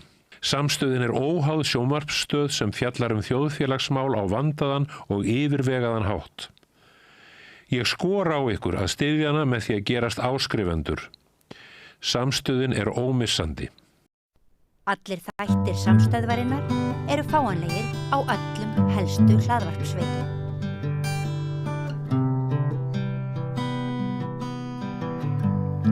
Já, komið sæl og velkomin eftir að Rauðaborðinu. Ég heiti María Lilja og ætla að halda áfram að ræða við frambjóðendur til sveitarstjórnarkosninga og hér hef ég hjá mér þrjá frækna pírata, Alessandra Brím, Unnar Þór Sæmundsson og Oktavía Hrund Guðrúnar Jóns.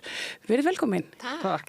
Það sem að mig langar svona svolítið að gera með þessum svona örviðtölum að fá að kynna svolítið frambjóðendum til sveitarstjórna og það kannski svolítið naumur tími.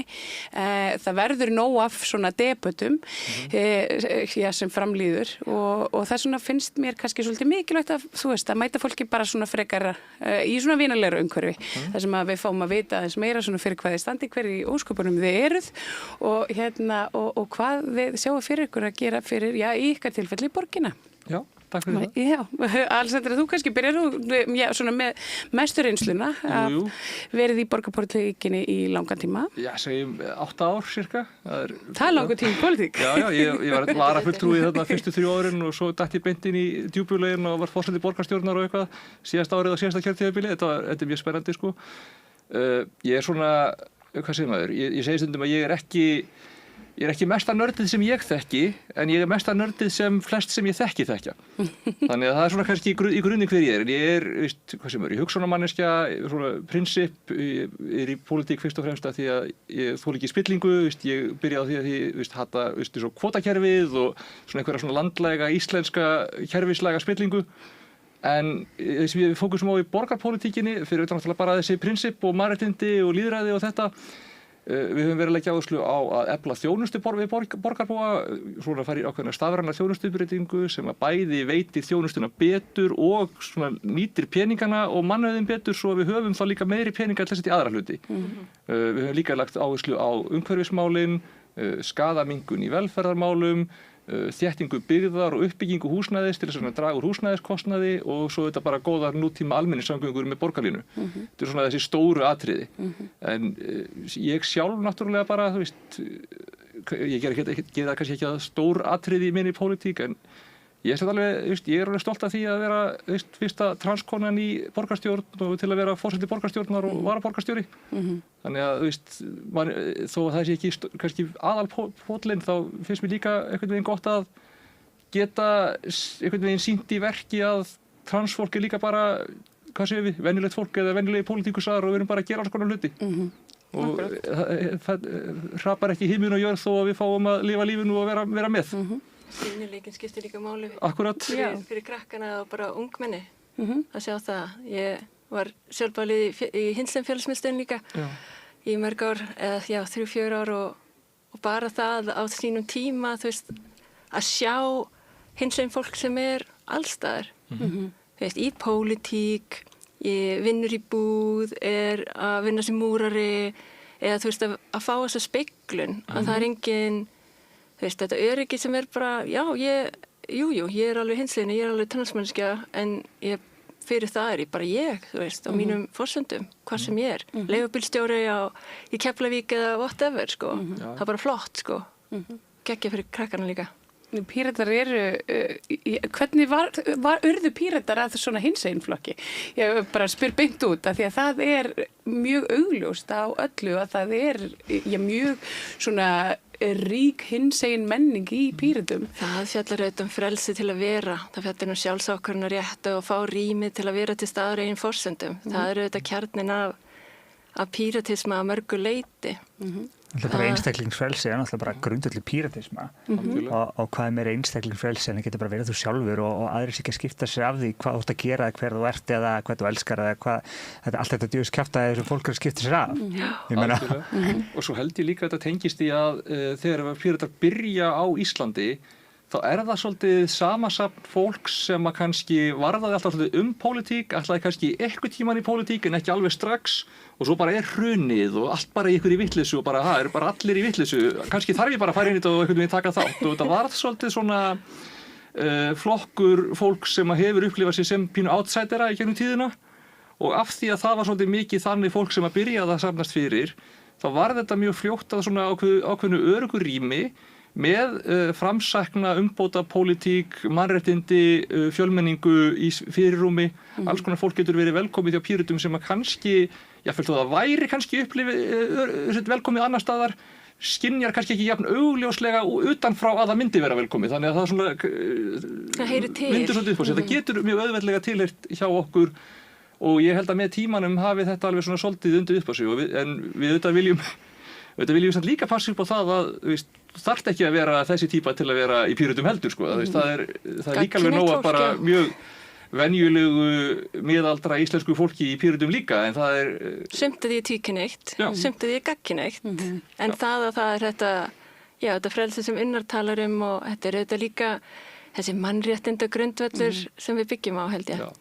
Líka það er kannski minni dómharka líka gagvart persónum sem slíkum innan Pírata heldur en annars staðar, bara svo ég tali fyrir sjálf á mig að ég með minn bakgrunn fann mig strax velkomin í Píratum, fann strax treyst og bara fekk rauninu bara að gera það sem ég vildi með stuðning flokksins þráttur að vera að koma úr frekar klikkum bakgrunn og en það hefur einhvern veginn aldrei verið eitthvað vandamálinn Pírata en ég get eiginlega lofa eitthvað því að ég hef ekki fengið sömu tækifæri neins þar annars þar og en það hefur líka til mér ofta verið spurður að ég núna undanfæri akkur ætlar að bjóða fram fyrir Pírata ég er pírati, ég hef alltaf verið pírati og ég meina aðrir flokkar gáðu mér ekki séns á þeim tíma sem að mér langaði að fara að skipta mér að pólitík en pírati voru bara, já, let's go þannig að það líka það sem er svo fallt til pírata sko, að er ekkert endilega of mikið að vasast eitthvað í fortíð fólk sko, ef að fólk tilbúið að halda áfram að gera góða hluti sko. Þannig að þetta spilar allt inn í þetta frelsi og í rauninni bara að þú veist, já, taka svona vel á móti fólki sko. Og svolítið í núinu bara. Svolítið og líka bara, þú veist, fólk á skilið önnur tækifæri og fólk sem hefur gert mistök en hefur gert upp þau mistök, það álega skilið að fá að vera áfram hluti af lífinu. Algjörlega. Það er svona samfélagssáttmálinn eiginlega. Það er það, en við þurfum líka að gera hann. Það er ekki nóg að segja hann, við þurfum að sýna hann. Og auðvitað, þú veist, ef við eins og aðri flokkar tökum við þetta á því að uppkoma eitthvað bara svona virk ofbeldismál eða eitthvað í starfinu eða eitthvað svoleiðis, en við dæmum ekki fólk af einhverju fortíð eða þannig. Og við höfum alltaf passað að vera svolítið svona lág þröskuld. Ég nefni það svona þáttökuflokkur. Ég nefni það stundum að einhvern tíma voru við, held ég, fyrir síðustu borgarstjórnarkosningar í miðju kafi að skrifa borgarskipulagsstefnu og krakkar sem að komi bara að hitta unga pírata til þess að taka eitthvað svona vísindaferðadæmi, það féll niður eða var mjög stutt og þau í staðinn fyrir að fara bara duttuðu bara strax inn á einhvern stefnumótunarfund með okkur og voru bara einhverjir krakkar úr framhaldsskóla eða eitthvað sem að ætluðu ekkert að fara, en voru bara allir komin í það að skrifa borgarskipulagsstefnu með okkur. Já. Og veistu, mér finnst þetta mjög skemmtilegt dæmi hvað það er svona lítill þröskuldur á þáttöku í starfinu hjá okkur. Já, svona þetta opna lýðræði sem að... Það er aldrei verið eitthvað skilyrði sko, að taka þátt eins og í málefnavinnu og öðru stærri flokksins að vera félagi sko. Ég meina þú getur alltaf komið og tekið þátt í því sem flokkurinn gera annars að vera skráður í flokkinn sko. Auðvitað getur ekki kosið í prófkjörum annað en að vera skráður en þú getur tekið þátt í ótrúlega mörgu án þess að vera festa endalega veit flokk. Það eru svona, þegar við skoðum borgarmálin, það eru leikskólamálin, það eru húsnæðismálin, það eru samgöngunar, þetta er svona það sem er helst nefnt. Hvað ætlið þið að gera öðruvísi? Alessandra, þú ertu þetta í borgarstjórninni. Hverju ætlið þið að breyta? Það er mikil óánægja, virðist vera svona meðal borgarbúa með húsnæðismálin. Ég held að svo ég tali fyrir sjálfa mig, þá er þetta bara mjög erfitt að vera til dæmis á leigumarkaði. Hvað sjáu þið fyrir ykkur að gera næsta kjörtímabil? Bara svona í fullkomni heimi, þið fengjuð bara öll spilin á hendi og fengið að ráða. Hvað myndið þið gera? Sko, eitt sem ég taka þennan bolta. Já, endilega. Fyrsta lagi, þá viljum við reyna að efla uppbyggingu húsnæðis. Það er í rauninni það eina sem að virkar. Ég veit alveg að fólk vill sjá, einhverjar svona aðgerðir á leiguverðið, eitthvað málið borgarstjórn stýrir ekki svoleiðis hlutum. Það sem við getum gert er að reyna að efla framboðsliðina og við erum búin að vera að gera það með að skipuleggja lóðir en við viljum líka fara þær leiðir að passa uppbyggingin eigi sér stað. Það er að gera stof mikið að stór félög fá uppbyggingarheimildirnar og sitji á þeim allt of lengi og dóli bara út húsnæðinu frekar hægt og rólega svo verðið lækki ekki af því að þeir vilja selja á hæsta verði. Það er líka þannig að bankarnir eru ekkit endilega að lána á neitt brjálæðislega góðum kjörum af því að þeir hafa líka hagsmuni af því að verðið sé á ákveðnum stað. Þannig að við þurfum svolítið að finna út úr því. Eitt af því sem við getum gert er að reyna að passa að lítil og meðalstór uppbyggingafyrirtæki fái að vera með í uppbyggingunni, setja þetta út í minni köflum eða í minni einingum svo að það sé ekki á of fáum höndum. Og eitt sem við reynda verið sammála til dæmis bara Sönnu með í borgarstjórn er að reyna að finna hvernig borgin geti komið að einhverju uppbyggingu sjálf eða í samstarfi betur við óhagnaðardrifin félög eða þannig til þess að við séum ekki endilega háð lánamarkaði eða hvað er að gerast hjá þessu stóru uppbyggingafélögum. Auðvitað myndum aldrei vera að taka eitthvað risastóra hlutdeild af uppbyggingunni en að við getum svona aðeins mjakað við boltanum með beinni þáttöku, það er eitthvað sem við viljum skoða og bara, eins og ég segi, mikil uppbygging, það er það sem þarf að gerast og bara nýta innviði vel. Það er einhver miskilningur að núti að þétting byggðar endi á að vera dýrari, það er ekki þannig. Það er aðeins dýrara kannski fyrir uppbyggingar aðilana að byggja á þéttingareitum en það skila sér ekki út í verðið og þeir skila ekkert sparnaðinum til kaupenda þó svo að þeir fái ódýrt land í jaðrinum. Húsnæðisverð myndast samt á markaði og það verður bara meiri kostnaður fyrir íbúana gegnum bara þegar sveitarfélagið þarf að borga meira fyrir innviði og vegi og lagnir og skóla og eitthvað svoleiðis og svo er bara miklu meiri traffík af því að þetta er í dreifðum byggðum þurfa allir að keyra allt, það er ekki hægt að ganga í verslun og þjónustu og eitthvað svoleiðis og þá endar að því allir fara í bíla, það verður brjálu traffík Og engin bílastæði. Akkurat, Ég er bara mjög mikið. Og það er líka bara kostnaði fyrir heimilin að þurfa að halda úti 2-3 bílum. Sem að þetta reyna að spara. Þannig að við viljum kröftuga húsnæðisuppbyggingu, þéttingu, ekki of brjálæðislega þéttingu, og við erum með borgarhönnuna stefnu núna sem gengur út af það að tryggja ákveðna ljósvist, að tryggja ákveðna hljóðvist, tryggja það að það sé ekki byggt allt of þétt, tryggja það að skalinn úti sé mannlegur, að það séu grænsvæði, bara hvernig á að haga bílastæðum, hvernig á að haga gróðri. Já, bara gæði. Bara gæði í uppbyggingu. Ekki bara hraði. Af því að sko, það er þetta klassiska 3 vandamál. Bara í öllu sem þú gerir, þá ertu með sko hraði, verð, gæði.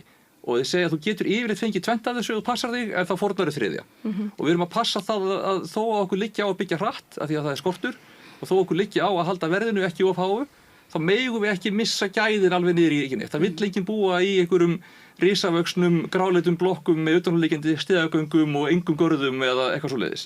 Við verðum að passa það að það sé hægt að búa í þessu húsi sem við erum að byggja. Og eina leiðin til þess að tjónka eitthvað við húsnæðisverðið er að auka hraða uppbyggingar, og leiðin til þess að þetta er eitthvað einstæðum á Íslandi, allstaðar í heiminum, þar sem að húsnæði þarf bæði að vera heimili og fjárfesting, og fjárfesting þess sem að fjárfestir þarf að halda í við markaðsverð og þarf að skila ágóða og þarf að hækka í verði og eitthvað. Þetta gengur rosalega illa upp saman. Þess að þurfum við að reyna að hafa áhrif á uppbygginguna óháð því hvað lánamarkaðir eða stóru markaðsaðilarnir, hvað þeim finnst að sé réttur hraði. Daninn í mér er brjálaður alla daga, sko. Ég ólst upp í Danmörku. Brjálaður alla daga, alltaf eitthvað. En það sem þú ert að tala um er líka bara öryggi. Þú veist, það sem fyrir mér sem kjarnar þessar kosningar núna til sveitarstjórnar er öryggi. Hvort sem að það er á einn eða annan hátt. Ég flutti 9 sinnum fyrstu 3,5 árið sem ég bjó á Íslandi. Ég er núna með leigusamning sem er svona með 6 mánaða uppsögn. Það er bara mesta öryggi sem ég hef fengið, þú veist. Það er svakalegt. Sem hinsegin manneskja þar ég upplifa mig öryggt þegar ég fer í strætó eða þegar ég er út á götu. Ef þú veist, nú bjó ég 30 ára erlendis, en það er fólk sem ég fættist, ekki Brjáltan en Landspítalanum, en fættist í Neðrubrautinni, nei, reyndar ekki, en þetta með fólk sem kemur til okkar, sem flytur til Íslands og eru á öðrum tungumál og menningarheimum, þú veist, fyrir mér, við viljum kjarna menningun okkar í vellíðan og öryggi og við viljum gera það meðal annars við einfalda kerfin okkar. Okkur hefur einhvern veginn tekist að flækja hlutina, held ég, aðeins meira en gott er fyrir okkur öll. Ég held að sýnist líka á því ósætti sem Reykvíkingar er að tjá. Þau eru ekki upplifað það að vera að hlusta. Þau eru ekki upplifa að þegar það er hlusta að það er gert eitthvað og þau eru ekki upplifa þessi endurgjöf á sér stað. Og þá er það okkur borgarfulltrúum eða okkur sem er að sækjast í þessi sæti að fullklára þennan hring, að við hlustum, að við tökum inn og mikið af því sem Píratar auðvitað hafa gert og hafa verið kveikin af innan við.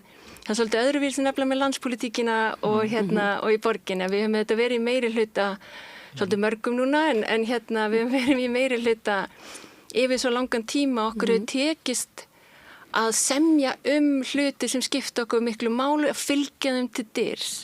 Og einn af þeim hlutum sem mér langar og sem ég líka fór í prófkjörsframboð fyrir er að við betrumbætum þetta beina lýðræði sem er kjarni flokksins. Að við náum almennilega út hvort að útfærslan verður, við fengum heimsókn frá Montreal, frá Píratum þar og voru þau að tala hverju stjórnir. Að þú veist, það eru svo margar, við vorum með hverju mitt, við vorum að íbúa, þú veist, það eru margar leiðir en við höfum einhvern veginn ekki náð að lenda á hátt. Það sem fólk í alvörun er að upplifa að það hefur ákvörðunarrétt eða að það hefur áhrif á nærumhverfi sitt. ákveðni tekna svo langt frá. Að heyra ræða ég með sko íbúalýðræðið og hverfis svona ráð eða annars slíkt.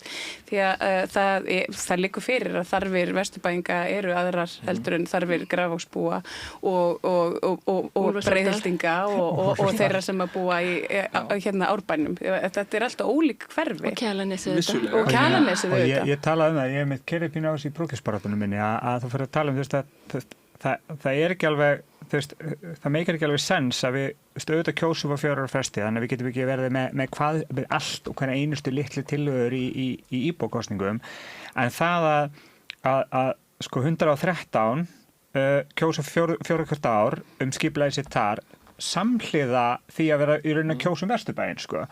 Þannig að því að fólk í Grárholti, okkur er alveg saman hvernig skipulagið er í Vesturbæinn. Eftir í alvörinni, ég meina, eins Vesturbæinn, þeir eru ekkert að skipta sér hvernig skipulagið er hjá okkur, þannig að af hverju þá ekki hverfunum gefið bara miklu meira sjálfstæði yfir til með skipulagsmálum. Innan auðvitað ákveðins ramma, við erum með þessa borgarskipulagsstefnu og rammin er alltaf einhver, en nærumhverju líka, þetta gerir líka bara fólk miklu sáttari. Fólki líður miklu betur. Þetta er líka bara upplýsingagjöfin. Við þurfum að bæta upplýsingagjöfina á tímum þar sem er ekkert nema upplýsingaóreiða og það er rosalega erfitt, held ég líka bara fyrir kynslóðina sem er að fara að kjósa núna í fyrsta sinn. Þau voru unglingar í COVID til að koma út í umhverfi þar sem er upplýsingaóreið, þú veist bara falsfréttir og ýmislegt, það var rosalega erfitt við að geta greint hvað er rétt eða hvað er ekki rétt.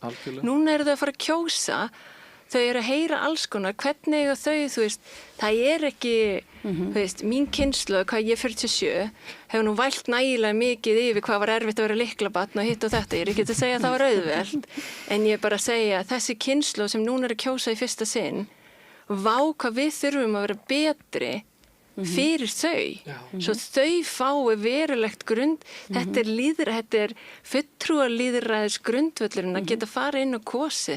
Og hvað vill ungt fólk er ekki? Ég er 47, ég bara... Sko, ég ætla að fá skjótið með það sem þau voru að segja, ef ég má, því að ég er mjög sammála þessu. Eitt af því best heppnaða hjá okkur á síðustu 2 kjörtímabilum hefur verið, sko, hvernig hverfaskipulagið hefur verið unnið með íbúum.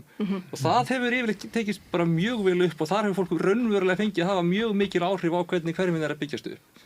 Og ég held að við þurfum að passa bara að halda þeim bolta velgangandi og jafnvel, sko, þegar við erum komin aðeins lengra áfram þá getur verið tími á að fara í annan snúning á hverfunum sem það var byrjað á. Bara til þess að þau getur fengið aftur að segja bara, ok, hvernig gekk þetta og hvað vil ég gera næst. Bara best að það líka. Það er bara, hvað er þetta að gera betur? Akkurat. Kannski erfitt líka við þetta að þegar við erum að byggja upp hverfi sem eru tiltölulega ný eins og Hallarnir eða Keldur eða Keldaland, að þá eru engir núverandi íbúar að tala við að það vill ekki endilega að hverfið sem að verður búið í sé ákveðið af fólkjum sem býr í hverfinu í rauninni við hliðina. Ég er nú ekki alveg saman því að Hallir og Ólafsdalurinn sé eitthvað hægt að skipta sig eitthvað í sundur, sko. Þannig að mér 113 og Hallir er sama hverfið, mér er sama hvað ég kalli hérna reit, sko. En við erum sama hverfið. En það er líka skjótir einu með Grafarvoginn. Og bara með fleira að þau stundum hefur verið að koma upp þetta upplýsingaóreiðu dæmi sem Óttar var að tala um. Og ég til dæmis sá tvisvar sem gerast á síðustu 2-3 áranum að það kemur upp svona í einhverjum hópum, það bara verið að klára þetta skipulag og það bara gerast bara eftir 2-3 daga og ef þið mæti ekki til að mótmæla þá verður bara eitthvað hræðilegt gert. Og það þýttir bara langan tíma að vinda á henni bara nenni, við erum að kynna bara upp, bara algjöra drög að bara skipulags bara ramma einhverjum sem er ekki einu komið á fyrstu, þetta er svona algjört upphafsinnlegg í samtal. En það er trausti sem við þurfum að fá, við þurfum að vinna, allir sem sækjast í þessi 23 sæti þurfum að vinna sérstaklega hart að því að beita, það að traust til stjórnmálafólks á Íslandi allstaðar er eins lágt að það er ekki bara áhyggjuefni, það er bara hættulegt. Það er það í alvörunni, ekki bara fyrir lýðræði, heldur fyrir okkur öll. Ef við náum ekki að geta treyst á fulltrúan okkar, hvað þá hvatinn til þáttöku í þessu lýðræði, í þessum lýðræðislegu ferlum? Þetta þarf, og hlustun þetta einn hluti af því, en það líka að við áttum okkur á að við hefum rosalega stórt hlutverk í að tryggja að upplýsingar eru, þú veist, að gagnrýn hugsun til staða, upplýsingar eru réttar, það koma fram, þar eru á forsendu þeirra og fylgja eftir. Svo að fólk viti hvar það næri upplýsingarna, hvað upplýsingar það eru, hvaðan koma þeir og hvernig þau þá geta tekið þátt. Þessi hvati til þáttöku kemur þetta sérstaklega þegar við vinnum að því að fá traustið aftur eða fá traustið yfir höfu. Það erfitt eða svona áskorun, heldur það heitir í pólitík, það ekki? Það áskorun. En svakalega mikilvægt, sko. Það er vandræðalega langt síðan ég var ung manneskja. Þú varst að spyrja það. Viltu taka... Já, með unga fólki. Einmitt að því að nú á ég eitt svona fyrsta kjósanda heima og sko, og mér gengur illa að ná utan það hvað hún þarf svona í sínu nærumhverfi. Ég meina, kannski nota bílinn minna og það séu kannski svona aðgengilegri sjoppur, ekki það við búum í miðbænum og það er svona sprett upp sem gorkúlur bara núna á síðustu árum sem vel. En ungt fólk segir við mig, mér vantar stað til að vera. Já. Og ég bara, okkur erum við ekki að gera, þú veist, þetta eitthvað sem mikilvægt, stað til þess að vera. Ungt fólk líka sagt við mig að það upplýði sig óöruggt af mjög mismunandi ástæðum samt. Það getur, þegar það var mikið haft samband við mig í sambandi við muniði vaktturnana. Já. Varðturnana. Varðturnana. Þið vitum sem var myndavéla skrifslinn hennar. Já, það var eiginlega bara svolítið farið fram hjá okkur að setja það upp. Það var framlega ríkalegt, en sögðu. Nei, já, en allavega þegar það kom upp þá var það verður allt í unni táknað í að það er eitthvað að gerast og þá, þú veist, var það einhvern veginn birtingamynd að þau upplýðu sig ekki örugt. Eða að, þú veist, hvernig við erum að hanna borg, hvernig við erum að hanna kerfin, það á að vera fyrir vellíðan, fyrir öryggi og fyrir allt fólk. Sama hvaðan, þú veist, hvaða aldur og svo framvegis, hvaðan við komum. Við þurfum að búa til þessi rými fyrir borgara. Út af því skemmtileg borg er gaman að vera í og það er gaman að taka þátt í að móta hana og við þurfum að gefa ungu fólki, til dæmis við erum með menningarstefnu, allt sem ég hef gert, bara alla mína ævi fjallar um menningu, hvort að það er menningin hvernig við gerum hlutina saman, menning og listir því að fremja list hér og þar eða gjörninga eða eitthvað, þú veist, menning er svo stór hluti af þessu, þú talar um sáttmála, það er líka menning að við erum óhrætt við að taka þátt gerum við þegar við erum örugg og ungmenni þurfa þetta rými, við erum með menningarstefnu sem er ekki fjármögnuð, við þurfum að gera það. Í henni kemur sérstaklega fram að ungmenni þurfa rými til þess að geta æft sig, til þess að geta tekið þátt á og hvað sem, þú veist, spilaði hangið. Þú veist, við höfum sjoppunar og þú veist, ég meina að hrækja fyrir út á sjoppuna var bara eitthvað svona sem maður gerði.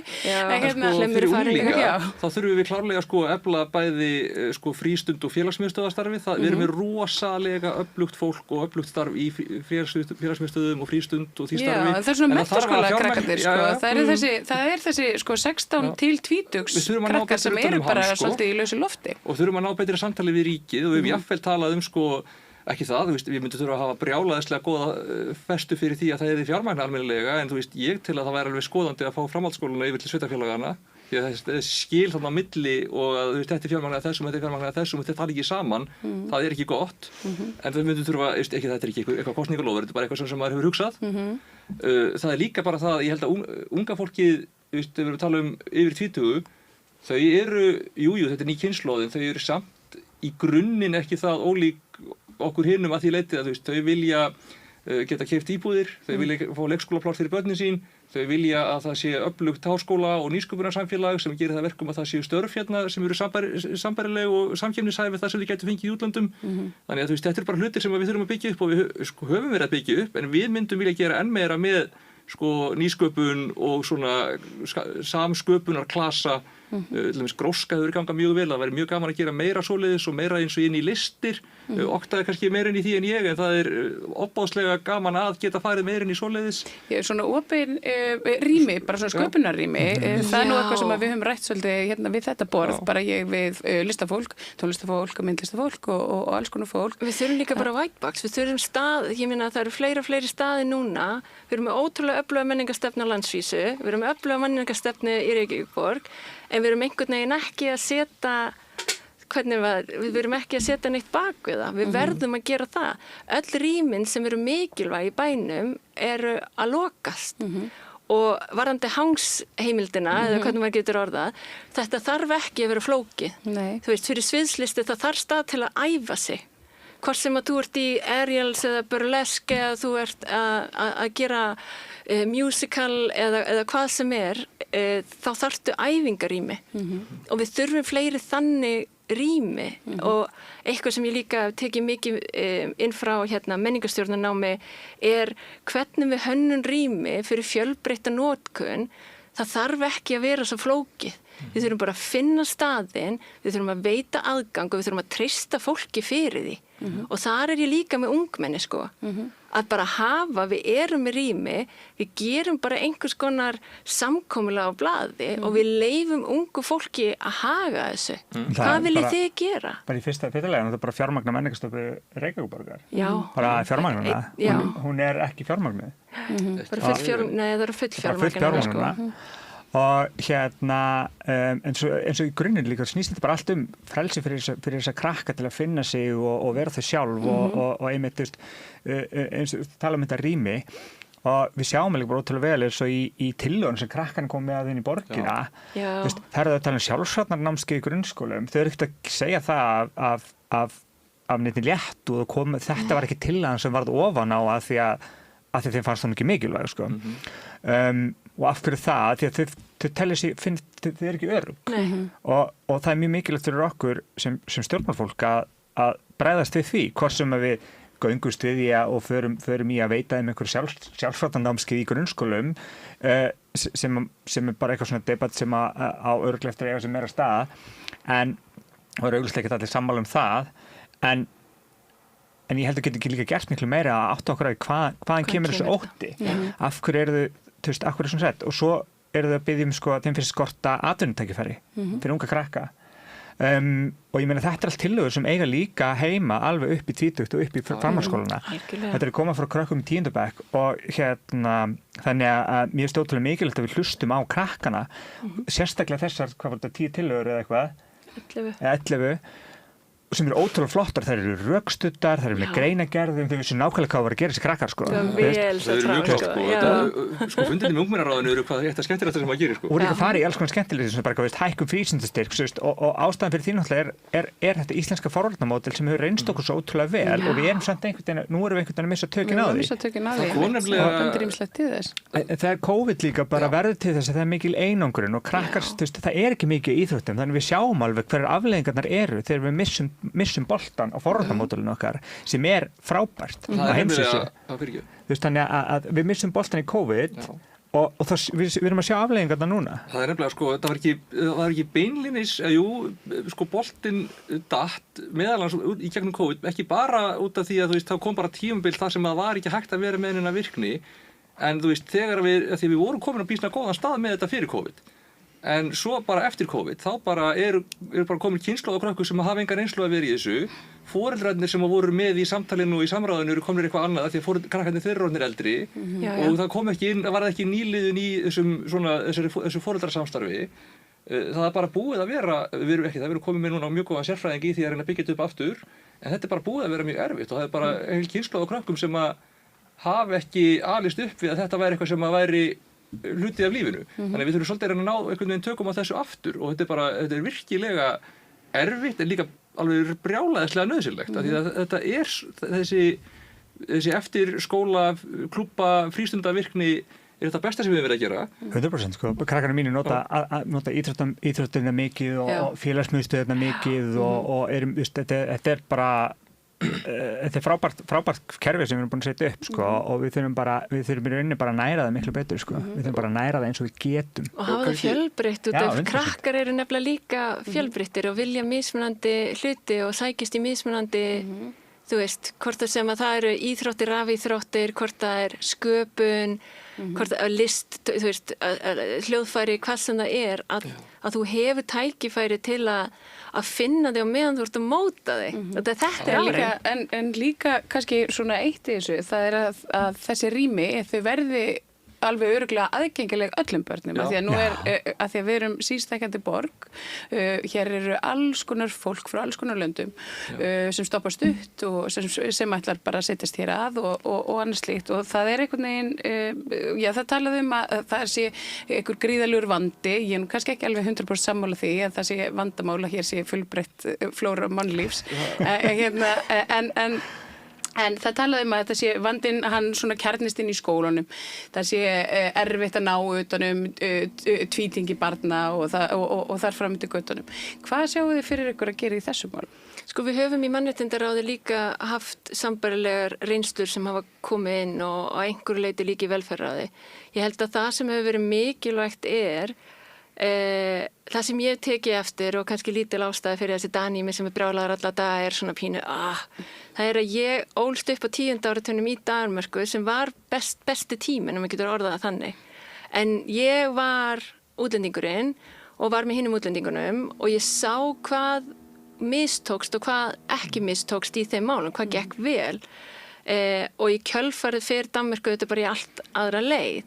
Og ég held að það sem ég hef séð hér að menningin sem liggur til grunns, menningin sem þá kemur út og það var enginn sem kom í heimsókn í næstu 1100 ár, svo við vorum bara að spjalla við hvort annað á skepnurnar okkar, sem alveg fínt og lesa fyrir skepnurnar okkar, sem líka geggjað, en það sem gerist að það kemur, þú veist, við náum ekki.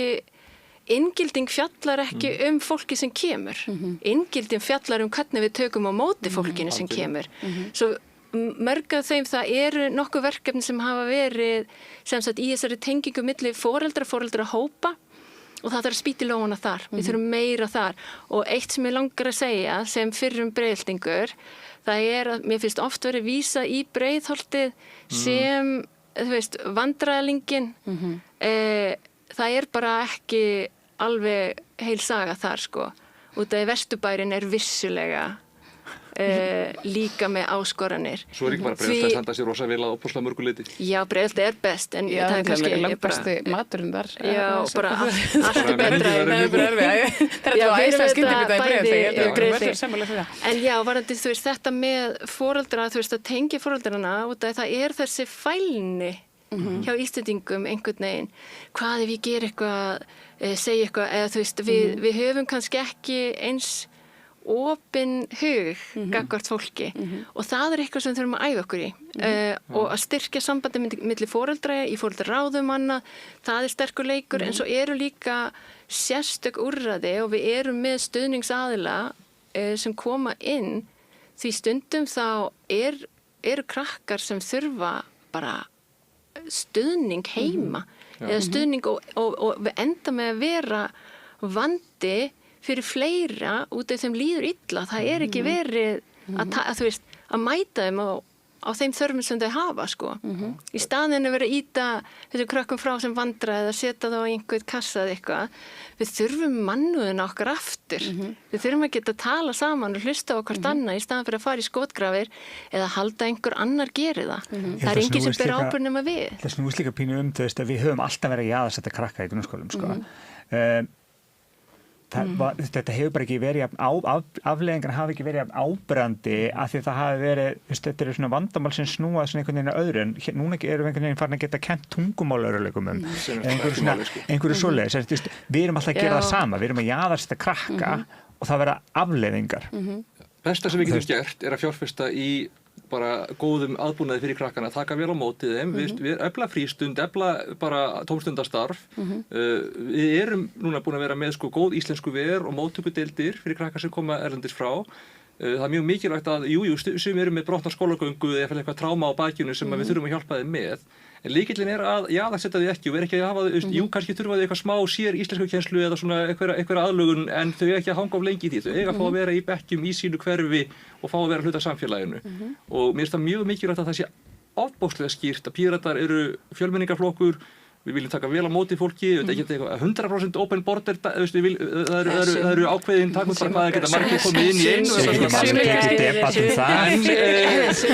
Í prinsipp finnst mér að fólk eigi að hafa fullkomið ferðarfrelsi. Ég bara á við að innviðir við þurfum ákveðin hraða hverju tíma, en við viljum taka vel á móti fólki. Við viljum hafa fjölmenningarsamfélag. Við erum held ég einn af tveimur eða eitthvað flokkum sem að bökkuðu ekki frá fjölmenningarstefnu í síðustu þingkosningum og við ætlum ekkert að bakka frá því í bráð. Og okkur oft kenndum bara, þetta okkur bara, já þið ætlum bara að fylla hér landið einhverjum útlendingum, við eigum ekki nægilega mörg hús fyrir allt þetta fólk. Bara við erum ekki fara að hleypa fólki inn með dvalarleyfi sem getur ekki, ef við eigum ekki húsnæði eða kerfið okkar hrýnur við það. Svo er náttúrulega líka kenningar, sko, þú veist, ef að samfélagi stækkar, þá stækkar það bara. Þú veist, það er bara fólki sem það er svolítið þessi gerist. Við erum ekki fara, Píratar einur sér er ekki fara að flytja 1 milljón manns á morgun, sko. Nei, mikið væri ekki að máttur það. En við líka fólk sem er flytninga, það er bara hluta samfélaginu, það vinnur vinnu, það vinnur vörur, það tekur þátt í að borgar í samfélagssjóði. En ég vil líka fólk sem er að koma inn og það er ótrúlega, það þarf að bíða ótrúlega lengi þangað til að má vinna. Það er ýmsar vörður á leiðinu fyrir svona, já komið, við ætlum að hjálpa ykkur, komið bara, Ísland er gott, svo bara eitthvað, herru, býð þið bara hér, við ætlum aðeins að fara í smá bjúrokrasi hérna og vera einhver skjöf. Dæmi hvernig hvernig hægt að leysa þetta og við sem að kannski tölum fyrir opnari landamærum, eins og ég sjálf, þá við höfum kannski svona bent svolítið á það og höfum verið að benda á það í gegnum tíðina að eðlilegast væri þetta bara fólk fengi bara einmitt eins og QR-kóða við komuna og þar væri bara eitthvað móttökustöð, myndi bara læknispróf, við upplýsingar hvert þú eigir að leita, hér er húsaskjól, hérna, þú veist, hér eru skólar fyrir krakka og hérna er túlkur og hitt og þetta, gjör svo vel, hér er kennitala, bara inn í samfélagi og sættu vinnu. Þegar að þetta var gerst núna fyrir hérna ákveðin hóp flóttafólks, þá hefur það gengið bara óbúslega snurðlust fyrir sig. Það er bara lítil vandamál með þann hóp, allavega sem við svona sjáum og heyrum af. Fólk einhvern veginn dettur bara beint inn í samfélagið og inn í þjónustu og það er ekkert vesen. Þannig að það er þessi jaðarsetning. Svo var bara búin til viljandi krísa með því að afnema þennan sérstaka stuðning fyrir bara stóran hóp í einu frá Venezuela. Þá allt í einu eru hundruði manns sem voru með atvinnuleyfi og voru bara í fínum málum. Allt í einu mega þau ekki lengur vinna, allt í einu þau öll komin ríkisstuðning, allt í einu þarf að taka öll þeirra mál fyrir einstaklingsgrundvelli og þá verður til einhver 19 milljarða kostnaður. Það er ekki vegna þess að þau voru eitthvað vandamál, það vegna þess að þessi stuðningu verður afnumið bara með pennastriki án þess að ástandið í Venezuela væri orðið það gott að þau upplýði þau getur farið heim. Algjörlega. Við erum komin langt út fyrir borgarmáli, en hérna bara svona til þess að summa þetta upp svona lokum ef að þið mættu lýsa svona ykkar framböði í einu orði, bara einu orði, þá bara einu orði? Já, fyrir hvað standa Píratar í borginni? Eitt orð. Framtíðina? Bestun, já. Róttækni. Já, lýðræði. Já. Ég er mjög róttækur. Menningu. Ég ætla að leggja niður barnavernakerfið. Skemmtilegt, við erum skemmtileg. Ég held í alvörunni við séum skemmtilegasti flokkurinn. Já, það er svolítið svona tilfinningin sem ég fæ allavega hérna við að tala við ykkur. Það er allavega, það er líf og fjör. Þið búið líf og fjör í borginni, þið búið svona svolítið samfélagið aftur í hendur samfélagsins og hérna svona, bara aðeins meira stuð. Það má líka vera gaman. Það má vera gaman. Það má nefnilega vera gaman. Það nennir ekki að vera endurlegt einhverju pólitík. Þú sér bara þessa fúlu leiðilegu kalla sem búin að vera 100 ára í pólitík. Þeir eru bara, þeir hata lífið sitt. Ég bauð bara í bjúgu búið í gær. Ég hugsaði bara ef að fólk er svona, ég elska bjúgu, búið til bjúgna, bjúlasanje, bjúgu, alls konar. Ég bara, ef að fólk er svo hrætt við að missa aðgang að bjúgnaréttindu sínum, ég skal bara vera með bjúgnabóð, sko. Ég er ekki bara svolítið þrota samtala, bara eitthvað að tala að við ætlum að tala fyrir unnum kjötvörum í grunnskólum. Já, ég meina, þú veist. Af hverju viljum við? Má ekki elda heima eða bjóða bjúgu eða? Hvernig komist við á þann stað að ákveðin hópur fólks er að tala gegn öllum mat í skólum. Og líka ekki svo við séum að banna fólki að koma með unnar kjötvörur í nestið eitthvað svolítið, bara þú veist, hvað ætlum við að vera að bera á borð fyrir börn? Ég hef engan áhuga á því að börnin mín fá endalausar pilsur og hvað kjafta í skólanum, sko. Nei, ég held að það sé flesti sammála þessu. Þetta var undarlegt útspil hérna í Einars í gær, svona upphlaup yfir engu, að mér fannst þetta var svona... Í gær, ekki alltaf einhverjum svoleiðis? Já, það var svona smá eins og væri eitthvað að glitsa þarna á netinu á tímabili. En ég þakka ykkur kærlega fyrir Píratar í Reykjavík að koma hérna og ræða við mig allt milli himins og jarðar, borgina og heiminn bara. Það var mjög gaman að fá okkur. Bara gaman að vera búin, takk fyrir kærlega. Takk. Og tók ég við það meira hér handa við auglýsingar. Alþýðufélagið er frábær hugmynd. Félagsgjöld í Alþýðufélagið eru krónur 2.750 á mánuði og renna óskipt til dagskrár og útsendinga samstöðvarinnar. Samstöðin.is. Ég heiti Þórhildur Þorleifsdóttir. Á samstöðinni er fjörug, opin, skemmtileg og gagnrýnin umræða allt milli himins og jarðar. Samstöðin á erindi inn á öll heimili. Þú ert að hlusta á Samstöðina. Róttækt sjónarhorn á atburði dagsins.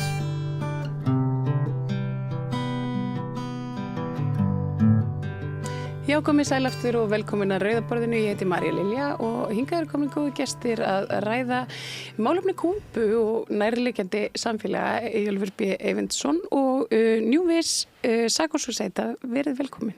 Takk fyrir.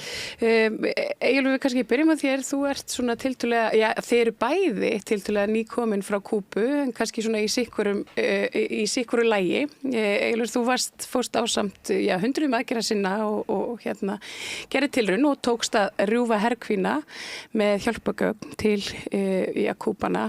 Hvað getur þú sagt okkur svona frá þessari för? Já, ég var hluti af Loftbrú, 120 manns sem að koma mestmegnis frá Ítalíu, vináttufélag Kúbu í Vestur-Evrópu, og á sama tíma var að koma skipalest frá Mexíkó og í allt þá var þetta 650 manns frá 33 löndum og hátt í 100 mismunandi samtök, vináttufélag, verkalýðsfélag, stjórnmálaflokka, það var einn þingmaður Evrópuþingsins líka og það var, já, þetta var, sko, hugmyndin er í rauninni skipalestin sem að hafa farið til Palestínu og það voru nokkrir með okkur í hóp sem að höfðu verið í þeim aðgerðum. Þannig að, já, við fórum í hjálpagögn og þetta var stysta ferð sem ég hef farið til Kúbu, þetta var bara vika, það var mjög gaman en það var líka mjög erfitt, það var bara mikil vinna og tölvört öðruvísi heldur en því kom hann að seinast fyrir 10 árum síðan. Öðruvísi hvað letur? Já, sko Bandaríkin eru búin að vera að hamast á Kúbu síðan í COVID varðandi ferðaþjónustuna og þeim er búin að takast núna með samt öðrum að eiginlega stöðva ferðaþjónustuna þannig að það er miklu minni umferð og það kom reyndar olíuskipum daginn en það hefur ekki, þegar við vorum að það var ekki búin að koma eldsneyti til landsins í 3 mánuði eða meira. Þannig að sko einkageirinn líður mest fyrir þetta, 35% af vinnuafli á Kúbu er í eingagera og það er mikið kringum ferðaþjónustuna. Þeir eru erfitt með sérstaklega leigubílar og annað að finna eldsneyti. Þannig að það er miklu minni umferð og á kvöldin er nánast engin göturlýsing. Þannig að þetta er einhvern veginn ekki svipur á sjón, sko. En hins vegar kættist fólki mikið þegar við komum og við ferðumst á svona rafmagnslestum, svona litlum vögnum sem fóru 20 km hraða með sólarsælur á þakinu og það sem við komum með er 60.000 tonn, 60 tonn var þetta af hjálpagögnum. Það er svona það byrja 1/3 af því sem að heilsugæslan þarf í einhvern ákveðin tíma. Og þau voru mjög þakklátti fyrir það. Það gaf þeim mikla von og fólk var að þakka okkur fyrir út á götu. Þannig að þetta skiptir máli, sko. Þú varst að koma í lok febrúar og við rættum það svona áður en að við byrjum, ég var að spyrja það út í hvort að þú fendir fyrir miklu mun svona á bara landinu og fólkinu núna og bara síðast þess að fórst. sérðu, já, margt að? Já, ég bara svo mikið með Rauðvíta. Þannig að ég var, sem sagt þessa ferð, ég var bara svolítið svona að hugsa vera með fjölskyldan. Það var bara mest en ég vildi gera, ekki mikið að ferða á svo leiðis. Það var bara mikið hjá mömmu sjálf. Og en ég sjá alveg, það voru fólk að þjást. Það var mikið byrringu, mikið byrringu, við vita, þannig að rama fyrir að og fólki náðu ekki að klára eldast eða get ekki elda eða eitthvað svo leiðis. Og ég vita, maður sé, hvað svona þung, skilur þau. Og fólki glaðir, gúfur yfirleitt eru mjög glaðir, skilur þau, en samt að vita á til fólki til að vera byrruð og líði ekki vel. Og ég vita, en fólki bara tala, segja frá, skilur þau. Þetta bara, segir bara oft, þetta helvitisnana, fólk að hverju ekki, ekki ramald og ekki þetta. Margir hefur mikið skilningu fyrir það. Fólki veit út af hverju. Og samt þess að fólki halda bara áfram. Það sem ég sjá í kringum mig, kringum fjölskylda, það var bara var byrringar saman en fólki bara halda áfram, bara þroska. Og það var bara fólki þegar rama kom klukkan 1, 2, 3 á nóttinni, það var bara fara fætur, byrja að setja þvottavél í gang og byrja að elda til þess að hafa mat tilbúin. Í hádegi svoleiðis, en það var bara, klæðbörn í leikskóla og í skóla og bara, þó voru samt þess að halda áfram. En ég vita eftir ég fór, þegar ég kom bara endan janúar og það byrjaði að vera meira svona, sjá meira að það var, bara meira þrengingar. Og ég bara talaði í fólki mitt og ég vita, ég sé bara, já, þetta erfitt. En samt bara, þau vilja halda áfram. Það máli að líka, það einhverju búblur á neti. Það sem mest sýnt frá Kúbu. Alltaf þess á búblu, þannig allt svona vonlaust. Þrjá fyrir það, að það sé svona erfitt, fólki, meiri hluti á Kúbverið.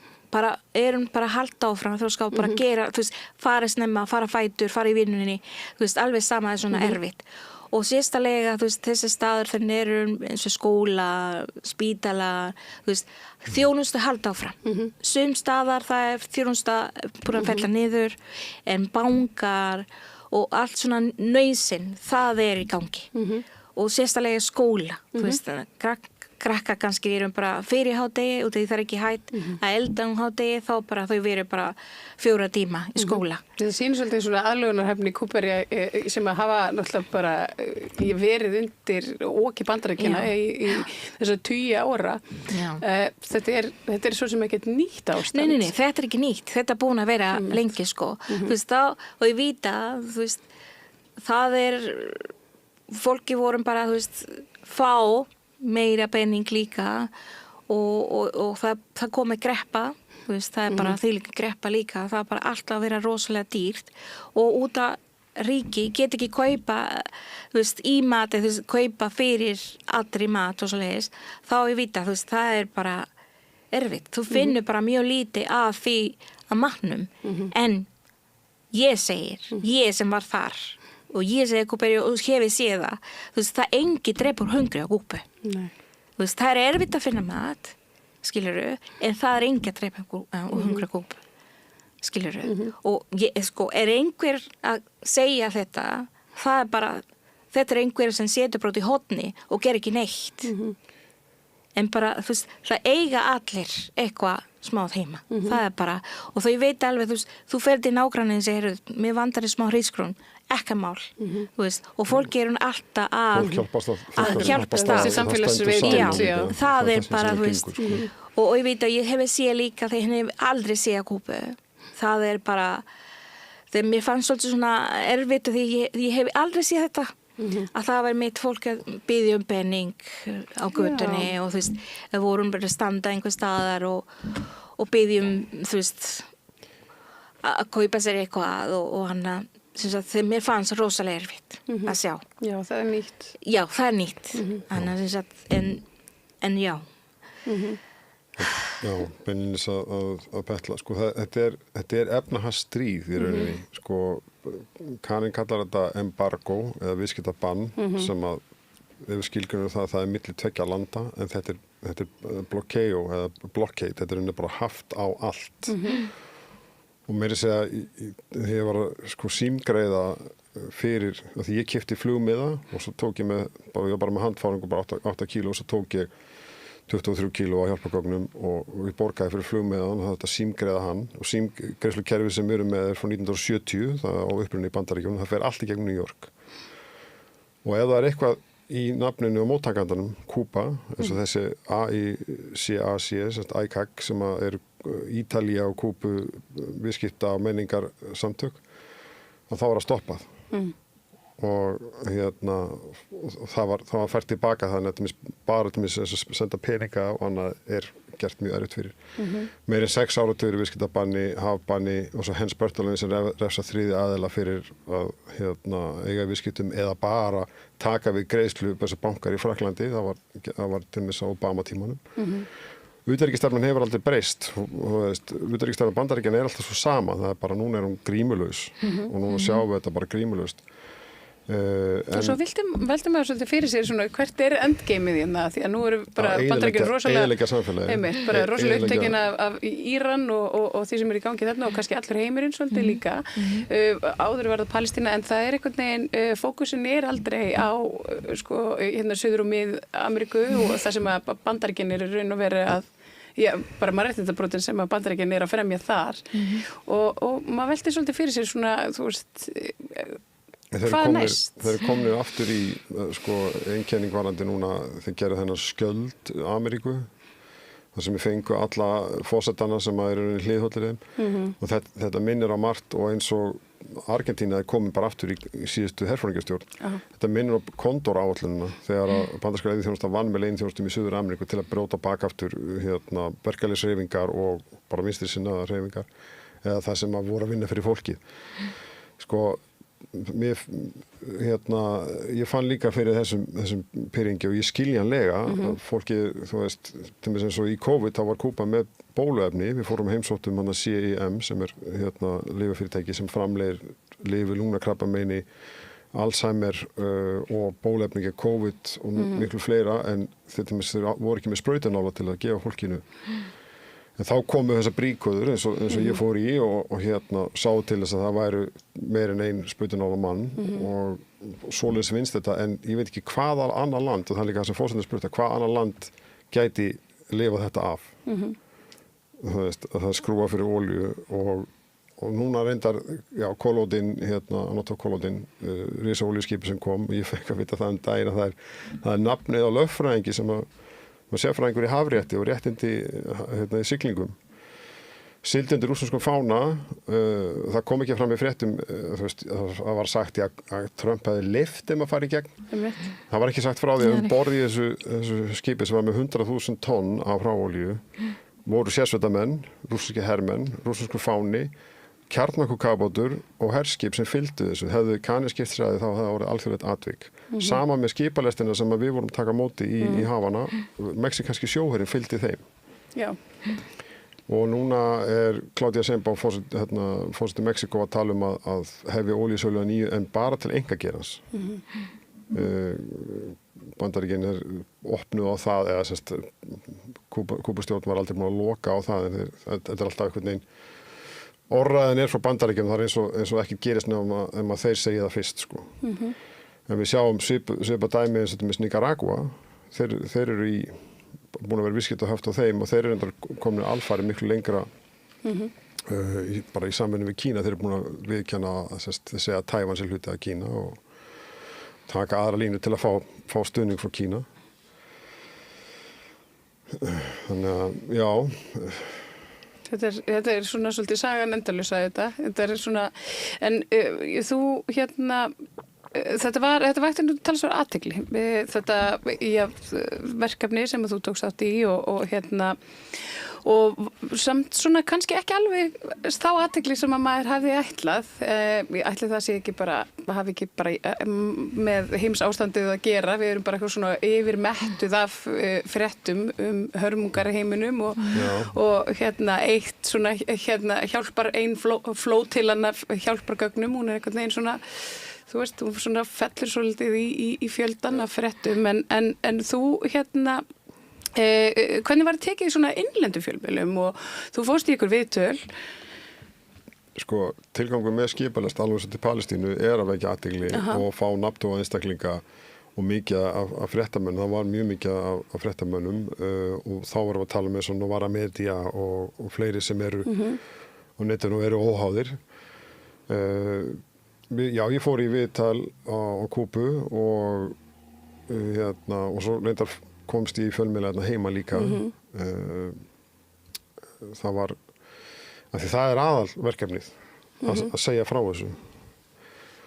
Og ég svo hittum við sko í þessum stóra hópi, það alltaf var frá Code Pink, það var Katie Helper, var Chris Malls, ég hitti Nikab, hitti allt þetta fólk og þingmenn líka frá Chile og Uruguay og þetta nefnilega mjög stórt verkefni. Ég veit ekki alveg hvort að hlustundur svona áttar sig kannski á því en þráttur fyrir að við höfum kannski fengið svona fremur litlar fréttir að mínum að allavega þessu verkefni þá var þetta risastórt, fjölþjóðlegt. 650 manns, já. Þetta var og við hittum síðan á sem sagt það var eitt kvöldi þá fórum við í Palacio de Convenciones sem sem sagt ráðstefnuhöllin og þar voru allt þetta fólk og líka fulltrúar forsetinn og fulltrúar frá kúbanska ríkinu og sko Kúbanin almennt voru mjög jákvæð. Það var einn sem var, þú veist,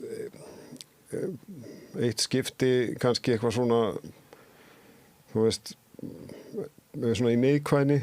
Maður skilur það einhvern veginn líka alveg. Já, en sko, ég myndaði bara, sko, ef einhvern tíma svo Íslandi bara neikvæður, hann einhvern veginn bara allt, hann leita sér ekki bjargar.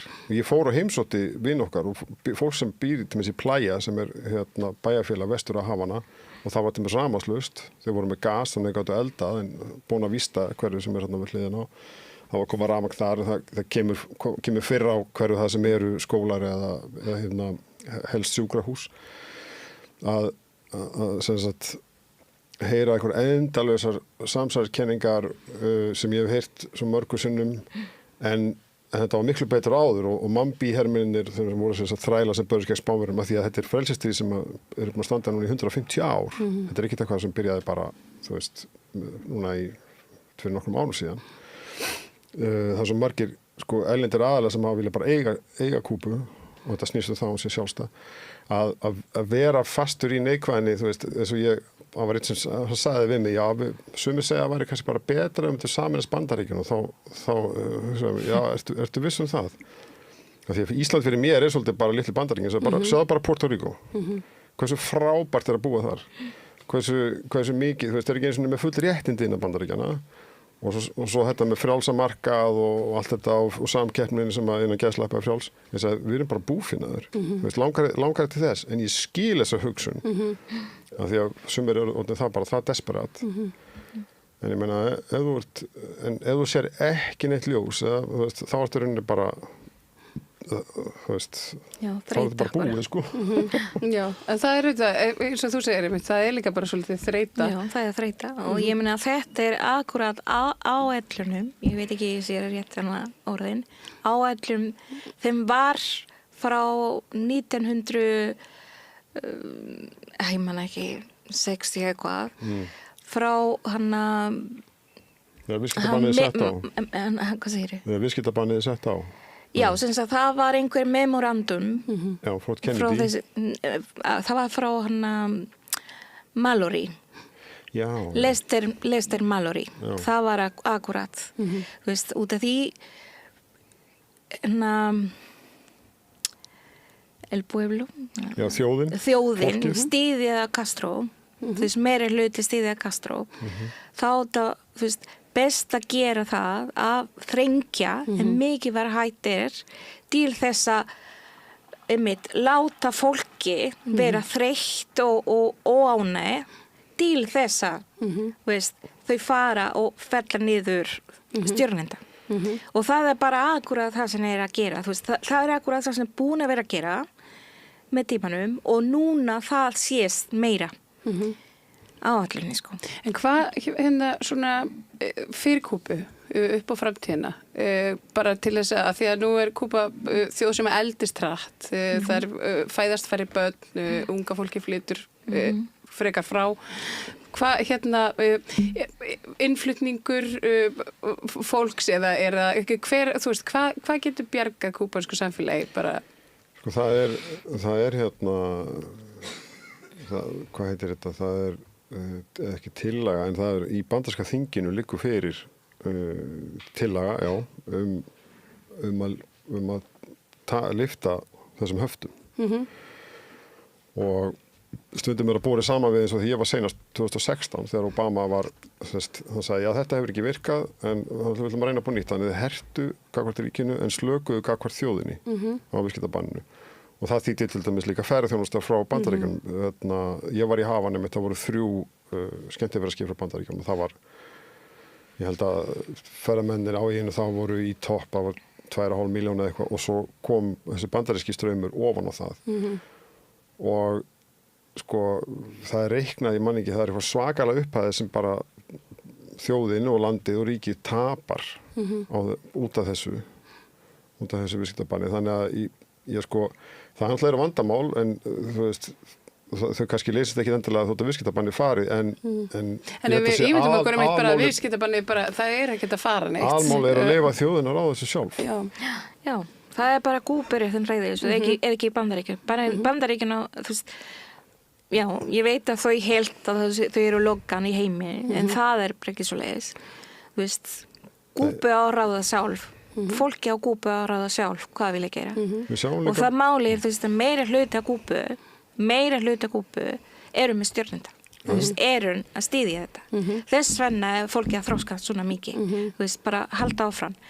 Og ég veit að þú veist, það þreyta, fólki bara, þú veist, segja hluti bara svona, ég svo þreyta þetta helvitist, þú veist, bara koma með ljóta orð og svo leiðis. Þannig að sem samt, fólki vil ekki að þetta Bandaríkjunum koma inn, sko. Nei.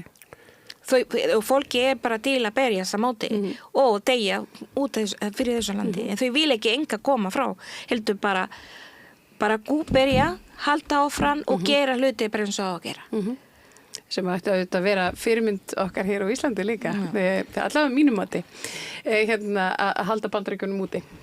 Já, sko Ísland við getum bara ímynda okkur ef þetta kemur fyrir Ísland það er ekki svona hugsa svo langt að það varabirgða eldsneyti, það er bara ekki til menn helmingur öllum matvælum Íslandi fluttur inn það var halda við stjettum hérna á heildsölum og svo þú veist þeir sem eiga eru auðlindirnar okkar Ísland myndi bara falla saman á einum degi og það er annað líka í þessu sem að þessi hírakía þetta ferðaveldis hírakía þessi nýfrálshyggju og heimsvaldastefna sem Bandaríkin reka sem skilja ekki að það sko eins og til þess að Sovétríkin falla þá laðist efnahagur Kúbu saman einhver 87% eða hvað hann var að þá var farið í þjóðfund eða þá var fólki fekk að ráða bara hvernig viljið þið hafa stjórnarskrána og svo líka það sem hérna var gert ekki fyrir alls fyrir löngu sem heitir Código de Familia sem er bara fjölskyldu rétturinn sem segir að bara sama hvaða kynhneigð eða kyn, þú veist, það allir jafnir og fjölskyldur geta verið bara alls konar. Þannig að sko ef það væri ekki svoleiðis, þá var þetta löngu búið að falla. Af því þeir hugsa þetta alveg svo þeir byrjuðu að ráðast á Íran, að taka lífi toppana. Það er bara svona eins og í gamla daga, bara svona miðöldum, ef þú drepur kóngina, þá brýst fólkið upp að því það er búið að kúga það. En auðvitað náttúrulega er stjórnmálin á Kúbu þau náttúrulega þróast af og mótast af þessum endalösa efnahagsstríði. Það er óhjákvæmilegt sko. Þú ert hérna með nokkra myndir allavega af því í þessu verkefni sem að þið tóku þátt í. Ef að við getum fengið þau hérna upp á skjáin, einhverjar nokkrar, hvað erum við að horfa hérna? Þetta í stofnun sem heitir CIM og þetta rannsóknarmiðstöðin þar sem er búa til við lyf við lungnakrabbameini og hérna Alzheimer og bóluefni bóluefni COVID og fleira og þetta er að vinna 1100 manns en út af þessum eldsneytisskorti þrengingum að þau eru með sólarsælur og öllum þökum en það er samt ekki nóg, það geta bara unni 2 daga í þessu þannig að þú veist en það var mjög merkilegt, þetta það var lögð áherslu á þetta byltinguna að einbeita sér vísindum og fyrir 30 árum að þá fóru þau að búa til eigin lyf fyrst fyrir Kúbani en síðan það mikið að þeir fóru að flytja það út og það verður síðan eina helstu tekjulindum Kúbu. Lyfjaiðnaðurinn fyrir norðan, hann vil náttúrulega helst ekkit lækna fólk, hann vil bara halda fólki einhvern veginn gangandi svo að halda áfram í tannhjólinu í hagkerfinu en þarna þeir hafa verið að gefa þessa suður segja fyrir hnattræna suðurrauninni gefa þessa tækni þannig að önnur lönd eins og til Tæland og Kína hafa byrjað að framleiða lyf frá Kúbu og byggir á því að að fólkið lifi þú veist og eins og til þessi Alzheimer-lyf þau endurnýja heilafrumur þau endurnýja það er rauninni þetta fer í alltaf átt þetta er fólki fyrst en ekki bara gróði Við sjáum fleiri myndir Þetta er á sjúkrahúsi í Havana sem heitir Bræðurnir Almejeiras sem er fyrirmyndin eitt aðalsjúkrahúsi. Þarna erum við að afhenda, sjáum við í horninu, það eru kassar. Það erum við að afhenda hjálpagögn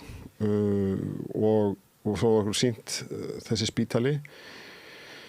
Og þeir eru með, ég man ekki, það eru 130 heilsugæslustöðvar og sjúkrahús og allir Kúbu.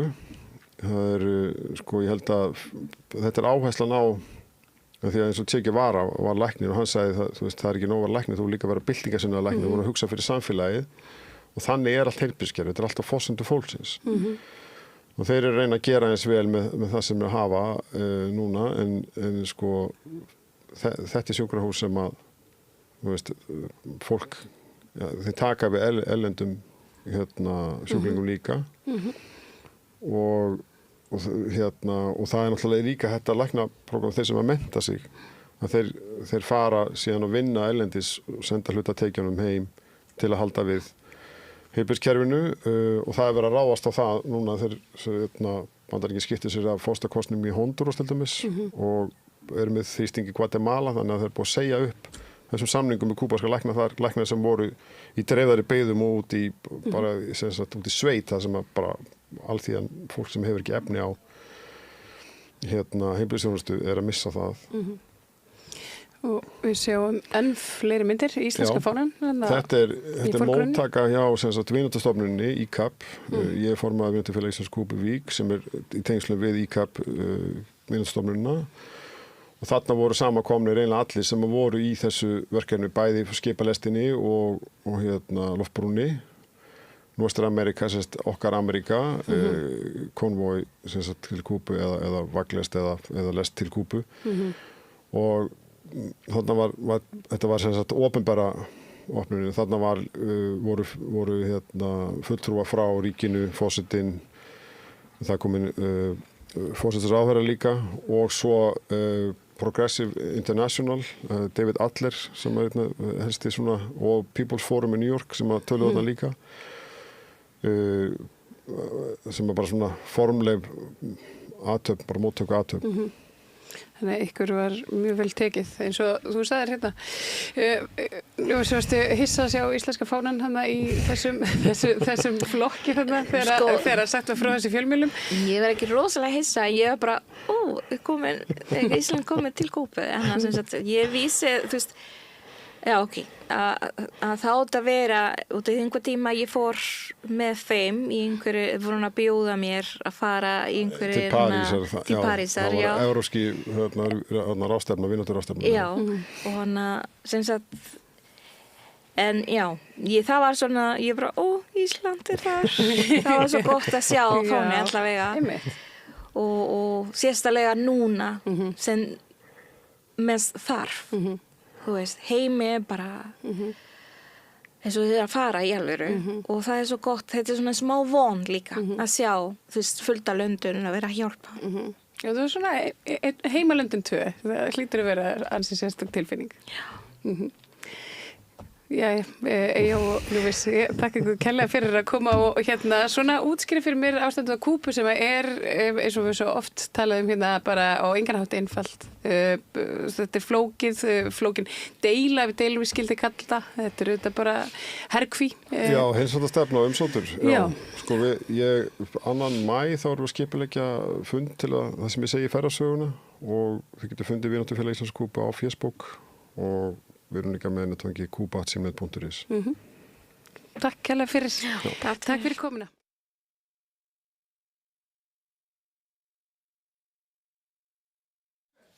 Já, þá setjum við punkt hér við rauðaborðið í kvöld, aldeilis búin að vera efnismikill pakki, komið fram á nótt. Við hefum aftur leik með ykkur klukkan 8 annað kvöld. Og minnum svo á beina útsendingu klukkan 16 á föstudag. En takk fyrir samfélgin í kvöld, verið sæl. Segðu það á Samstöðinni. Samstöðin í eigu hlustenda, áhorfenda og lesenda.